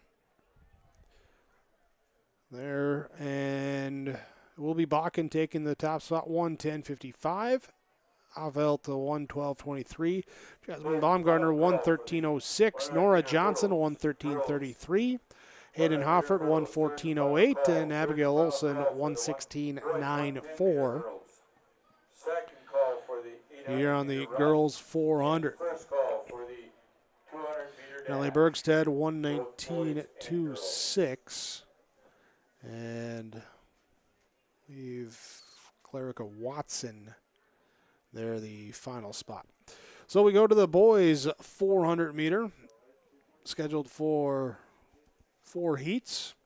In heat number 1, Karsa Gruba from Enderlin, Braden Kinsler of Edgeley Calm, Seamus Kelly of Lisbon, Aiden Thurber of Ellendale, Colson Stahl of Central Cass, Zane Allwender of Oaks, Braden Brandenburg of Edgeley Calm, and Trevor Lee of Northern Cass. Your lane assignments, lanes 1 through 8.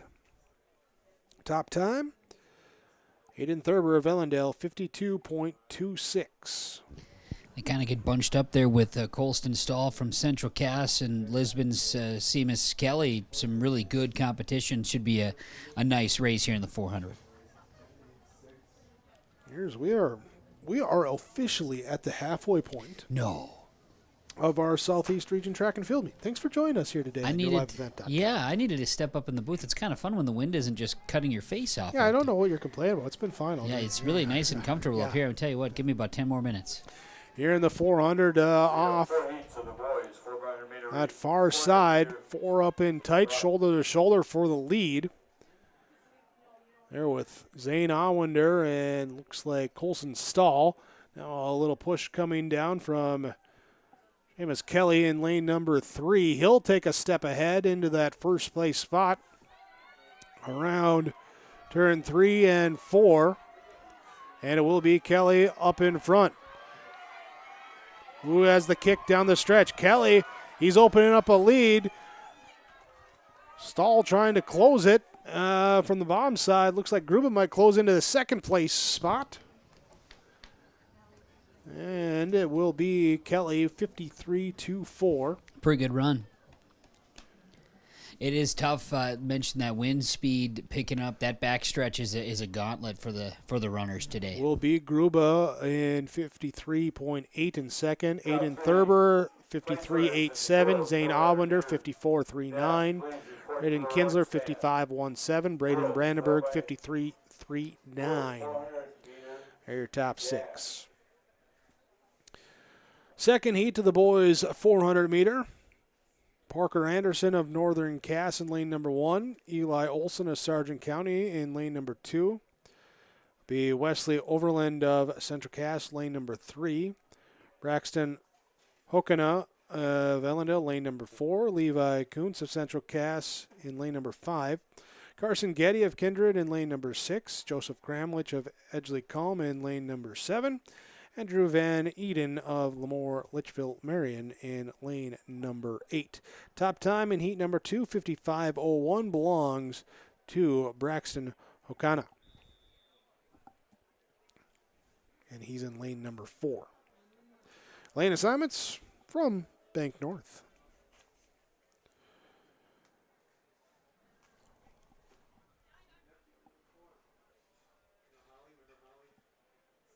Waiting here on our marshal there as we are off.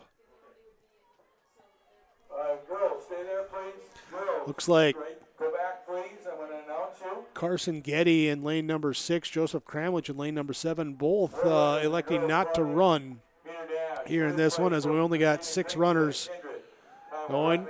Out up front, early lead there for Andre Van Eden. And now in first place goes to Brinley Differding. looks like Eli Olson, Sargent County. Down low, coming up. There looks like Parker Anderson takes the lead here, unless they switch to someone else up on me. In lane number 1, but here's a push coming now from Wesley Overland of Central Cass as he crosses. And I think he pushed ahead there at the end. Oh, there's our camera went out again with the transmitter down at the goal or finish line. The looks you both give me is just amazing. Yeah, that was a hoot. Wesley Overland, 56-24. The slow turnarounds that people can't see. That was fantastic. All right, Parker Anderson, 56-25. So 1/100th of a second difference in between 1 and 2 in that heat. Organa, 56-63. Eli Olson, 57-25. Andrew Van Eden, 57-89. Levi Koontz, 58-50. There for the top 6 boys 400 heat number 2. Heat number 3, Tate Mathern of Edgeley Culm will be in lane number 1. Mauer Freaking of Weimer Lidgerwood in lane number 2. Josh Myers in lane number 3 for Ellendale. Aiden Thummel, top time of the heat, to 57.24 in lane number 4 for Central Cass. Oaks, Owen Iverson in lane number 5. Gavin Hallett in lane number 6 for Northern Cass. Joey Haidt of Lemoore Litchfield Marion, lane number 7. And Theo Thompson of Weimer Lidgerwood in lane number 8. And looks like we did scratch Aiden Thummel. Yep, so we'll scratch him. Just the 7 running here in this third heat.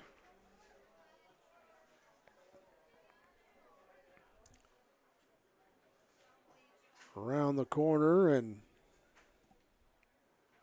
looks like here comes the push now for the lead. Around that turn, tough to tell who's up in front. We'll see who crosses first around this and it looks to be in lane number 2. Mauer Freaking of Merrill Lidgerwood up ahead of Joey Haidt. Coming down the stretch and crossing the line. There we are in that order. Josh Myers, 59.50. Joey Haidt, 1 minute, 0.33. Gavin Hallett, 101.58. Owen Iverson, 103.06. Tate Mathern, 104.68. Mauer Freaking, 106.33. Heat number 4 in the boys 400. Lane of sevens here. Sam Clement of Northern Cass in lane number 1. Jamison Elliott and Hankinson, lane number 2. Sam Thompson of Maple River in lane number 3. Dominic Haugen of Enderlin, lane number 4. Tobias Thompson of Barnes County in lane number 5. Caleb Losing of Central Cass in lane number 6. And Parker Huber of Edgeley Culm in lane number 7.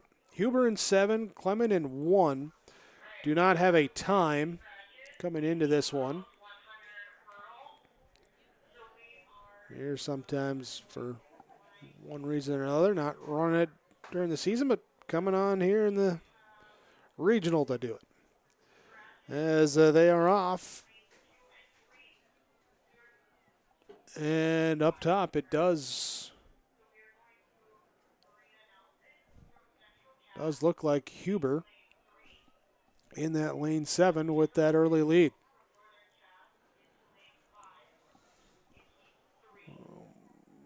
Missing someone, right? Clement, Losing, Haugen. Okay, they shuffled my order all around. Sam Clement is in lane 2, Caleb Losing in lane 3, Dominic Haugen in lane 4, Tobias Thompson in lane 5, Jamison Elliott in lane 6, and it is Parker Huber in lane 7. That one stayed the same.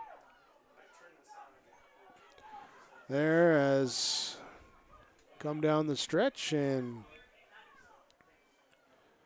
big lead here for Huber as he will cross.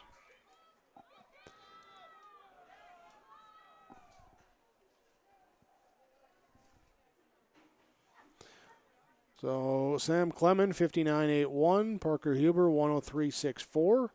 Tobias Thompson, 105.69. Dominic Haugen, 106.49. Caleb Losing, 110.34. Jamison Elliott, 119.84. Okay, we need to have some help with the... All right, so we'll set up some hurdles right now.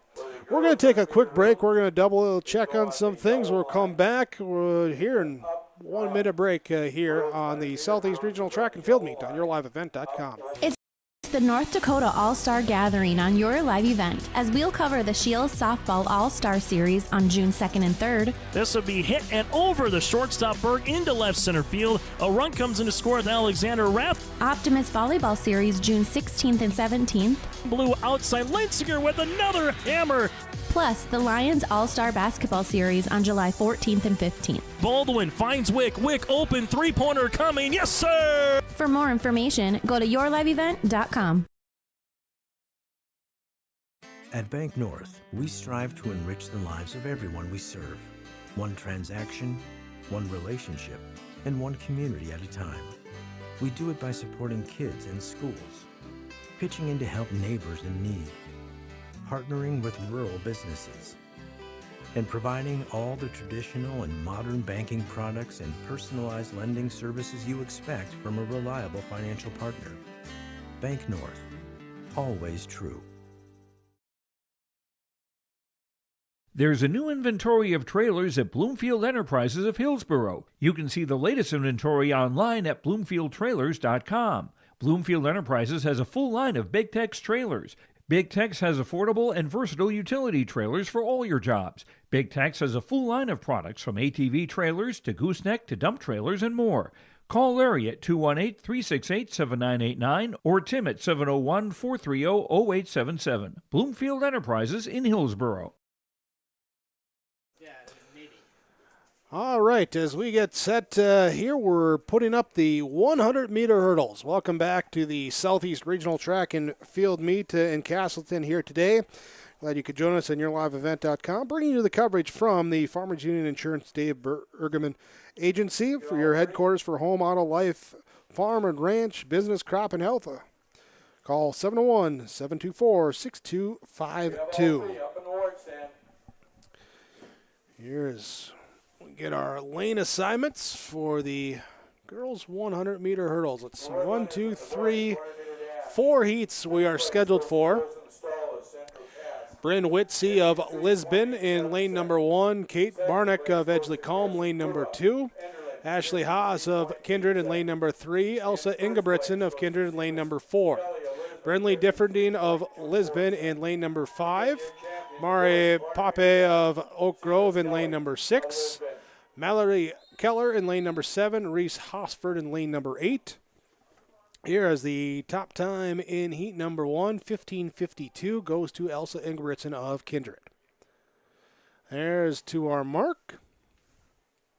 Everybody almost there.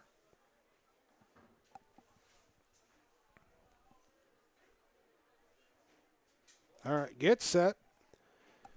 And off we go. There in the 100-meter hurdles, heat number 1. In the middle there is Ingebrigtsen, but Differding able to, no, not Differding gets kind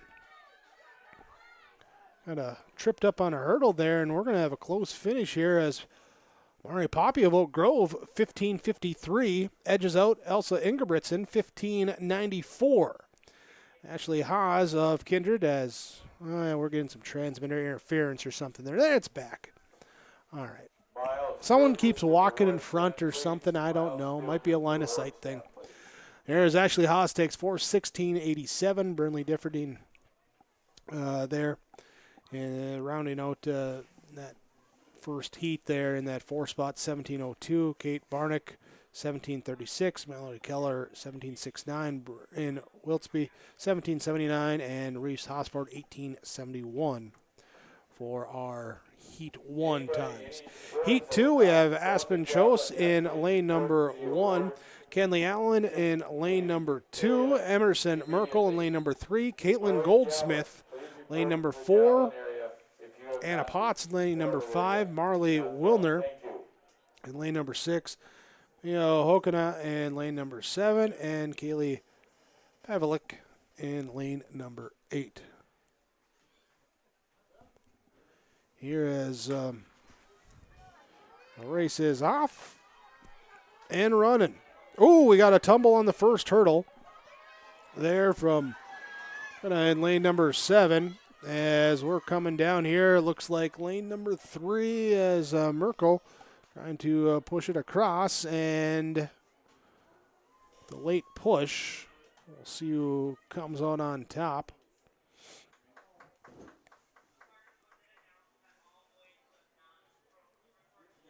And it is going to be Kaylin Goldsmith, 1854. Anna Potts, 1883. Emerson Merkel, 1896. Tight grouping in that top 3. Aspen Chose, 1906. Marley Wilner, 1910. Kaylee Pavlicek, 1947. Going to throw up the boys' shot put results real quick here as that has gone final. And congratulations, Chase Cooper, setting a new Warbird shot put record and winning the region 53.04 for Chase Cooper, your region champ in the shot put, and the Warbird shot put record, 53 feet 4 inches there for Chase Cooper. Second place there went to Luke Starcevic in that shot put. There's, we'll get to rest of that here after this next heat of the girls 100 hurdles. Aubrey Middlestead, Emmy Faldy, Haley Quall, Stella Lockhart, Addison Hunt, and Priscilla Fanbula. They're the runners in this heat number 3.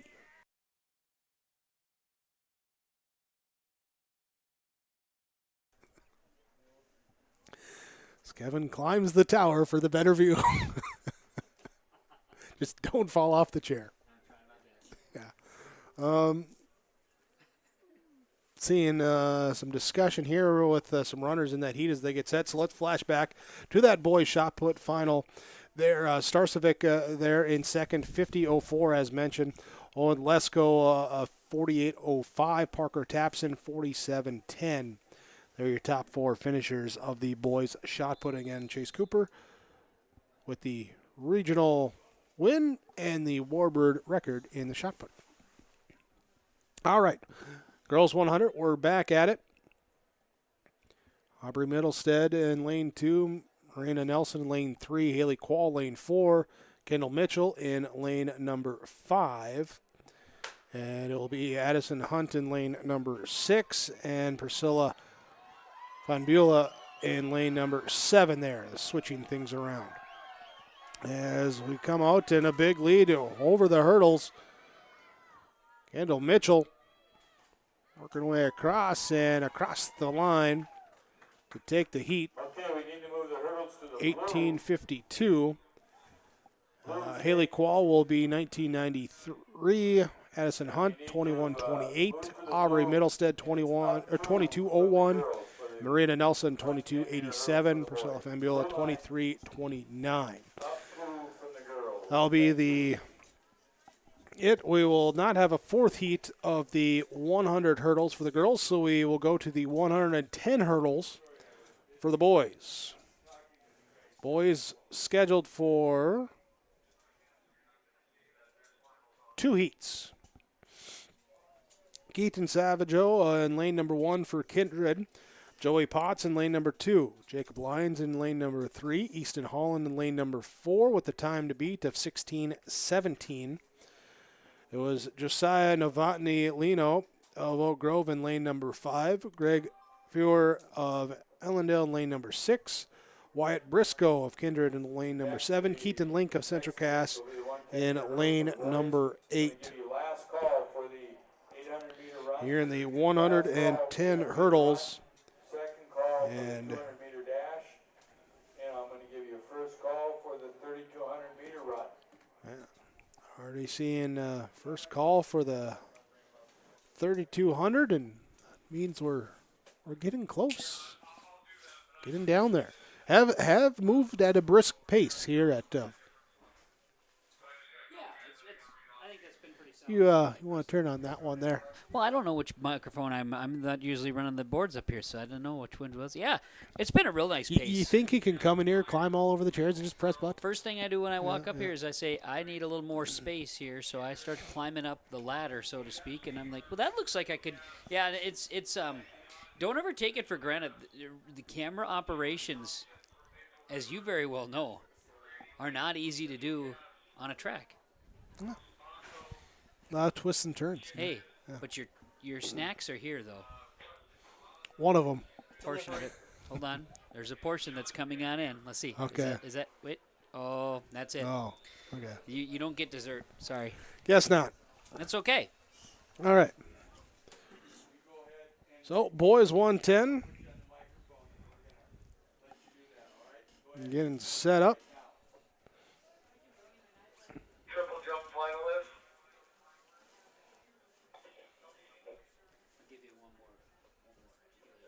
Jack Meyer from Oak Grove. Drake Thorson from Kindred. Andrew Zemer from Central Here's Gas. their set and William off. Johnson from Central Gas. 110. Jordan Thompson from Maple Easton Holland out to an early advantage, though, but closed up there. Jacob Lyons pushing him down the stretch. Final hurdle into the lean, and it's going to be Easton Holland taking it as he bests his season time, 15.86.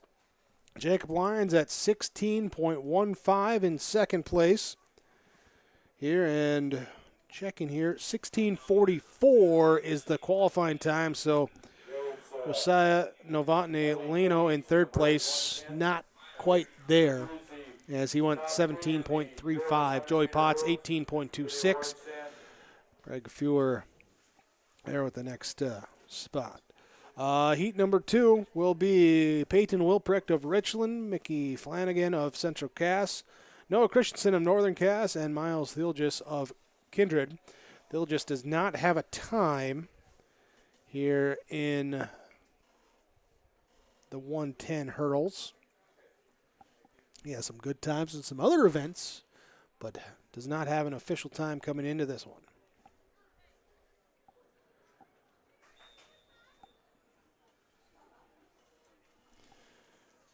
As the runners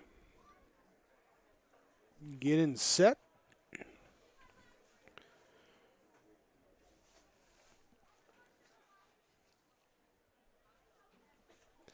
Into the blocks. Second heat, final heat of the boys 110-meter hurdles. We get to the 800-meter coming up next. First hurdle, all clear. Second hurdle, all clear.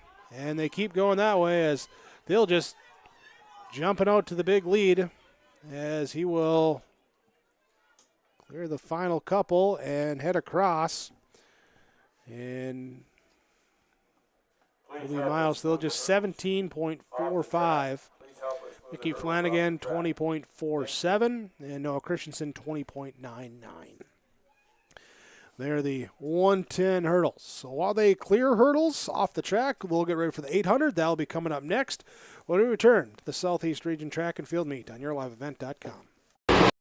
Red River Valley Speedway, you wanted the best, you got them for a rest. The Rumble on the Red, presented by Ellingson Companies and Gerdau Metals Recycling, is coming to West Fargo, North Dakota. The World of Outlaws Nos Energy Drink Sprint Cars come to the Red River Valley Speedway on Saturday, May 31st. Tickets are available now at slspromotions.com or by calling 815-344-2023.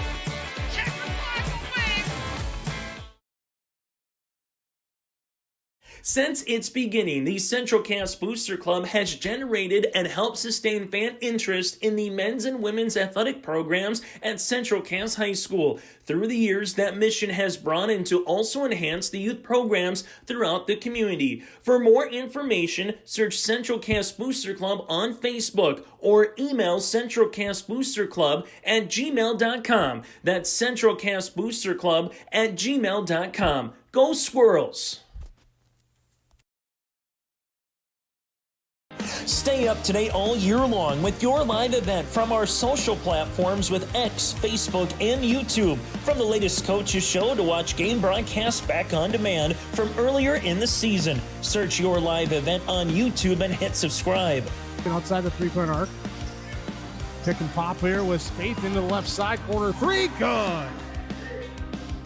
For the complete and most up-to-date schedule throughout the year, head to our website at yourliveevent.com.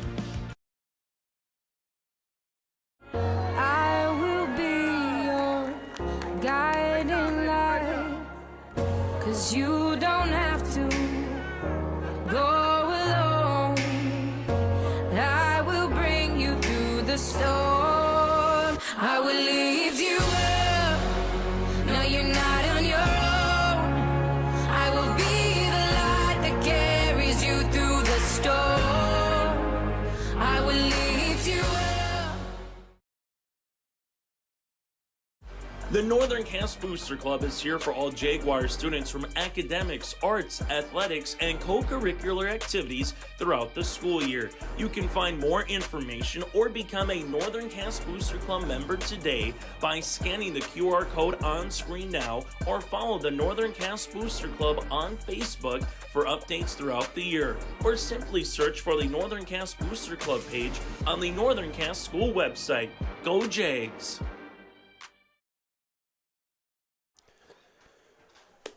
From the Southeast Regional Track and Field Meet, welcome back on yourliveevent.com as we just wrapped up the 110 boys hurdles. We go to the 800-meter run. Well, yeah. Two heats for the girls. Rachel Christensen, top time in lane number 1 out of Oak Grove at 2:26.11. Rachel Wertman will be in lane number 2. Elsa Engelbretson in lane number 3. Annabelle Steinberger, lane number 4. Molly Meyer, Central Cass, lane number 5. Kirsten Hunt, lane number 6. Lexi Ogren, be at number 7. McCoy Glenn in lane number 8. Ava Garman, Brooklyn Hansen, Addison Hushka, and Berlin Frockley round out the first heat. They're in what is officially lanes 9, 10, 11, 12, but they just kind of double up. As they pass the cones there at the first 100, and everyone scoots down there into that bottom lane, bunched up in a group. And looks like maybe Molly Meyer jumping out to an early lead there for Central Cass to head the pack. Here in the 800, 2 trips around. Here and coming up on turn number 4 of the first turn. There it is, Molly Meyer. Looks like Rachel Christensen following behind her. Then we got a pair of kindred runners in Lexi Ogren and Elsa Engelbretson. Here's coming down the finish line area. Again, halfway gone now in this 800. 400 is in.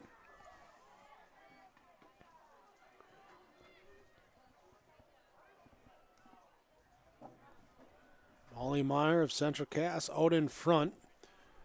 Came in 8 seconds behind what is currently the second place runner. Top time, Rachel Christensen of Oak Grove. As Christensen closes the gap here, down on that back end stretch. Coming to the final 200. Christensen pacing behind, trying to give a little bunch. Just about 2 steps behind. Meyer staying in front, trying to head her off. Space is opened up there in 3 and 4 with the kindred runners of Engelbretson and Ogren.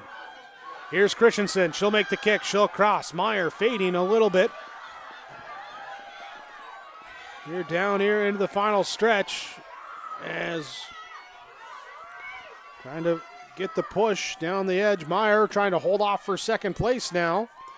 As there's Christensen, there's Meyer, and we'll get third place there to Elsa Ingebrigtsen of Kindred. 2:32.12 for Christensen, 2:33.64 for Meyer. Ingebrigtsen 2:34.93. At Wertman of Lisbon 2:38.60. Kristen Hunt 2:38.68.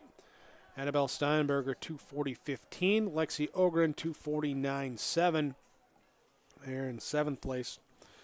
There for our first heat of the girls 800. There's Meyer came in with the fifth best time, moved up to second place. There. Heat number 2. There's a Burchell for Maple River. Lucianne Ermelson of Richland. Kaylin Vesley of Oak Grove. Jasmine Baumgartner of Lisbon. Avra Froelich of Winemere Lidgerwood. Lakin Allen of Richland. Nevaeh Roberts of Kindred. Pia Petticord Contreras of Lemoore Litchfield Marion. Breslin Colinas of Richland. Liv Satram of Maple River. Lauren Holland of Central Cass. And Jersey Narum of Central Cass. Your runners listed here for this second heat. 12 in this heat. As looks like Lucianne Hermosley comes out with the lead here over Terza Burchell. Here 200 down and 600 to go.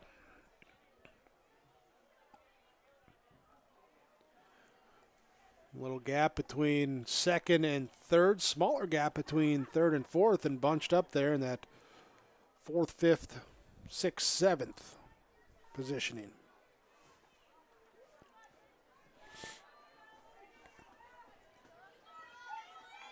Hermansley, the eighth grader, 2:46.25 coming into the meet, her best time.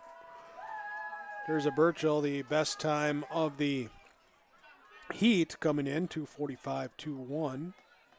Did have one no time. That was Jersey Narum of Central Cass.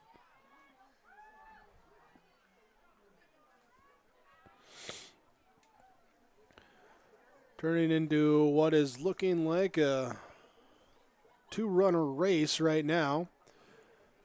Coming into that backstretch on lap number 2.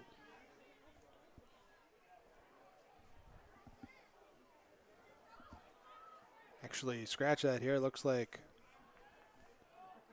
Jasmine Baumgartner and Jersey Narum both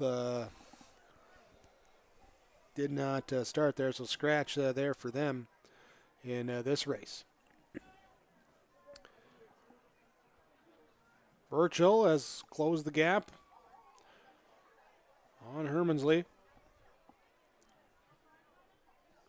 You're down turn 3 into turn 4. Burchell inching closer and looking to pass now here on the turn. There we do. See shoulder to shoulder and just past her now. Burchell staying strong. Hermansley trying to fade here because from the backside here, Kaylin Vesley of Oak Grove giving a push there in that 3 spot, trying to close the gap up into number 2. And looks like there's not enough track left to do so. So it will finish 1, 2, 3 the same way that they came in on the times of Burchell, Hermansley, Vesley. Then Nevaeh Roberts will take 4th. Lakin Allen in 5th place, and Ava Froelich in 6th place. There for the girls' 800-meter run. Boys 800, we have signed up or entered 32 runners, split into 2 16-runner heats. We'll see if everyone is out there, but Braden Kinsler of Edgeley Calm, your top time, 2 minutes, 0.79 seconds. Lincoln Adair of Lisbon right behind him at 2:01.95. Tyler Gronwald of Kindred, Braden Roberts of Kindred, Nicholas Dahl of Kindred, Solomon Burchell of Maple River, Walker Miller of Ellendale, Eli Wagner of Ellendale, Lewis Dawson of Oak Grove, Steele Bryant of Central Cass, Micah Gerard of Ellendale, Parker Lettenmeyer of Barnes County, Jagger Sand of Ellendale, Joey Hayden of Lemoore Litchfield Marion, Freddie Williams of Oak Grove, and Ian Anderson of Lisbon. All scheduled runners here for this first of the two boys 800-meter heats. And let's see, we have... Yeah, looks like we're going to have a few not running in this one. Looks like 11 of the 16 are running. So we'll see what we get for information on who's not. Out of the gate, here we got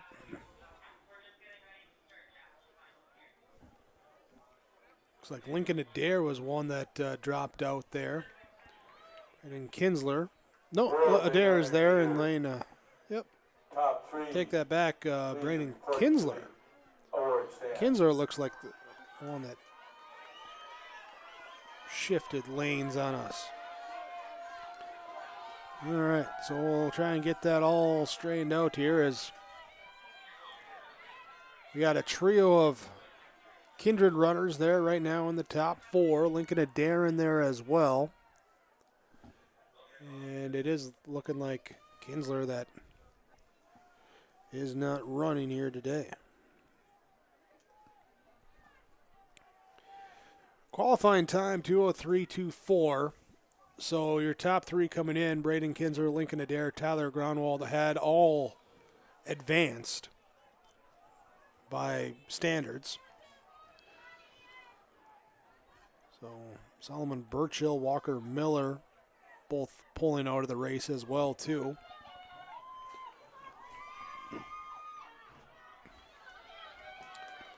So we come into the fourth turn.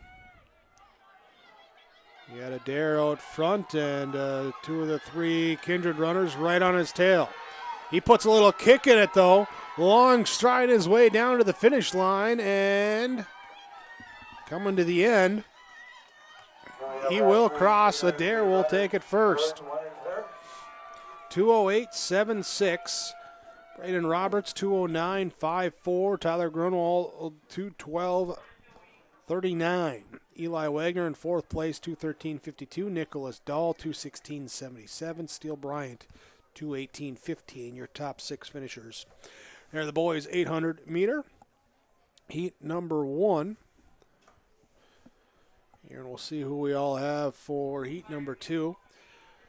Listed runners: Jackson Honeyman of Oaks, Cody Dotsenrod of Weinmere Lidgerwood, Alex Hussein of Oak Grove, Howard Gellner of Northern Cass, Carson German of Oaks, Micah Thompson of Maple River, Parker Huber of Edgeley Culm, Parker Aku of Central Cass, Logan Anthony of Central Cass, August Harms of Edgeley Culm, Caden Larson of Ellendale, Colton Doctor of Richland, Hudson Kingsley of Central Cass, Tegan Young of Edgeley Culm, Elijah Olson of Northern Cass, and Bridger Knott of Maple River.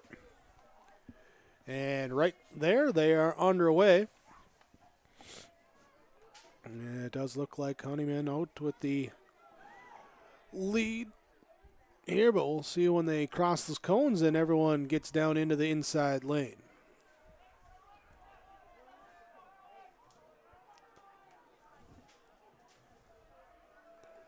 Here the second final heat of the 800. 200 coming up. Girls 6 heats, boys 7 heats for the 200 meter coming up. We're going to be, again, we marshal over at the start line for the 200 meters. Third and final call for the 200 meter dash. Second call for coming the around turn 4 here. Call for the 4x400 meter relay.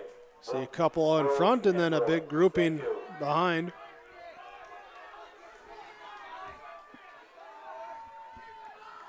As we finish up the first lap. Looks like Micah Thompson of Maple River there with that opening up a lead.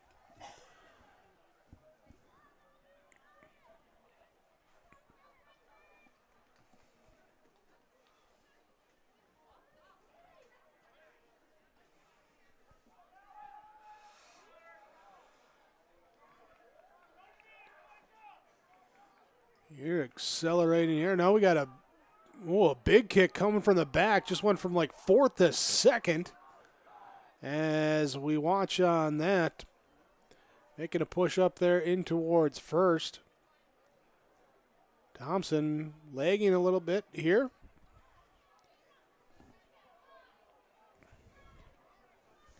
Coming around to that turn 4, and that gap is gone. That gap is gone as they cross over. There you see just trailing behind. Couple steps. But now here's the final push there. Harris Thompson had a little bit of gas left in the tank, and he will hold off Honeyman there for the 800 heat number 2 win. Micah Thompson, 2:23.39.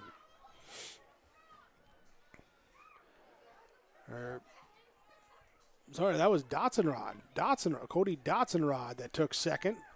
Wanmere Lidgerwoods, Dotson-Rod, 2:25.10. Howard Gellner of Northern Cass, 2:29.10. Carson Erman of Oaks, 2:29.14. Caden Larson, 2:32.14. Alex Hussein, 2:33.11. Our top 6 in the boys 800 heat number 2.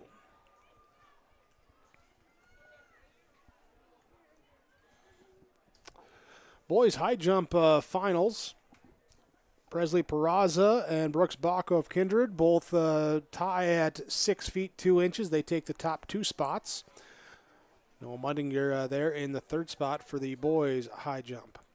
For the girls high jump, Mari Papi at 5'2".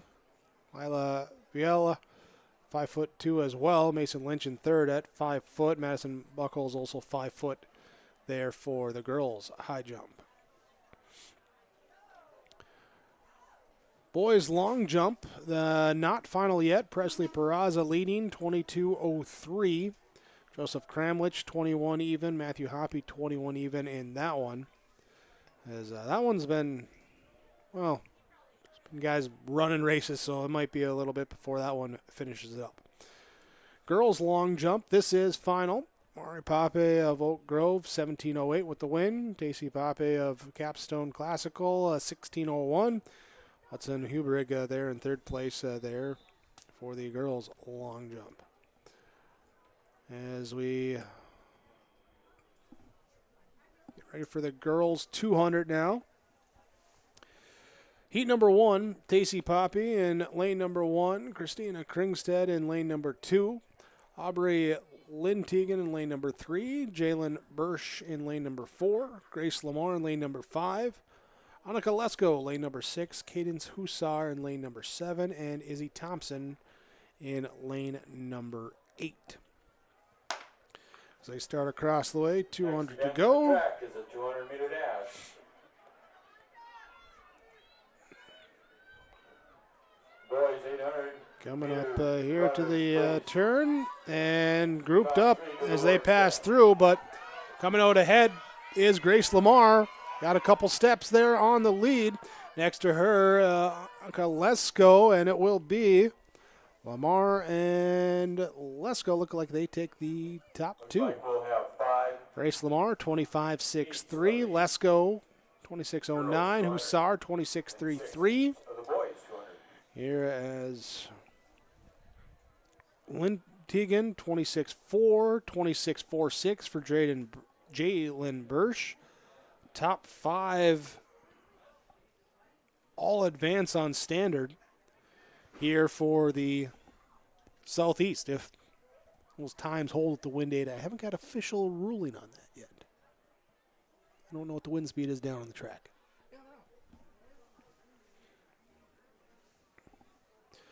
So heat number 2 for the girls 200. Cameron Melander, London Nelson, Maya Olson, Olivia Severson, Mackenzie Meyer, Cameron Yost, Ava Cryer, Lily Kramer, in lanes 1 through 8.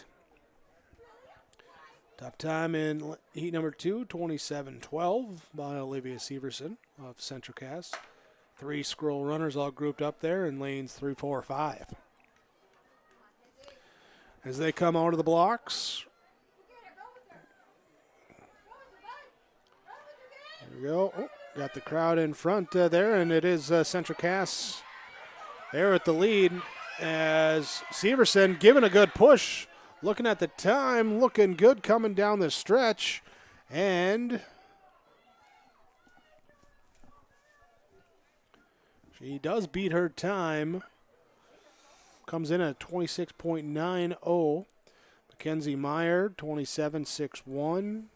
Cameron Melander, 28.16. Maya Olson, 28.60. Linda Nelson, 28.64. Cameron Yost, 28.65.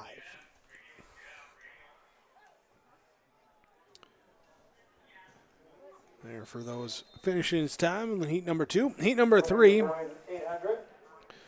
Sophie Larson, Kate Idle, Grace Stroh, Brooklyn Fearson, Leah Norton, Kaylin Goldsmith, Shelby Schlepp, Madeline Thorpe. There are the times. Or not the times, the entrants, the runners. Here for heat number 3. They're off.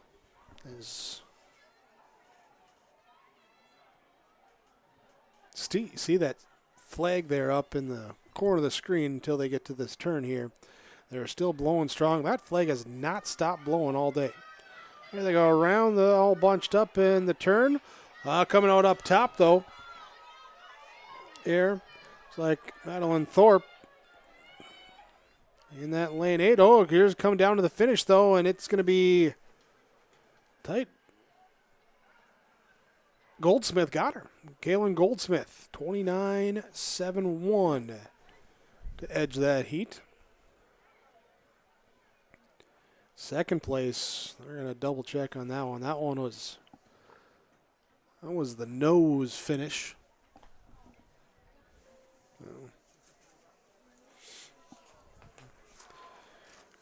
Talking about racing, don't forget weekly racing coming up with the Norman County Raceway in Ada, Red River Valley Speedway in West Fargo. There can check out the World of Outlaws late models, June 28th in Ada. That is like 42 days away. It's going to be fun. Tickets now available at normancountyraceway.com. Friday night races at the Red River Valley Speedway in West Fargo. They got the World of Outlaws Sprint Cars May 31st and August 23rd. So that's coming up in like 14 days. 2 weeks. May 31st. Oh, I thought you said August. Yeah. Well, May 31st and August 23rd. Oh, okay. Yeah. As a Jake, I know no one listens to Jake, but when you listen to Jake, then you get the information. Here's heat number 4. It is shuffling around here. It's going to be Signe Holland, Aria Rigg, along with Ellie Felt, Rachel Gamar, Katie Christensen, Elena Belly, Evelyn Heitkamp, and Piper Comer coming down the edge here and pulling away from the pack. There, as I can't be able to, no, they shuffled that up. They move Christensen up there. So that was Katie Christensen with the time of 28.94. Rachel Gamar, 30.42. Ellie Offeld, 31.06. Aria Rigg, 31.38. Ayana Belly, 31.62. Piper Comer, 33.01. Heat number 5, Evelyn Johnson, Alexis Nauman, Aislinn Glynn. Here with some changes. They're going to have lane 4 is Layla Nori, Desiree Komarski in lane number 5. There, Carly Holland in lane number 6, Sophia Hanna in lane number 7. So Had a lot of changes today, as we kind of expected there would be. Hi. Hey, Kevin. I was just wondering where you are, and then I realized that your mic was muted. Yeah, I was just listening to you, and you said not everybody listens to Jake. Yeah, except I was, word for word. It's all good. I was talking to one of the marshals down here, and they said, "How are we doing for time?" I said, "Yeah, it could be faster." I joked with them. He laughed, and he said, "Well, it's the sweatpants. Everybody's wearing sweats. It's slowing us down a little bit, but they're pushing this thing through, and it's happening, and we're nearing the end here. A couple more big events. Boys 200 on the way. Boys 200, boys and girls 3,200, of which one heat of each. Yep. And then the 4x4, and that would be put it us to the end. Exciting times. Here's the final heat of the girls 200. Is off. We'll talk to some of the winners as we go to. We get a chance. The 3,200, there's going to be a bunch of the field awards to be doled out. So. Some of those Dakota Heritage Bank interviews we'll bring your way. Yep, and then the winning teams afterwards, we'll talk to them too. Coming through here, got the Maple River Trio trying to go 1, 2, 3 in this heat. Push there from the top side of there by Glenn of Ellendale, but not able to across. So Komarski will take first. Carly Holland will take second. Desiree Komarski. Maitland Glenn, she did edge there by 3/100ths of a second over Layla Nori for third place. 32.87, 32.90 for Nori. Alexis Nauman 34.12. Evelyn Johnson rounds out there in that top 6. You've been talking about the flag staying stiff out there. Winds gusting to 33 miles an hour. So we've had some of the stronger wind gusts here in the last 2 hours, but it's steady, 20, 25, just constant, and temperature of 41 degrees. So it is real raw out here. But you think back to where it was on Monday and Sunday. We've got a 50 to, right now it's 50 degree difference air temperature from what we had earlier in the week with wind. Welcome to the Midwest. If you don't like the weather, stick around for a minute. Boys 200, heat number 1. Pull it up here. T. Silling of Maple River in lane number 1. Jack Beer of Beyer of Oak Grove in lane number 2. Seamus Kelly in lane number 3. Cole Onstead, top time in lane number 4. Gunnar Thielges, lane number 5. Miles Stroh, lane number 6. Joseph Kramlich, lane number 7. And Logan Larson, lane number 8 as they come around the turn. And they're looking. Here's a good push coming from the backside, trying to edge him out. And down the stretch, it looks like it will be. Thielges to get it. It is. Gunnar Thielges, 22.49 his time. Again, some really strong athletes in that race. And just, I haven't, see T. Silling play football or see him play basketball, but to see the type of mass that he's put on the last couple of years for strength, he's going to end up being a nice football player at Sioux Falls. Cole Onstead, 22.60. Miles Stroh, 23.30. Joseph Kramlich, 23.36. Jack Beyer, 23.41. And Zillion 23.73 there for the finish in. Logan Larson 23.77. Girls 200-meter dash. 200-meter heat number 2. Top 3, please report to the award stand. Gavin Tope, Gabriel Gruba, Carter Potassic, Sawyer Hess, Andrew Jean, Brady Donabauer, Clayton Altoff, and Trace McGowdy. The runners lining up.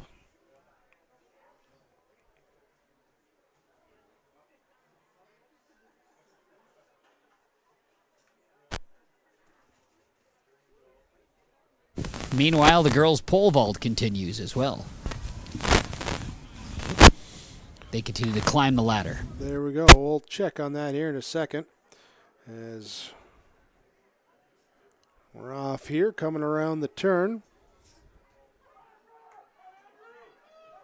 200, correct? Whoops. There we go. Looks like Andrew Jean All right, your runners. able to Top 3. go out for the run. Of Northern Cass, time of 26.33 seconds. Second place goes to Anika Lesko. So Andrew Jean 23.49, Carter Potasic 24.03, Rudy Donabauer 24.53, Clayton Althoff 24.75. Seconds. Again, your champion in the girls 200-meter dash, Grace Lemaire of Central Cass. Just in case you're wondering, behind us there is a baseball field, a softball field. Enderlin and Northern Cass. Looks like Northern Cass leading 3-0 in the bottom of the second. Yeah, directly behind you is a baseball field, and the softball field's kind of over your left shoulder, if you will. Last call. So there's Heat that. number 3. Last call, 3,200-meter run. Cade Wentz of Hankinson in lane number 1. Andrew Rosendahl of Oaks in lane number 2. Jano Wehan of Ellendale, lane number 3. Mason Olson, lane number 4 for Central Cass. Carson Gruba of Enderlin, lane number 5.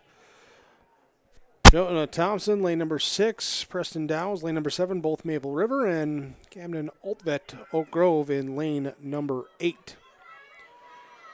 And here's a battle in that one, and it looks like they flipped a lane on me as Hentz didn't run.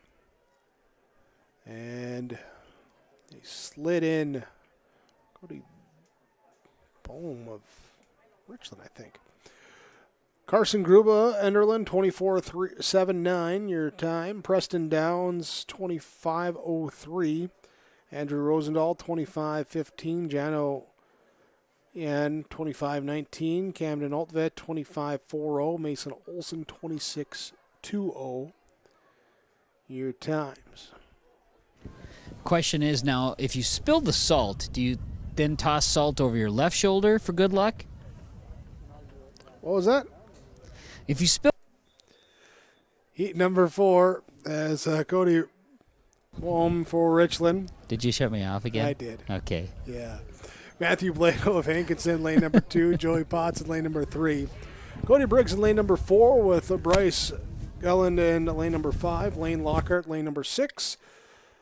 Thomas Johnson takes lane number 7, and Alex Jean in lane number 8 for Hankinson. Here, this the 4th heat in the 200. Total of 7 coming here for the boys is what we have listed. So I come around here and looks like Lockhart able to get a little push, but here comes down the edge, and we have tight 1-2-3 grouping. Cody Briggs will take it with the lean, 25-29. 25-29. Lane Lockhart, 25-3-4. Right behind him, Cody Bohm, 25-70. Thomas Johnson at 26-40, and Alex Jean, 26-77. Jane Nims of Lisbon, would you please report to the triple jump? Jane Nims of Lisbon, please report to the triple jump. Here is heat number 5. We got Bentley Keebley of Richland, Drew Thorpe of Ellendale, Gavin Hallett of Northern Cass. Trio of Central Cass runners and A.J. Olson, Jarris Stahl, and Lane Watterson. Dominic Haugen of Enderlin and Sam Thompson of Maple River in the 5th heat. Nope, take that back. We're going to switch people up. Okay. So Bentley Kleebel, Drew Thorpe, Jarris Stahl, A.J. Olson, Gavin Hallett, Lane Watterson, Dominic Haugen, Blake Quall moves up. Okay, so a couple switches there. Quall moves up here into this heat. And again, this is the 5th heat of what looks like now will be 6 heats with the scratches. Tight 1 through 4 around the turn, and then pulling away that top side in lane number 6 there for Central Cass, Lane Watterson.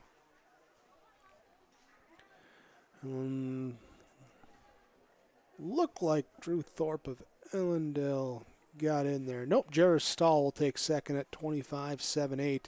Then Drew Thorpe, 25.99. A.J. Olson, 26.01 in 4th. Bentley Keeble 27-13, and Blake Quall 27-54.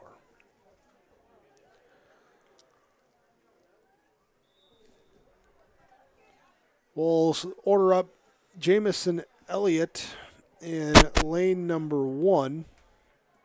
Now here for the boys 200. Jaden Cracky in lane number 2. Parker Bach in lane number 3. Tyler Iwin will go to lane number 4. Here with Ryan Adargo in lane number 5. Peyton Wilprecht in lane number 6. Here with Gavin Swenson, lane number 7. Jacob Potasic in lane number 8. Coming around the turn. And it looks like Potasic in that 8 lane in the lead, trying to fight off down there. I went in lane number 4, and it's going to be, Potasic with the dive for the finish line. Well, I think it was a dive. I It think looked so. like a dive. I think so. I don't think he's real happy with it. That's not a comfortable situation there for sure. No, that is a definitely going to get some road rash, from that track. No doubt. Yeah, it's not a But, very forgiving surface. Parker Uak will take first, 26.67. Ryan Adargo, 26.79. Jacob Potasic, 26.88. Tyler Iwin, 28.16. Gavin Swenson, 30.12. And Jaden Krake will round out there.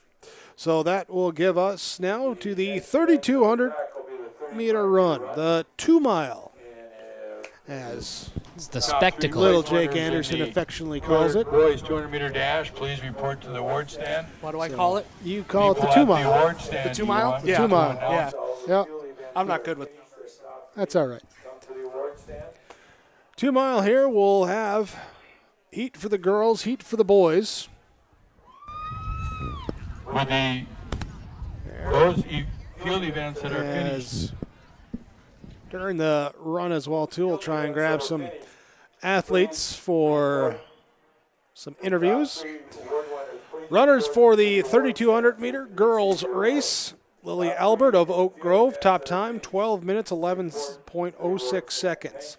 Lulu Logarin is the second best time at 12:14.69. Mara Kempel of Lisbon, Adeline Hansen of Lisbon.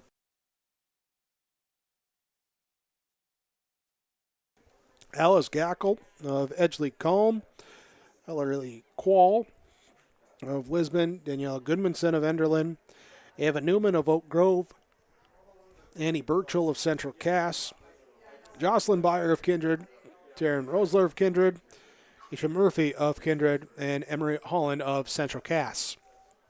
The runners listed here for the 2-mile.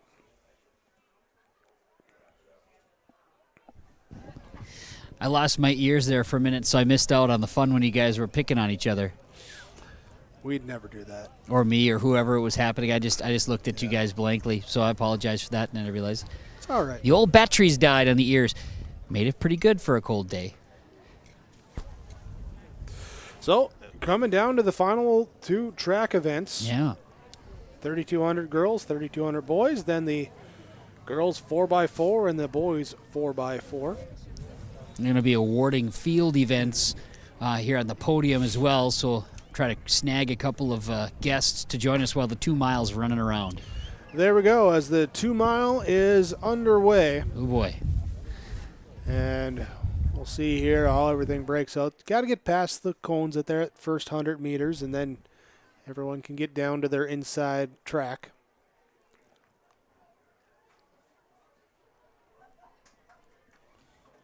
Here's they do dive in, and does look like Lily Albert in the early lead. And the bunch up. And this will be interesting, down the stretch with Lily Albert and then Lulu Logering. Those two are standouts, have, about 40-second differential between the third place positioning as far as the qualifiers. So those top 2 in the lead, you'd expect them to be there the bulk majority, if not the entire time. Yep, so we'll watch them come around too, and around turn 4.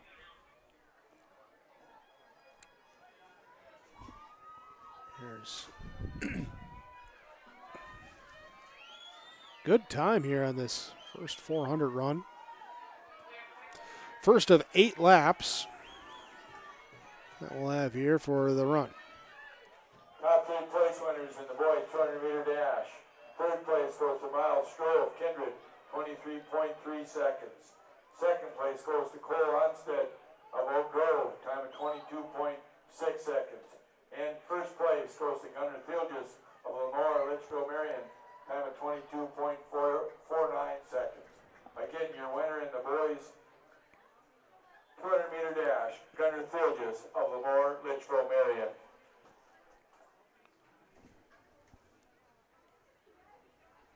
Here is, looks like Kevin has Gunnar Thilges. Yeah, Gunnar Thilges, Lemore Litchfield Marion, going to join us here, and I appreciate this, Gunnar.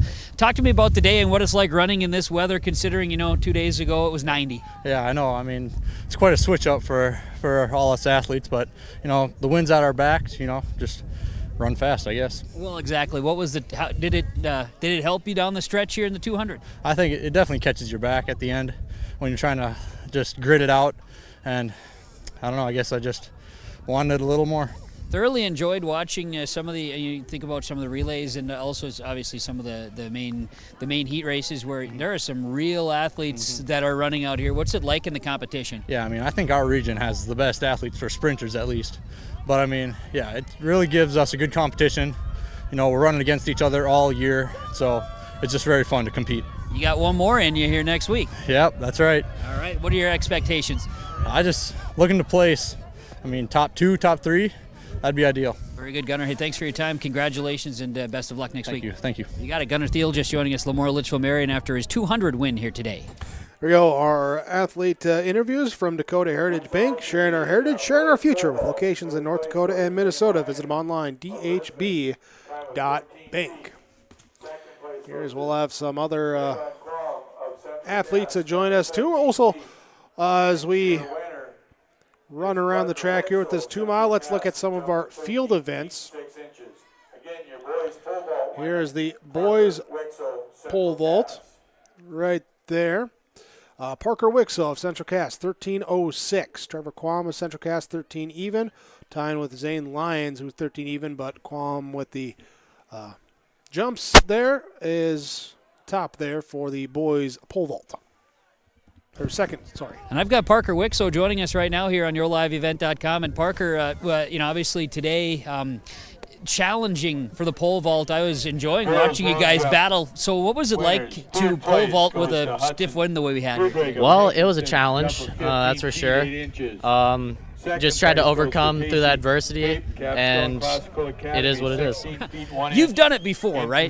Yes, I have. And the wind is always something, so I'm sure, but it certainly was not an aid for you today. It was a little bit, but it's something you have to deal with around whenever you jump. So when did you decide you were going to be a pole vaulter? So actually my mom made me join track, and then it looked like the coolest event on the field. So. And is there any anxiety, fear, any of that comes with that, or are you that's just what you're all about? There's a little bit. There's anxiety and fear for everything you do, really. Sure. So there's a little bit, but not as much as you could think. Sure. So you've enjoyed it, and obviously now you get to move on. So what are your expectations now in Bismarck? Well, to have a good meet. That's all. That's all you got to do. All you got to do. Well, good deal. I'm glad your mom told you to get going. Congrats on the region title. Thank you. You got it. There you go. Parker Wixell joining us. Wixell winning the boys pole vault there. Let's also take a look at the girls pole vault, the results as well, too, as that is currently in progress. Lexi Harris of Oaks leading right now at 9 feet. Ellerly Quall of Lisbon, 8:06 in second place there of the girls pole vault. As we have the girls 3,200 meter run on right now, Lily Elbert of Oak Grove, they're pushing out to a bit of a lead there over the rest of the runners. Here is no, that's Lulu Logering actually. Logering there into that top spot. She's got a really good pace, too. I was kind of keeping tabs on her at those first couple laps, and she's not showing any any slip on that. Yeah. Albert is in second there. Dropped back then a couple Lisbon runners with Laura Kempel and Adeline Hansen there. Here in this 3,200.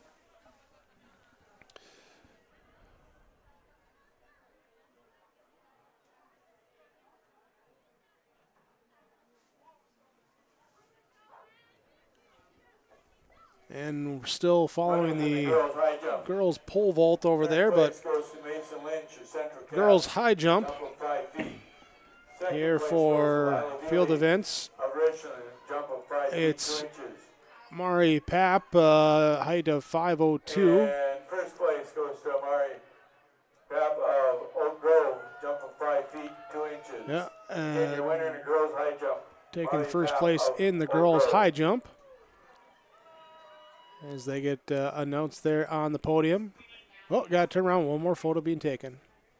Yeah. Pape. She'll take a few medals home here today. Here are other high jump final results in this one here. Veely 5:02 as well for second place. Mason Lynch of Central Cass 5 even.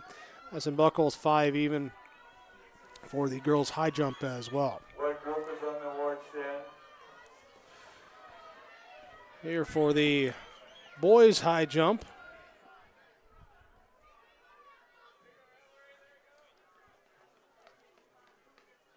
There we go. Get those up. Kindred, top 2. Presley Peraza, Brooks Bacco, both clearing 6'2". Noah Menninger of Oak Grove there, 5'8", in third place there for We hold off on those. We don't have the final marks up here in the computer. the boys high jump here earlier. Is continue on with the girls 3,200. Here at 8.5 minute mark at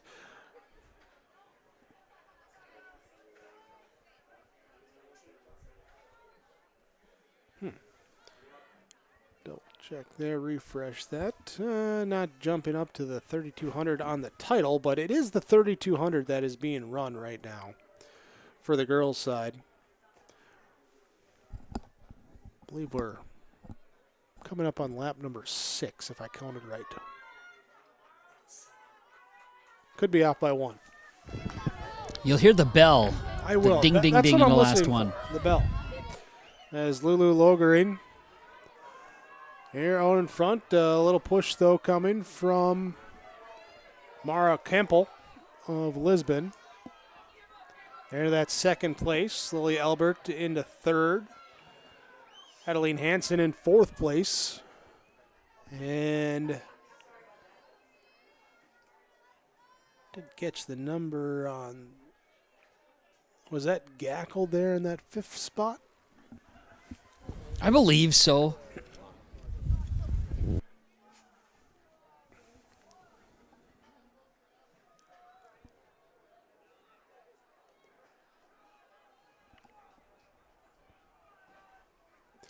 Field events here too.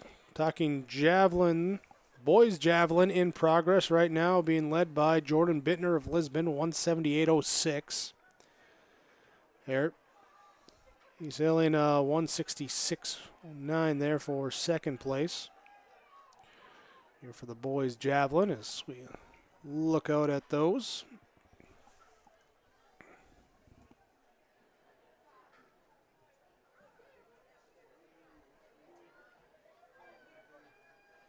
Checking on the javelin, too. Bittner came in 167.10 here, so adding about 10, an extra 10 meters to his throw. Still in progress, though. Still in progress. Not final scores yet.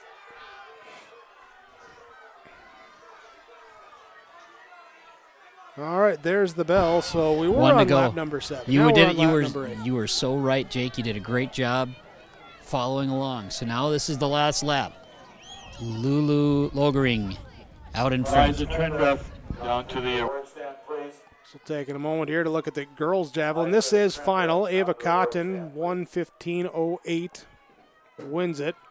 That's a Huber, 1:12.01, takes second place for that girls' javelin. All right, now we're running the 3,200.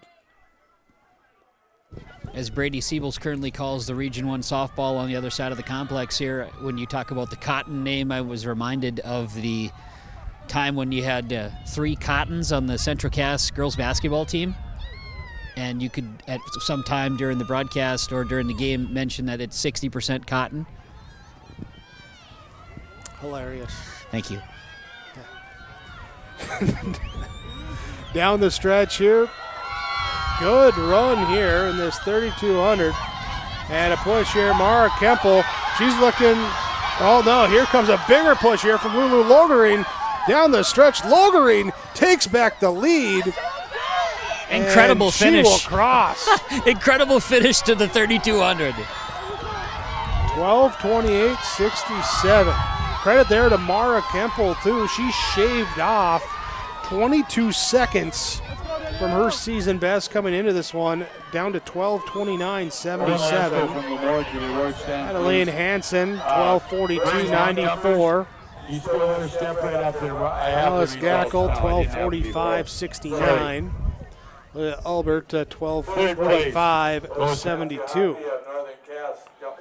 Ava Newman, 12:48.02. Edgley Calm jumping 21 feet.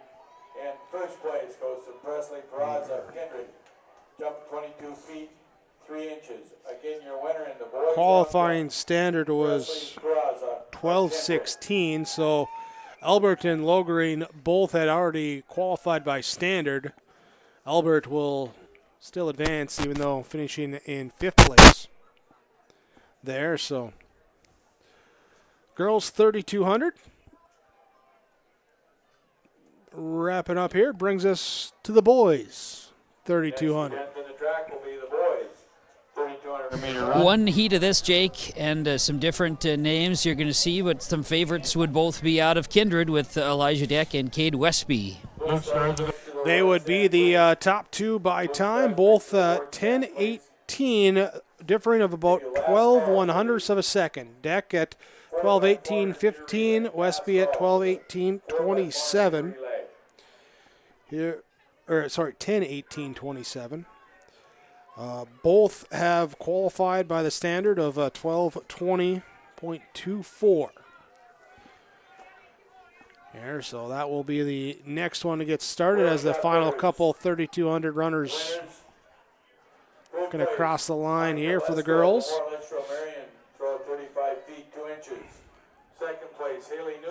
Elijah Deck, Cade Westby, both of Kindred. Carson Quall of Lisbon. Caden Safe of Kindred. Solomon Burchell of Maple River. Walker Miller of Ellendale. Eli Wagner of Ellendale. Sam Krause of Winery Lidgerwood. Alex Hansen of Central Cass. Beckett Westby of Kindred. They're the runners here for the boys 32. I've got Ava Cotton down here. She won the shot put from Central Cass, Jake. Let's chat with her, part of our Dakota Heritage Bank athlete interviews. Let's do that, Ava. Congratulations. How does it feel to take home the top spot in the shot? Oh, it feels amazing. I've put a lot of work in over the summer, and to finally see that it all paid off, it's great. Well, that's great. And you know, from the standpoint of the weather today, does that affect the throw at all for you? No, I think it's just I was more excited. It's regions, it's tourney time. Let's just get in there and let's throw it far. And you got a chance to do it on home court, too, home turf. Yeah, I mean, this is my last time here as I'm a senior, so just wanted to really leave my mark, and I think that's what I did. Absolutely, taking home the top, standing on the podium. So now, one more time, you get a chance out in Bismarck. What are the goals for you there? I want to break 40 feet, so we'll see if we can do it. Hopefully get on the podium, and yeah. Perfect. Ava, congratulations. Thanks for coming over here. Thank you so much. Ava Cotton from Central Cass, shot put champion. There we go as Cotton wins it here in her home ring. On the final, not final anymore because she was going to state. But and so we called it home court, home turf, and on her home ring. In this case, the ring is accurate based on how you throw the shot, right? That's true. Yeah. Good job, Jake. Thank you. Here's a lap down in the boys 3200. Here coming out on that top part of it here. Double checking some of the runners is Elijah Deck not running. Not running, already qualified by standard. Eli Wagner not running as well for Ellendale. Here, so right now looks like Solomon Burchell in first place there, and followed by Cade Westby in that second place spot right now. Husband's Carson Quall in the third spot, and Walker Miller of Ellendale in fourth. Here for the 3200 boys, back down to the field. Perfect, Jake. Thanks a lot. Nora Delabar from Lemoore Litchfield Marion is going to join us here after the discus victory for you, Nora. Congratulations. How'd this one go today? It went well. I've had some better throws today. You know, the weather is sometimes a little bit of a... It's a factor, but no, it was a good day, a good throw. So yeah. Good. I know. Yeah, the number maybe not as high as you've expected. So from the same time, you're going to be a favorite going out to Bismarck next week. So what is the key for success next week for you? Oh, just throw as hard as I can, keep the disc back, and just go. You know, that's the big thing with discus. You just got to throw it. And yeah. Is there a strategy that you have to? Is there something you have to do in your technique?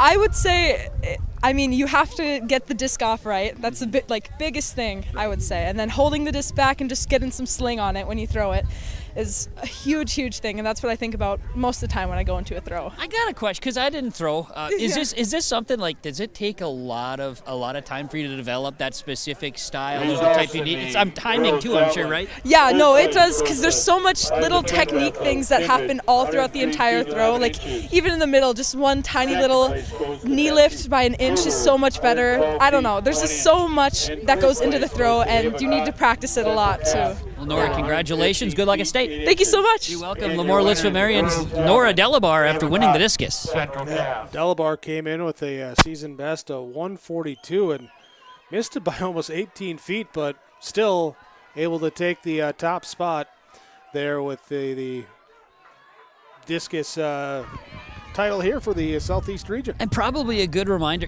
this is because North Dakota is different in comparison to on the Minnesota side, for one, where you qualify throughout the year, and this is a case where Nora, had come in, she was already comfortable with it, so she didn't need to have her best throw today, but still did well enough to make sure that she stands atop the podium. And across the board, just looking at some of the distances, 15 to 20, the difference was noticeable for every throw. So, not just her. Yeah. Here as we continue on with the boys 3200. We'll look at the girls triple jump coming up as well, too, as they're being announced on the podium. But boys 3200 still looking here with Solomon Burchell out in front there of that group of four right now. Burchell then looks like Cade Westby, Carson Quall, and I believe it's Walker Miller. You want me to double check on that for you? Yeah, because I think Wagner was a scratch. Walker Miller of Ellendale? Yeah. That's correct. Yep. So, as they continue around the track here, part of this 2-mile run.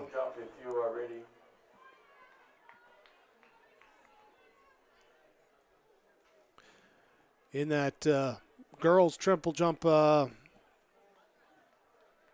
by the way, Mari Pape, 37.07.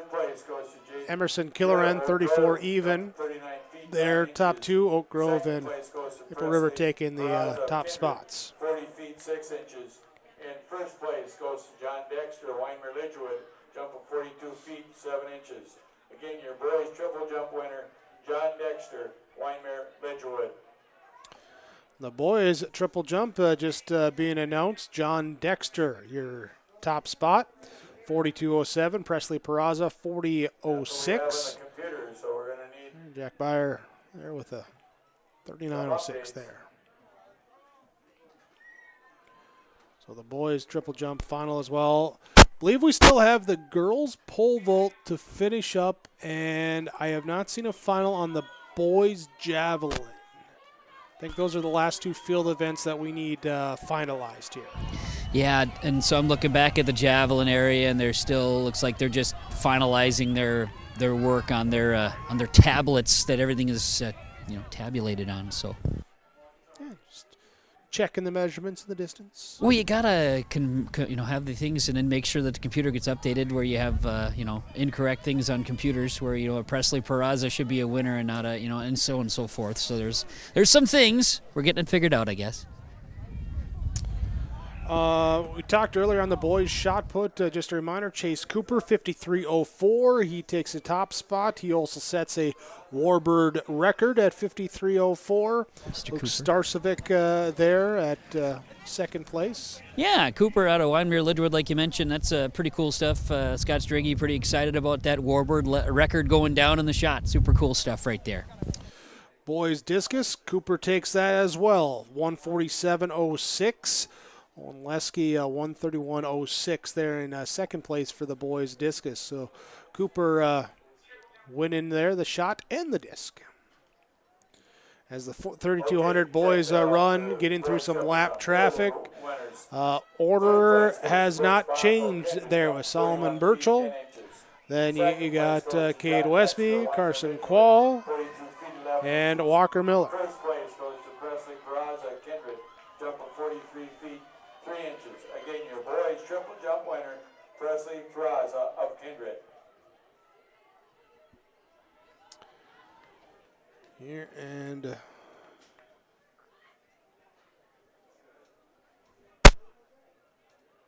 we talk girls triple jump yet there?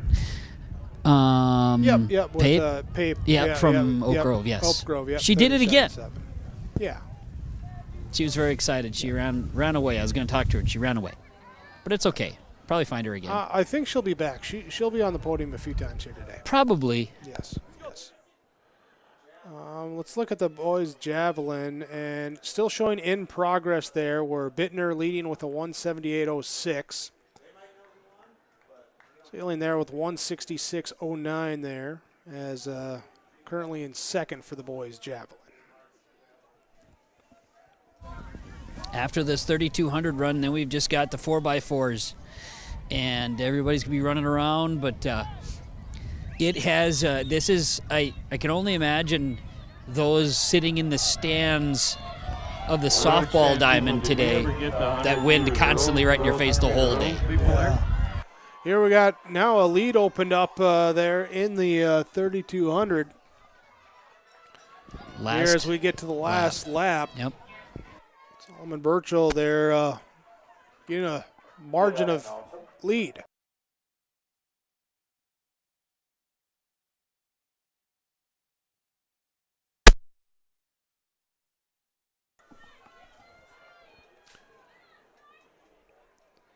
So in that 32 there, Solomon Burchell, and then Cade Westby, Carson Quall, Walker Miller. Miller doing a little push here. He'll get into third place now, shoulder to shoulder. Into second place as he goes past Westby as well, too. Into the final 200. As the crowd races across the field as well. It's going to be a big finish just like the girls. Burchell, he's got that lead, so he's got to hold on. Hopefully he's got a little bit in the tank there because we could see a kick coming from one of these next three guys. We shall see. People are fired up, though. Burchell, he's got, it's about a 40-meter lead. I think he should be able to hold on as he'll come across. But now here's a push coming from Quall looking for second place as he will just get ahead of Miller and take second place. That's exciting stuff. I love the way you could be out there running for 12 minutes and then come and just give that last bit. It's a mind over matter, right? Burchell 10:34, Season best for him takes first. Carson Quall, 10:37. He'll be in second. Walker Miller comes in 10:38, and Cade Westby 10:44.87 here for fourth place in the boys 3,200. So, also Elijah Deck had previously qualified by standard. He did not run in this one here today. So, there you go. So we are coming down to our final event, the everybody's favorite. Seriously, you talk to track and field people, 4x4 is their favorite event. And I think a lot of it has to do with it being this is it. Like, this is the last one. I think that's a huge piece of it. Oh, definitely. And just, you can catch people, and it's fun to run it. You're going to go back and forth running from sideline to sideline, back stretch, front stretch, being able to cheer. It's a good come together finish, and that's why it's the capper of the event. Oh, and a lot of times too can come down to who's going to win. As far as the team yeah. scoring. That's right. It's just the great capper to a great day, Jake.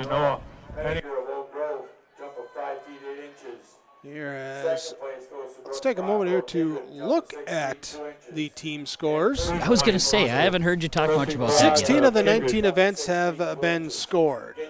On the boys' side, Kindred leads 168.5. Second place is Central Cass at 78.5.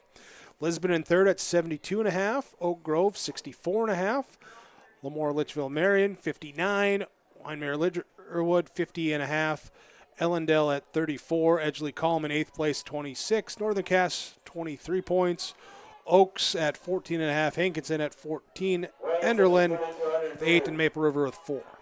On the girls' side, Oak Grove leads at 124. Second place, Central Cass just trailing behind at 111. And Kindred with 100. They're with 16 of the 19 events scored. They're coming down to those top three. Lisbon in fourth place with 67. Lemoore Litchfield Marion 52. Maple River with 33 points. Edgeley Calm with 31.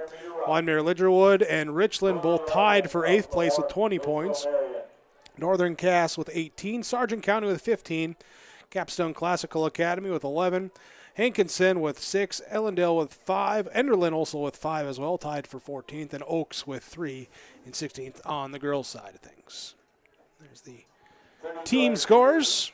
Boys. Thank you, Jake. Again, 16 of the 19 in there. Appreciate that. There you go. Look at this. He just got done running the race, and now he's going to hop right up on the stand. There you go.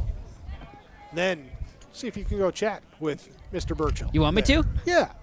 I say, hey, you just got done running the 2 mile like 2 seconds ago. Yeah, so let's talk. You got plenty of air. You don't need to, take a moment to catch your breath. I talk to him. Say, Solomon, get over here. Just wait. They're not going to catch the breath here. They're getting here for the 4x4 right away. Wow. Yeah, you got to get going, man.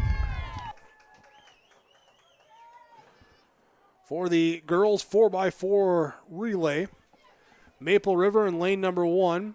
Teresa Burchill, Layla Nori, Sophie Thompson, Taylor Burchill.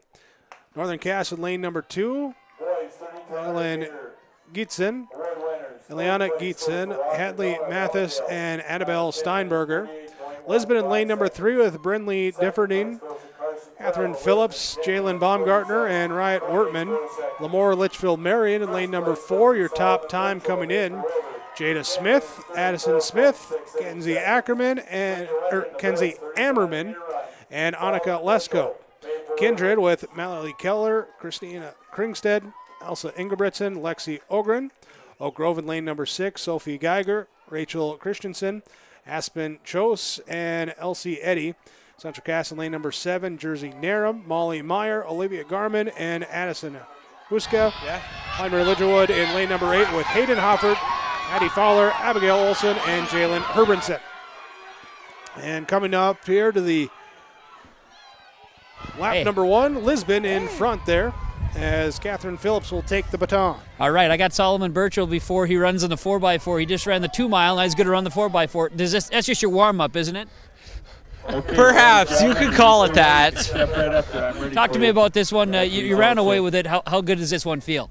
Oh, this one actually felt amazing despite the cold weather. I would have to say I didn't use up all of my energy. I stored up way too much for the final kick. I was afraid. I want to give credit to Cade Westby. He keeps me on my toes, and he's got a good kick at the end.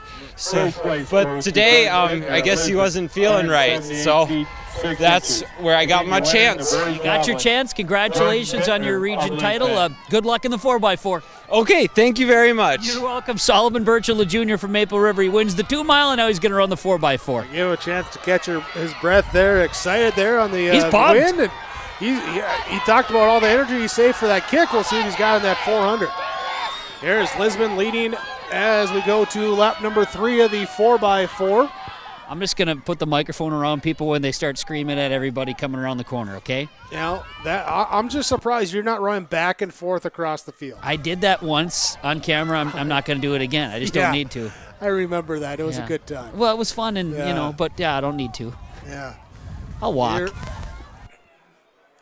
Gap being closed there on the back side of lap number 3. Now coming up from third, that looks like Elsa Ingebretson for Kindred into second. Going to give a push here for first as she has come on with a fury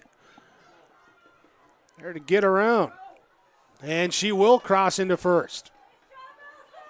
Elsa Ingebretson going into first place for Kindred as she will go on the fourth turn, pulling away here. A lot left in the tank for her. More Litchfield Marion in third, Lisbon in second. Kindred in first right now, going into the anchor leg. Clean handoff number 1. Lisbon hands off clean. Lobos handoff clean. Oak Grove here now. Central Cass looking to hand off clean as well too. As they will go, and Kindred out in front. The Vikings, Lexi Ogren here pushing. Second place, Lisbon. Right, Wertman. But we got Annika Lesko coming up from third. She's looking to pass. She will pass right there into second place for Lemoore Litchfield Marion. Oak Grove coming up from fourth place as well, too, looking to make their own push. There with Elsie Eddy. Lobos, Lesko pushing here on Kindred now. Ogren got to fight her off. Down the stretch, look at the gas in the tank. There is Wertman motoring on by.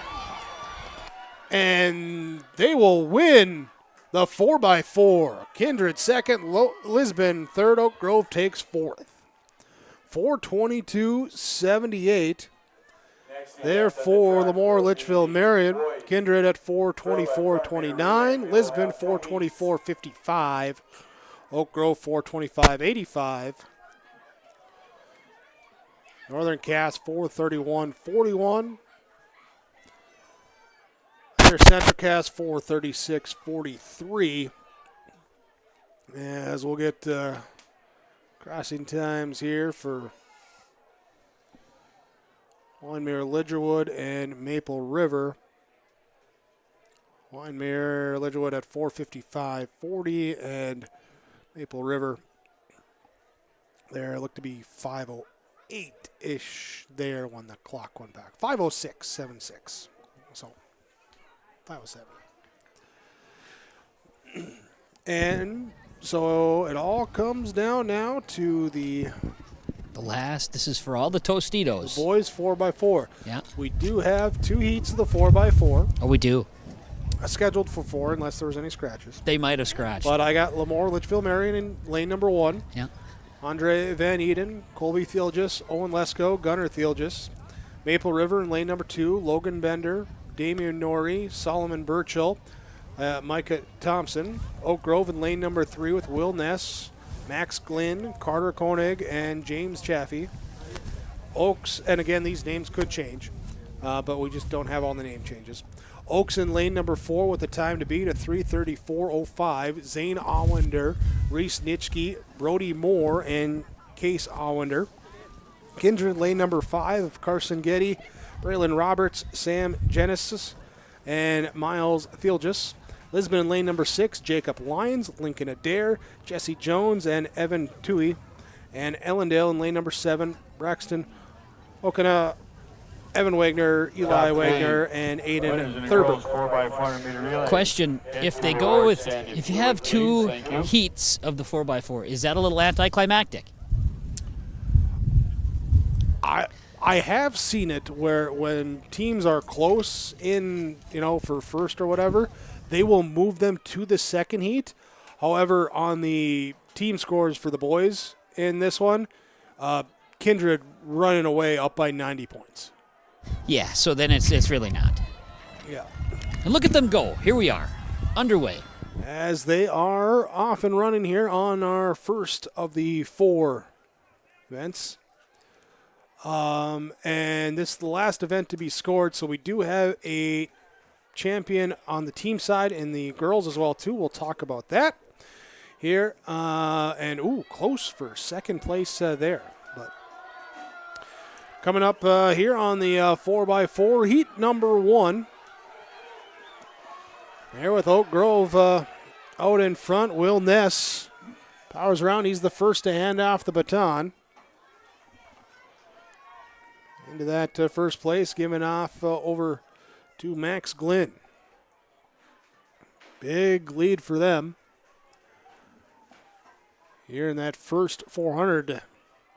Kindred, Brandon Roberts, he'll come out looking to close the gap here. He's already brought it down by about half.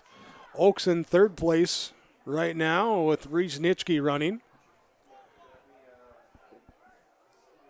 Ellendale falling behind with Evan Wagner in fourth place. Oh. Around that fourth turn. Here, and it is Glynn maintaining first place for Oak Grove. Handing off the baton. Glynn to Koenig, or Koenig. Seen it both ways. I'm not 100% sure on that. So I went to high school with the Koenig, and then we broadcast kids with the last name Koenig, same spelling. Yeah, it's one of those. It's tough. I apologize. It's okay. I'm sure they understand. Here as Kindred making a push, Janice getting the lead there as they go into turn number 3.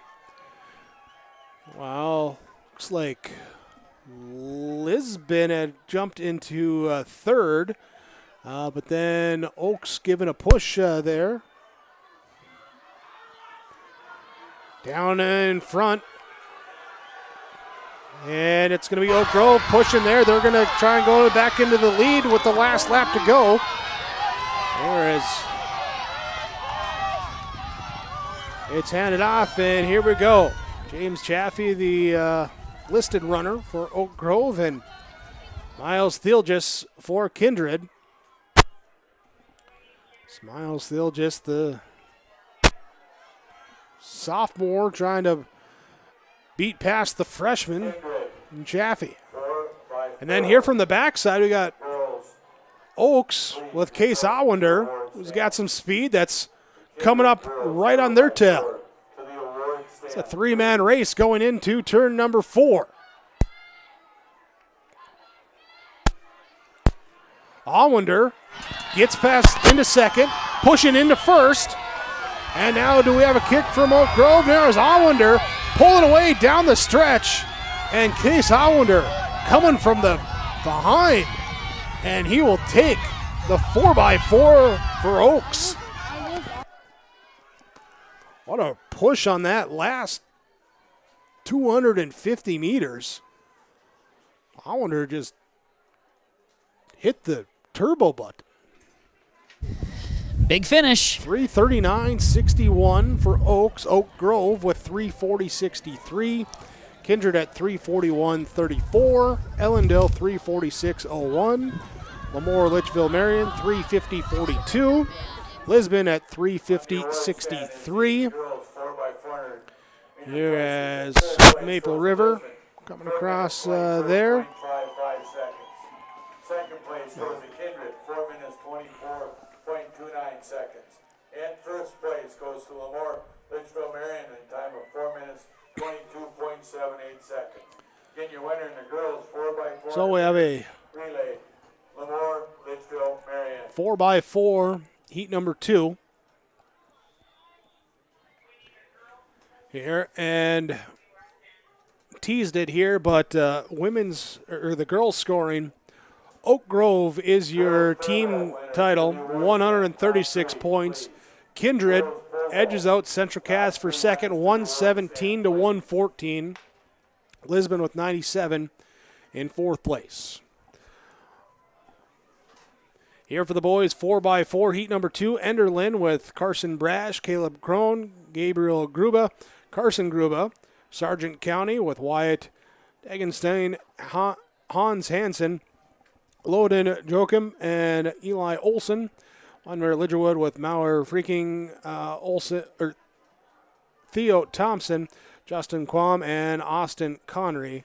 They're the full runners for Winter Lidgerwood. There is cross early. Girls pole vault winners. Third place goes to Greta McKinney at Kindred, 8 feet Here, 6 inches. got the hoodie up and motoring around there for Enderlin in lane number 3. Hey, man, you know, you just got to figure it out. I like it. He's in the hood. Jump of 9 feet. Sargent County not running this race, by the way, too. It's just Enderlin and Winemere Lidgerwood, so not quite mono, but a team, something like that. That's fair. Yeah. So, into the second leg now, Enderlin with Caleb Crone, Winemere Lidgerwood with Theo Thompson.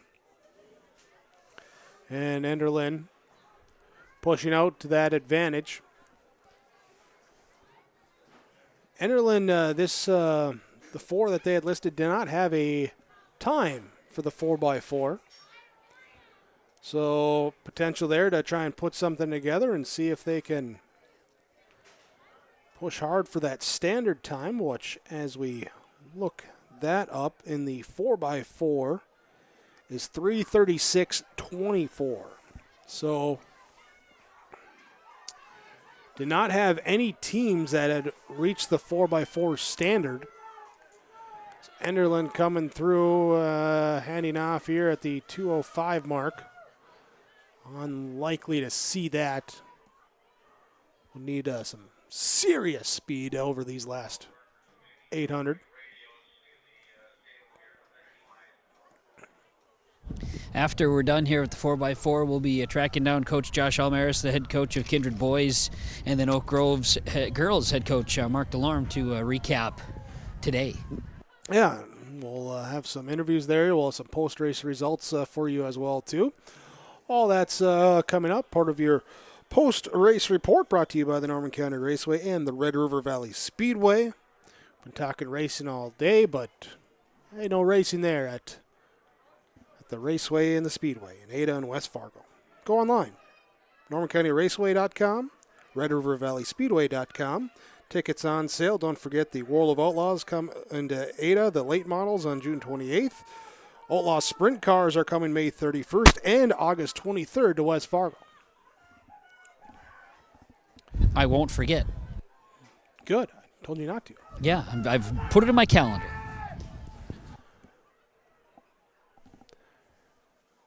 Here is Enderlin with the big lead. Gruber running for the Eagles. Warbirds of Winemere Lidgerwood. There with Connery, the tail leg for them.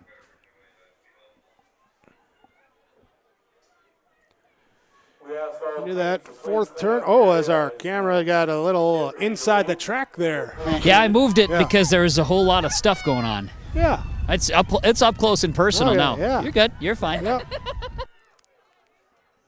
Yeah, we had to move that one. Everybody was getting real excited around it, and so I thought, it's time to move it, and with one more race left. Yeah, it's fine. It worked out. And here comes Austin Connery across the finish line. And that concludes the Southeast Regional Track and Field Meet. Wonderful. I'm going to assist in with the 4x4 in the books. there. So Enderlin 3:58.52. Wyndmere Lidgerwood 4:11.98. We'll take a quick break. We'll have more coming up. We'll talk with our team winning coaches. Maybe some more athletes that join us as well, too, possibly. Part of our post-race report coming up on yourliveevent.com. This is the Southeast Region Track and Field Meet. At 104. Hillsboro, North Dakota has everything you need on your next road trip. Food, fuel, fun, and family-friendly activities. Stop by and fill up your tank or grab a bite to eat. Have a blast at Goose River Golf Club, the swimming pool, or one of our beautiful parks. There's even ice skating and cross-country skiing. Take in the sights or stay the night so you don't miss a thing. Experience Hillsboro and see why there's more at 104. Farmers, are you expanding, upgrading, or want to automate? Visit with the experienced staff at Hope Electric to learn about the latest electrical systems and the newest technologies that they have developed to make your operation more efficient. Get a custom system in place with features like iPad truck loading and remote view grain storage, touchscreen controls, hazard monitoring systems, and wireless cellular cameras to protect your assets. Hope Electric, serving the agricultural and commercial industry since 1978. Visit hopeelectric.com or call 701-945-2460. Did you know that there are several different types of crop hail insurance policies? Hi, this is Bethany Rentz, crop insurance agent with Irie Insurance. We at Irie Insurance want to help you select a hail policy that will best protect your crops and bottom line from a hailstorm. Give us a call today to schedule a time to meet with an Irie Insurance agent. For our contact information, go to our website at irieins.com. You're protected and appreciated at Irie. Irie Insurance is an equal opportunity provider.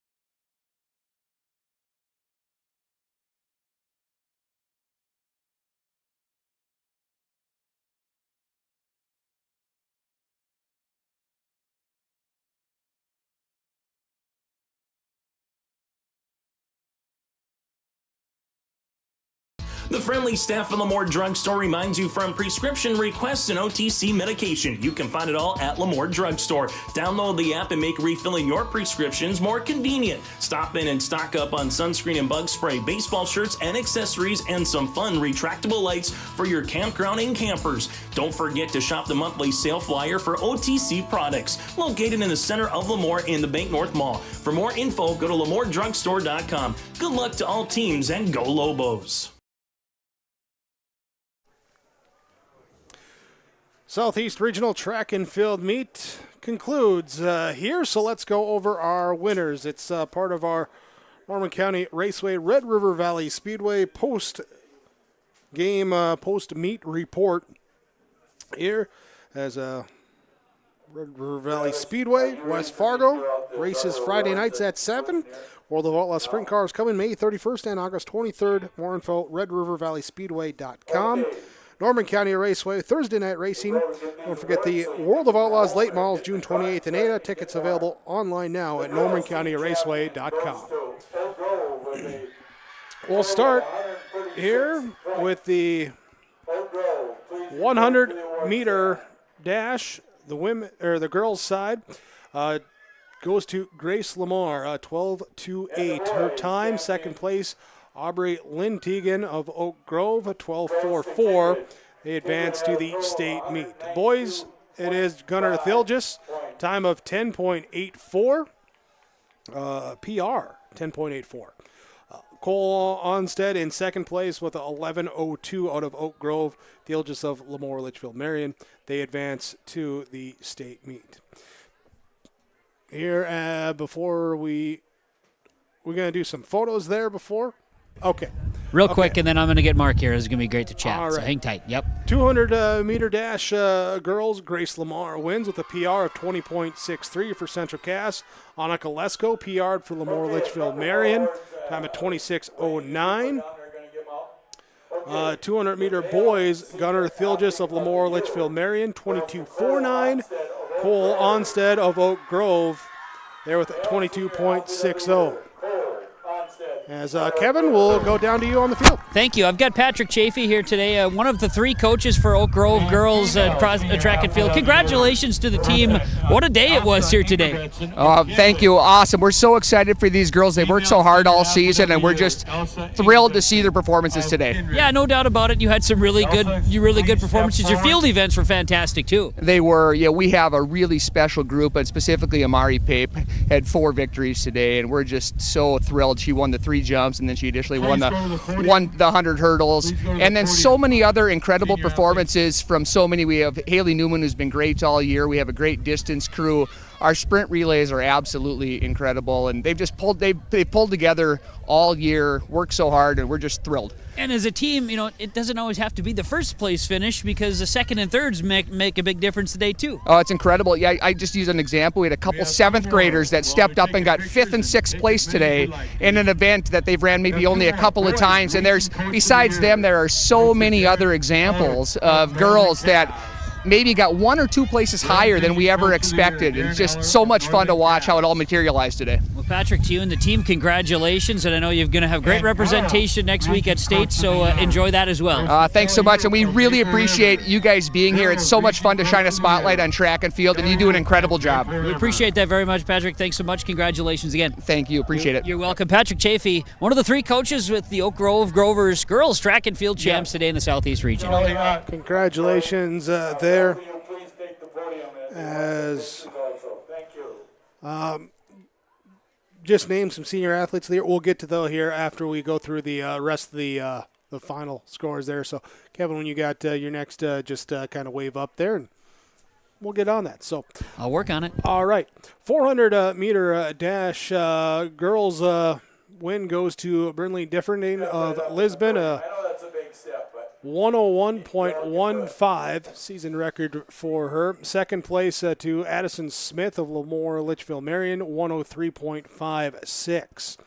Advancing in the 400 for the boys here, first place goes to Seamus Kelly of Lisbon, 53.24, and Carson Gruba with a PR for Enderlin, 53.80. 800 meter run. Rachel Christensen of Oak Grove, 2:32.12, wins the girls. Molly Meyer takes second place for Central Cass with a PR of 2:33.64. Boys 800, Lincoln Adair wins the region, 2:08.76, and out of Kindred, Raiden Roberts, 2:09.54, the 800 meter dash winner.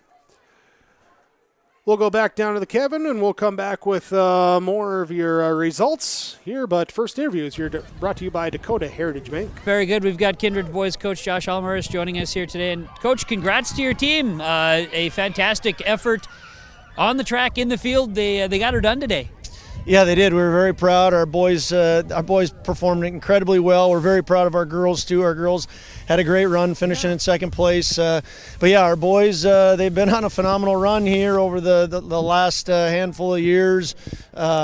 Region is important to us, and they perform well, and just very, very proud of their efforts today. And I was, comparing. You look at the region itself, right? In almost all the events, and the boys specific, and I'm not saying anything against the girls because that's true as well. But from the boys, there's some high-level athletes that are performing in the boys here in the Southeast region. Yeah, absolutely. I mean, you get a test of when you're running against this region, say in the 100 or the 200 or in the jumps or whatever. You get a real test to see how are you going to do at state, because so many of these guys are competing against people that are going to perform at a high level at the state meet. Our region is it makes everybody better, the fact that there's so many fantastic athletes, and it's fun to see. As a track coach, we're certainly rooting for our kids, but it's also a lot of fun to see like Wixo jumping to the moon at the at pole vault and those kind of things. It's a fun deal. Neat to see, and for Kindred Sports, boys, girls, continuing a high level of success. Yeah, we love our kids. I mean, we're so proud of them. Like I said,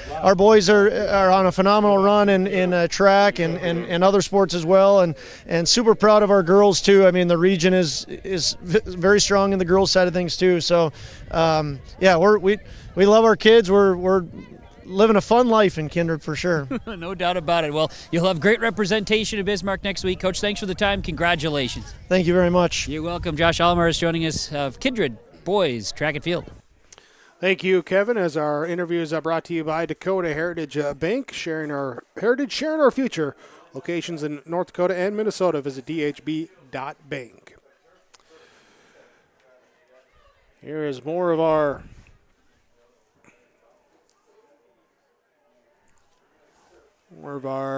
posting results coming here. 1,600 meter run. Girls, it will be Mara Kempel of Lisbon, a time of 5:38.95. Sophia Faldi of Central Cass, 5:39.12 in second, advancing to state. Boys, 1,600. Owen Johnson of Northern Cass, time of 4:30.82. Owen Thurber of Ellendale, 4:38.81 to advance. The 3,200 run.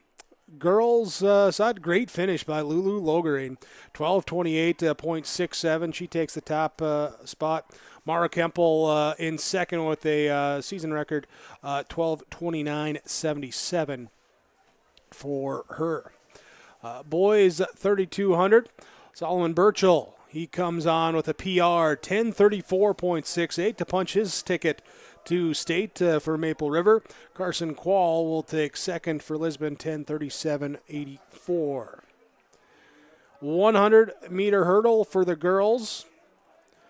Ari Pape PR'd 15.83 for Oak Grove as she wins the 100-meter hurdle.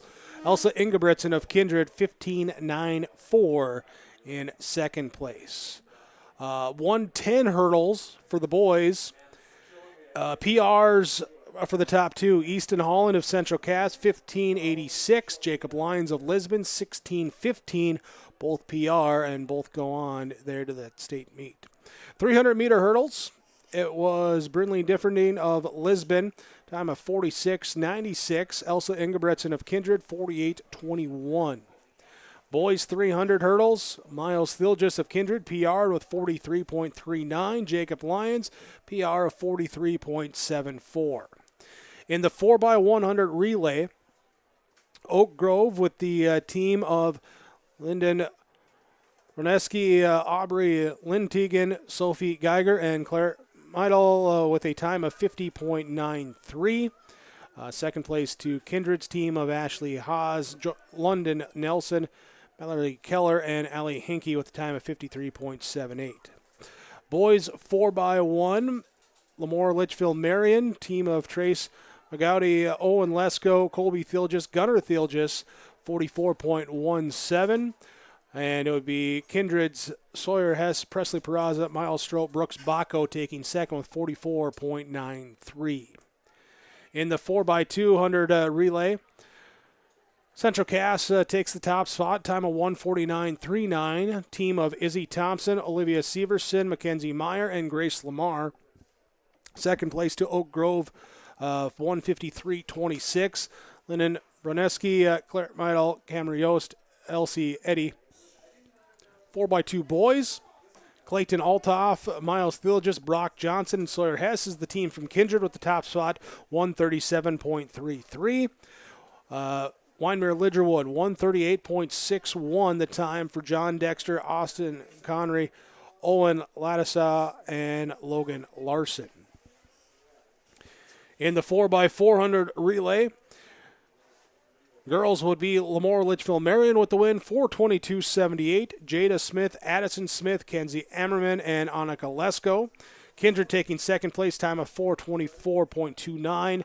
Mallory Keller, Christina Kringstead, Elsa Ingebrigtsen, and Lexi Ogren. 4x4 boys, Oaks is your top spot, time of 3:39.61. Zane Awander, Reese Nitschke, Brody Moore, Case Awander, and Oak Grove in second place, 3:40.63 for Will Ness, Max Glenn, Carter Koenig, and James Chaffee. 4x800 relay, girls was won by Central Cass, time of 10 minutes, 53.93 seconds. Kersey Narum, Olivia Garman, Addison Uska, Ava Garman, the top team there. Lisbon would take second place. Adeline Hansen, Ellery Quall, Jalen Baumgartner, and Catherine Phillips. 4x8 boys, Easton Holland, Steele Bryant, Levi Kuntz, and Wesley Overland are the top team out of Central Cass, 844.82. Second place goes to Oak Grove, 846.48. Max Glenn, Carter Koenig, Lincoln Machea, and James Chaffee. That's for the running events. For the field events, in the shot put, girls shot put, there goes to Ava Cotton, throw a 39-3. Second place to Haley Newman of Oak Grove, 37-11. Cotton from Central Cass, Newman from Oak Grove. Boys shot put, Chase Cooper, 53-4. Personal record, Warbird team record, and region top spot at 53-4 for Wyndmere Lidgerwood. Luke Starcevic of Kindred takes second at 50 feet 4 inches. In the discus, girls discus goes to Nora Delabar, a throw of 124.6 out of Lemoore Litchfield Marion. Greta McKinney of Kindred, second place, 112.6 her throw. In the boys discus, Chase Cooper again takes the throwing title, 147.6 for Wyndmere Lidgerwood. And it is Owen Lesko of Lemoore Litchfield Marion, 131.6 in second place.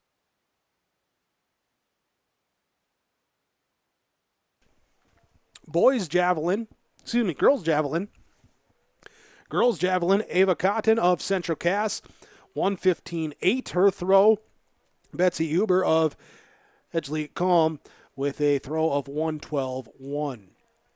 Boys javelin, Jordan Bittner does take it with a 178.6 throw for Lisbon. The selling for Maple River, 166.9 his throw. In the high jump, girls high jump out of Oak Grove, Amari Pape will take the top spot, finishes with a jump of 5.2.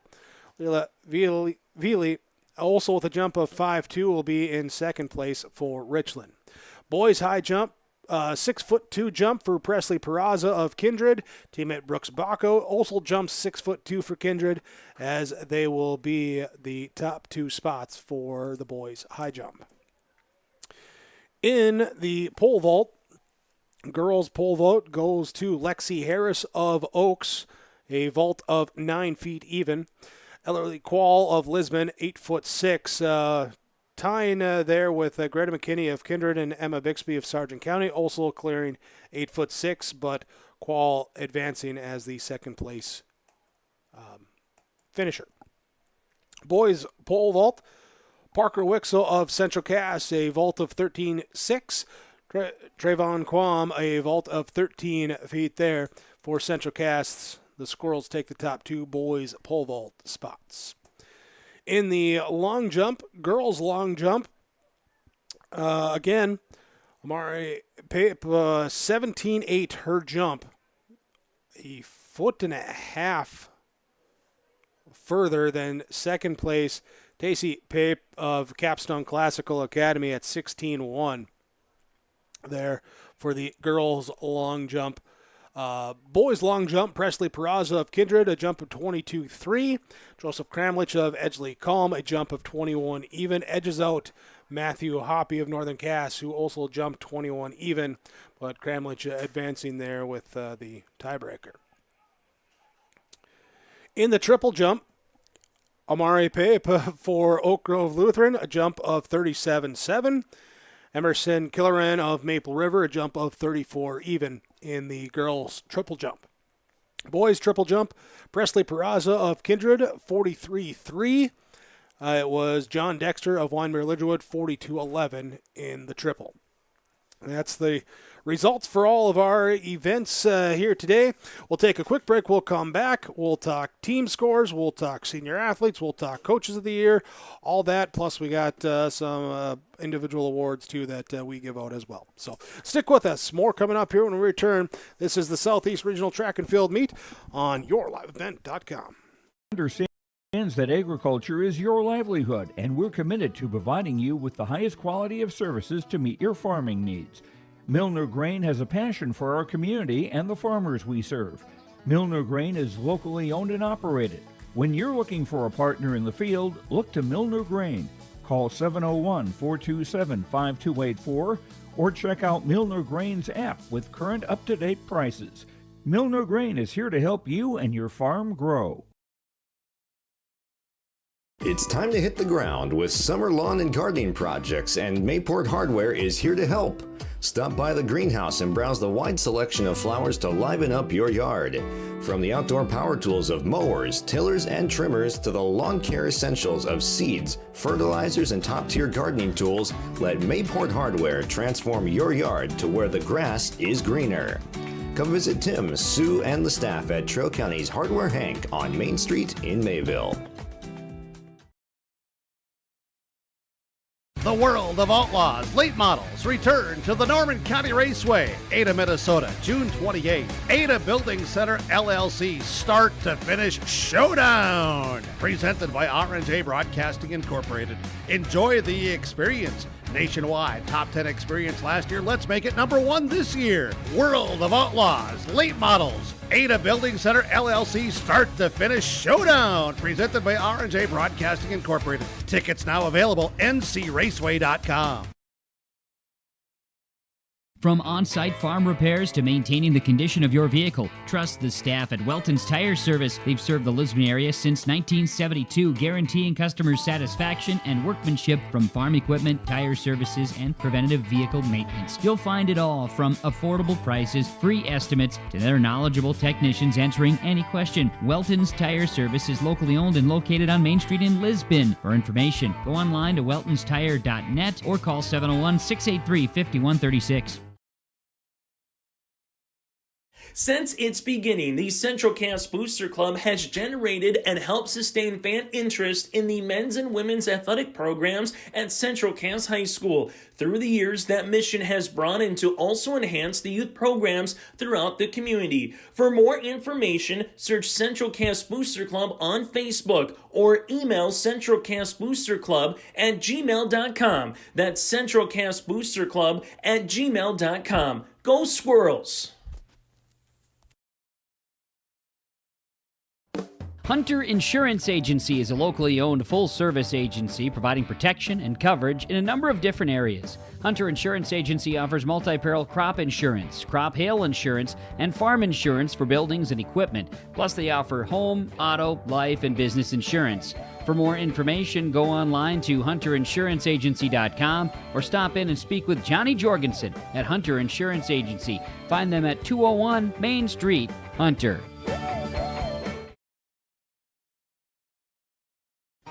For trusted news, weather, and sports from your community, look to R&J Broadcasting Incorporated, KRJB, KRJM, and KKCQ Radio, and rjbroadcasting.com. Hear local voices from local radio with news and information from the area. Your information stations, KRJB, KRJM, and KKCQ Radio, and rjbroadcasting.com. Local voices from local radio. Welcome back to the Southeast Regional Track and Field Meet on YourLiveEvent.com as we continue to wrap up Senior Athletes of the Year, Coaches of the Region Coach of the Year. But before we get that, team scores. On the girls' side, Oak Grove wins with 136 points, Kindred with 117, Central Cass with 114. Are your top 3 region teams this year. On the boys' side, Kindred, a dominant showing, a 192.5 score for first place. Lisbon second at 93.5. Central Cass 85.5 for the boys' top 3 team scoring here at the Southeast Region Track and Field Meet. Region Coach of the Year, boys' Region Coach of the Year. Dan Eller of Northern Cass, Kelly Ott of Maple River for the girls' Region Coach of the Year. Congratulations to those two. For the Senior Athlete of the Year, on the boys' side of things, it was Cole Onstead of Oak Grove. Girls Senior Athlete of the Year is Elsa Ingebretsen for Kindred with the Girls Senior Athlete of the Year. Also want to go ahead and we want to name our Agassiz Precision Athletes of the Day as well, too, from Agassiz Precision Ag, your local precision planting dealer in Hillsborough. Call 701-636-2119 there, as you can also visit them online, planterdoc.com. That's planterdoc.com. And just trying to refresh one thing here. Hold on. Where did it go? Where did my internet connection go? I still got it. Okay. We got it there. All right. Precision play here from Oak Grove Lutheran, Amari Pape for the Grovers. 4 firsts there in the field events, the jumping events, going in and, just dominating she did very well today from those field events there as she was able to go out and take that. Also looking at the field events on the boys' side for our precision player too. Chase Cooper of Wyndmere Lidgerwood.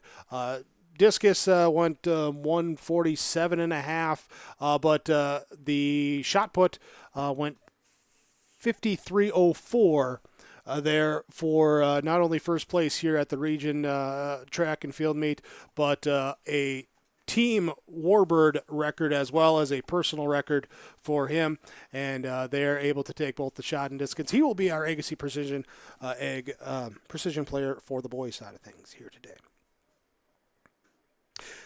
With that will wrap us up. We thank you for joining us here today on yourliveevent.com, bringing you from the Farmers Union Insurance Dave Bergman Agency broadcast booth. Dave Bergman Agency in Foreman and Oaks. As we're happy to bring you this track meet coverage today. A day later than we originally planned, but we still got to be here. We got to enjoy it. We got to do it. So, first of all, thanks to Activities Director and everyone else here in Central Cass, Travis Lamar, and the crew for the hospitality and the space, the connections, everything else. And also just kudos on a hectic week with a lot going on, a lot changing. Between the softball being played just behind us there, baseball might have been here today. What day we're going to...